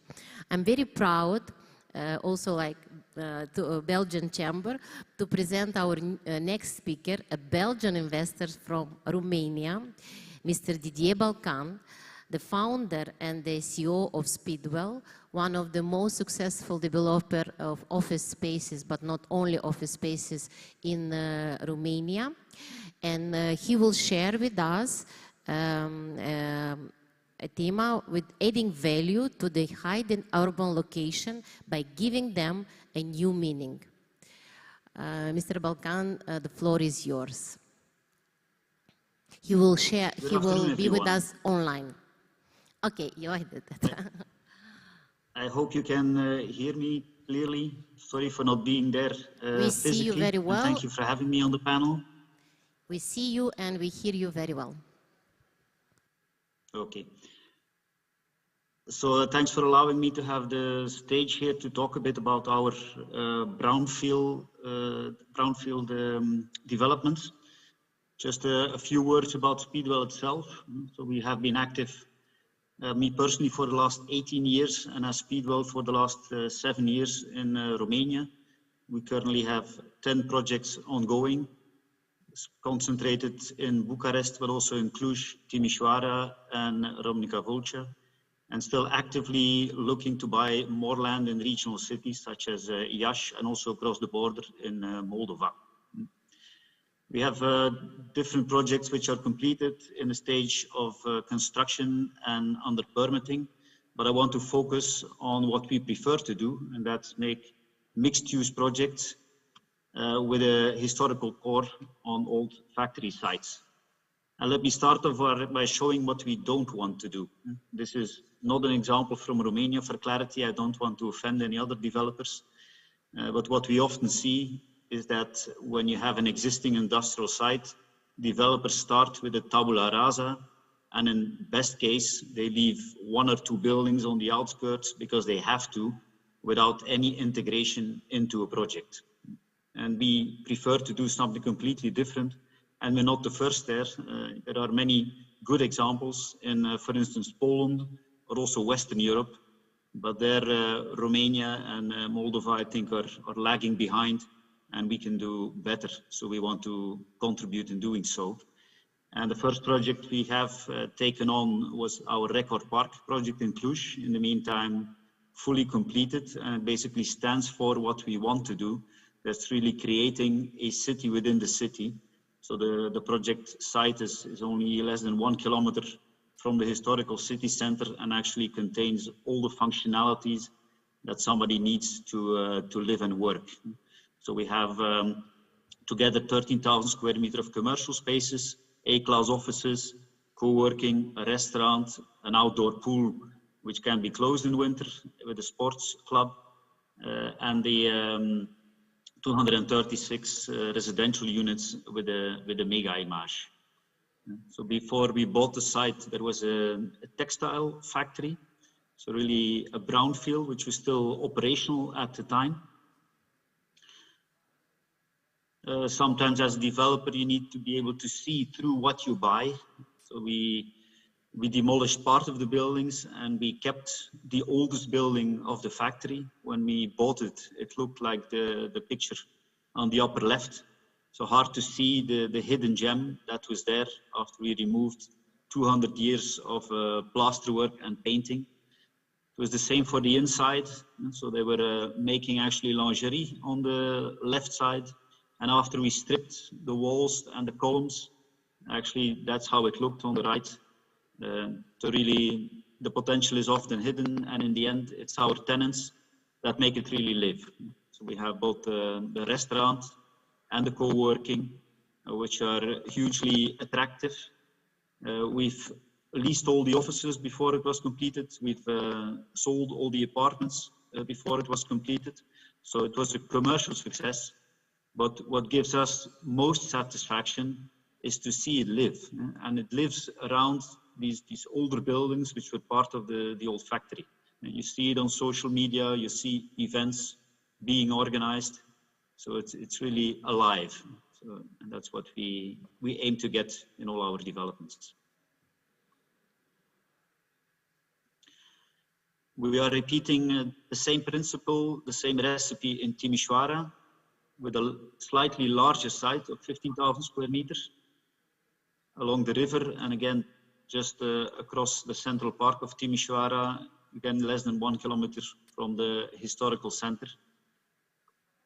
Before we demolished the existing buildings, it was really not a beautiful street site. So we want to turn it into something that adds value, both for the city and for the inhabitants. The first residential block is currently already under construction and 50% sold, and which will offer beautiful views on the city of Timișoara, which in the original context of the hat factory, the Pultum hat factory that was there, was not possible. So we're opening up that attractiveness of the site to the over 600 people that will be able to live there. Just like in Cluj, we have older buildings which were on site, which we're integrating. One of them was a monument, a villa. Another one was again part of the factory. We didn't have to keep it, but we wanted to keep it again to give that historical, that soul to a project. So next month, the villa will be fully completed and open to be viewed. It's being renovated from A to Z, including the windows, the utilities, everything. That's our so-called C6 building. So the central boiler room of the old factory will be a meeting point also in the new project for everybody working and visiting there. So there as well, a 15,000 square meter A-class office component, already largely desired by local companies. Both these projects we're, let's say, duplicating on a much larger scale in Bucharest with our Driro site on Caligrevice in Bucharest, so very centrally located. An 11-hectare site, which we are co-developing. We are developing 9 hectares of it. So again, impressive buildings. Once you visit them, they kind of take your breath away, the grandeur of the old historical history. And that's why we decided to actually maintain quite a lot of it. Again, stepping away from the tabula rasa principle. And we do that looking at the existing urban fiber, trying to integrate as much of the local factors which are there in order to really integrate it, embed it in the local environment. That's why we also looked at everything which we had on site, what is valuable, what can be maintained, what can we do with it, what is the emotional connection to other areas in Bucharest, where can people relate to.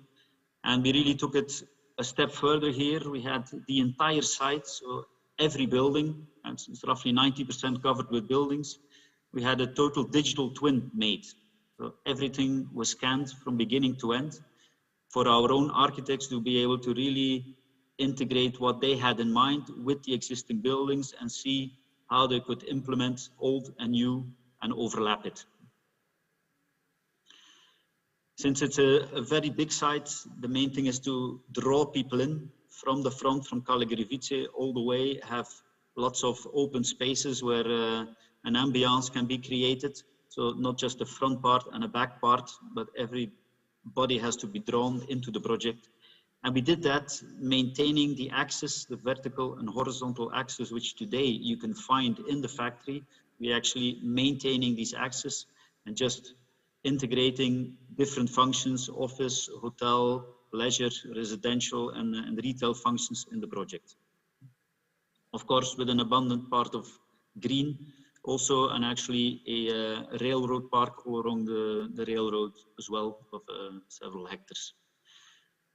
This results in this master plan, but maybe easier to show you a few beautiful renderings we've prepared in the meantime. So as you can see, we are integrating old and new and creating these common areas where people can really spend a good time memorizing about the past and living the present. It's another central square. This is a view of how it should look, hopefully in a couple of years with the cooperation of the mayor of Bucharest. Just a little movie, and I hope it's coming through well on the other side.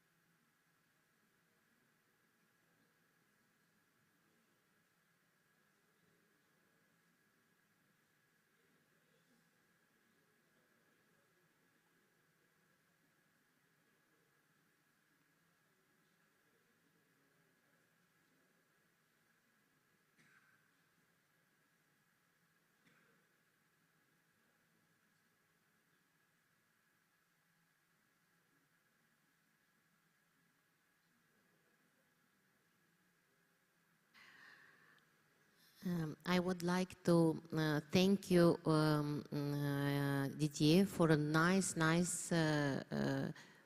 presentation. And of course, for such a nice example of experience of the transforming hiding urban location. And of course, it's needed of a high level of professionals and qualification of the development company to be able to develop such a project. And my question is, what will be your recommendation to the office developers in Republic of Moldova, taking in consideration the challenges of the urban development in general, and taking in consideration your big experience? Landscape was already changing, but due to COVID, it has accelerated through work from home.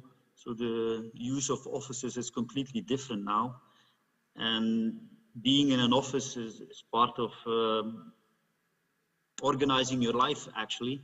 So the facts of having mixed-use projects close to public transport, close to good infrastructure, but close to leisure activities, close to home, that mix is the way forward. So we're looking at all local authorities, also in Moldova, to work together with us and find these kind of locations where that infrastructure can be created and where the developer can add the functions which are not there in order to make it an attractive way to work and live. And so the limit between working and living is no longer there. It's all a zone that overlaps, and this is what we're trying to create.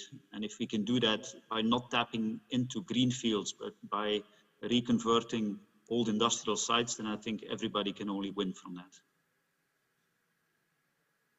Thank you very much for your recommendation. And thank you very much, of course, to participate in our forum. And we will be very happy to see you soon in Moldova and to be our guest. Thank you. It was a pleasure. Thank you very much. Goodbye. I would like to pass the word to Roman Ieni, the Chief Executive Officer of Royal Tower Business Center. He will present us the city view, iron structure, glass and offices demo. Dear guests, I'm honored to be here. Thank you for inviting me. My name is Eni Roman. I am CEO of Royal Tower Business Center. That is a multifunction business center that is situated very close to the city center on the street of Mihai Viteazul, and it's an office building that has an 2,000 square meters of office spaces and multifunction support spaces and commercial spaces. Our business center is a new building that is designed for the best from what is designed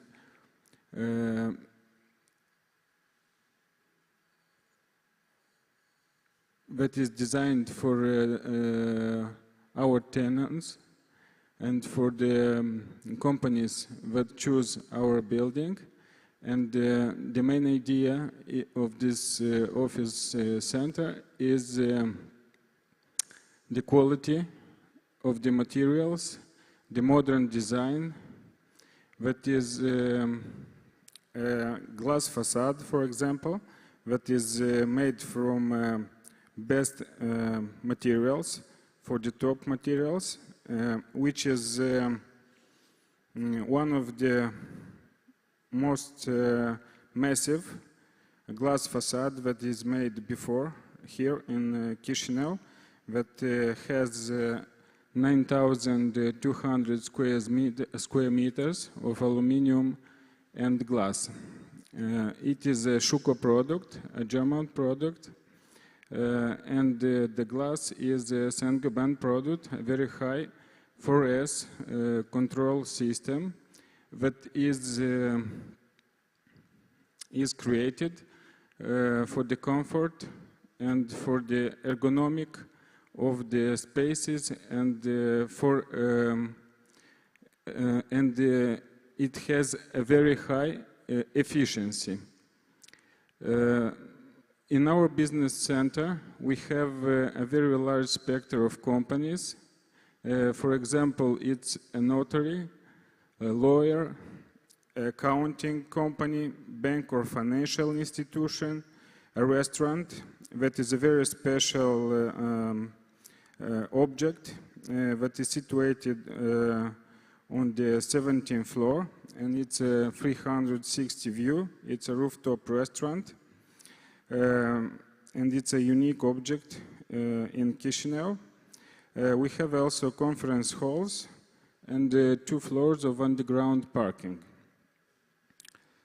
I mentioned before about the facade, and I want to say that as we mentioned before about the energy efficiency, the facade has the UG factor of 1.197 UG, that is considered now a very efficient product, and it corresponds to the latest standards that are on the market now.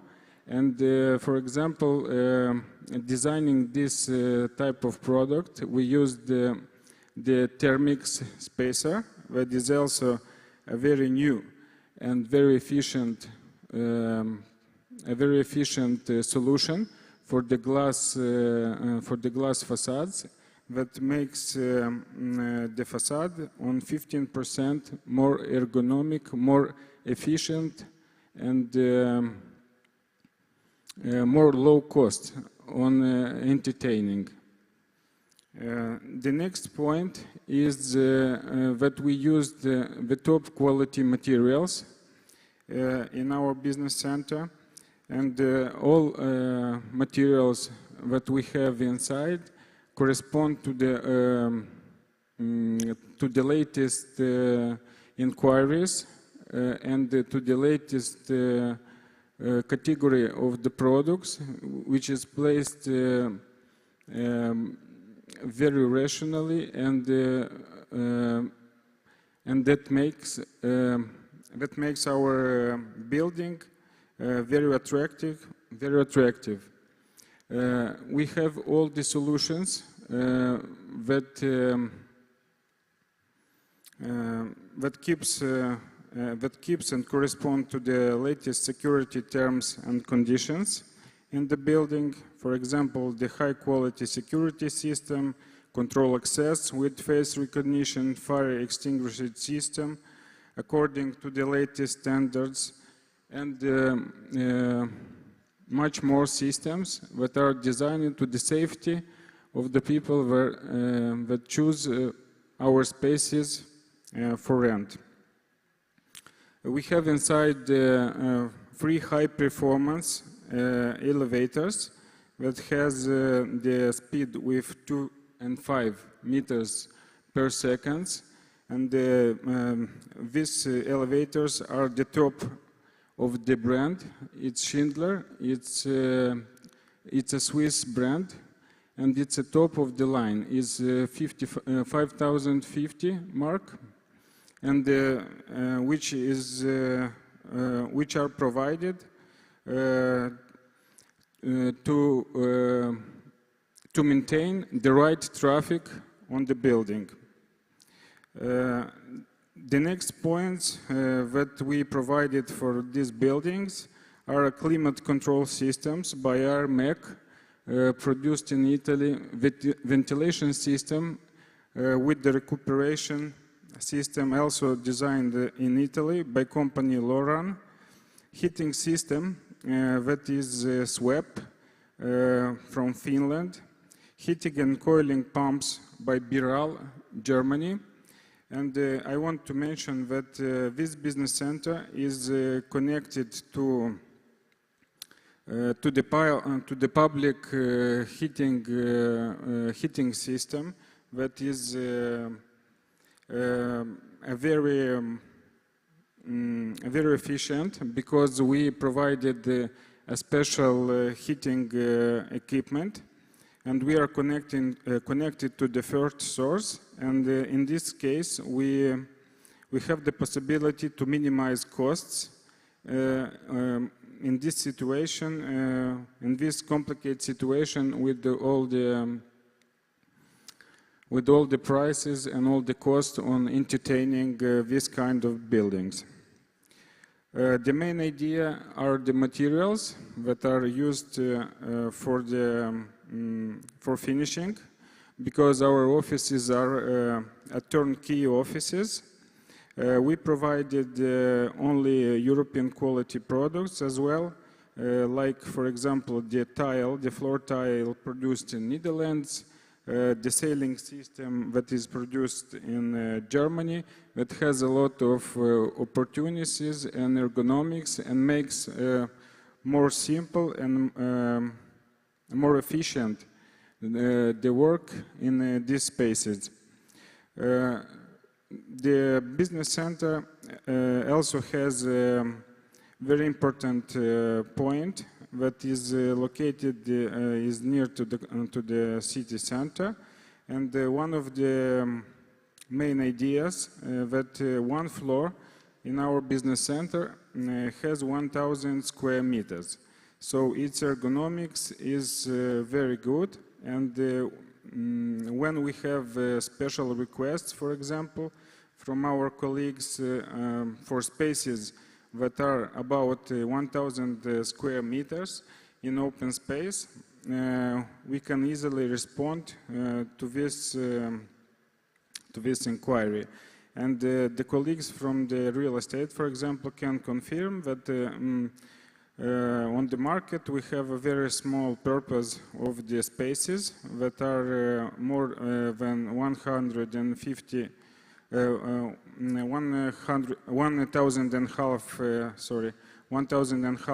square meters.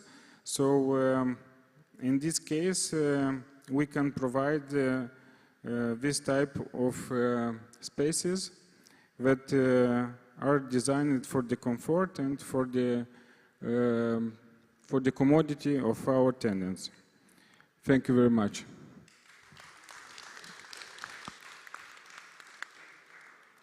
Thank you, Roman, and I am happy to see that your company and the colleagues that are present here and in the entire office development industry are following very, very high standards of quality.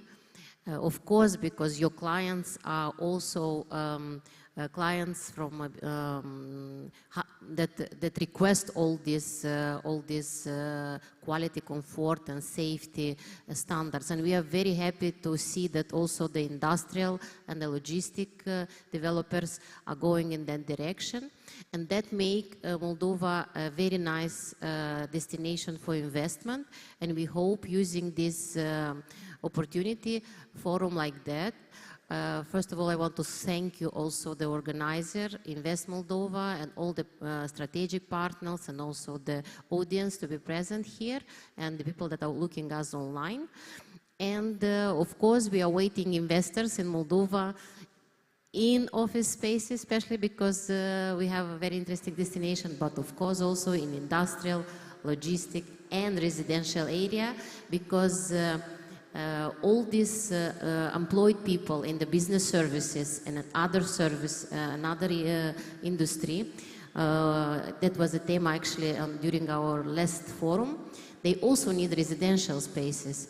And when an industry is developed, for example, we hear during Moldova Business Week the IT sector, we export already more than wine sector, and that the entire sector is doing the same economical result like the agriculture, only with 11,000 people. This is making us very, very, very proud, and a good wish for the entire sector, and thank you very much. Thank you.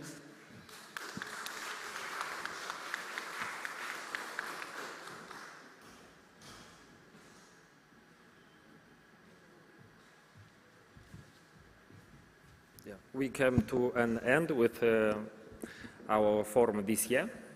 The second, I hope to see you, all of you, next year at the third real estate forum.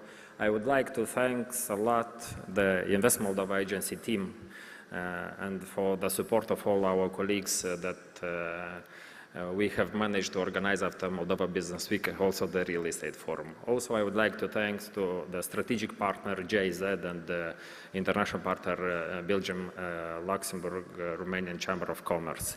Of course, we also have a nice sponsor, Comsales Group, and we have one more surprise.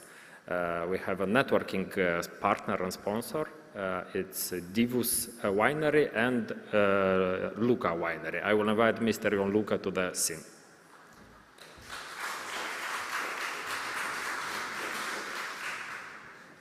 I will not talk too much. I know you've had a long, long day. I'm just here to let you know that today is Saturday. You've done a great job, and there are some great wines waiting for you. We have a lot of interesting wines from local varieties, and just come to us and we will try to find the best wine for you. You've done a great job. Thank you. Waiting for you out there.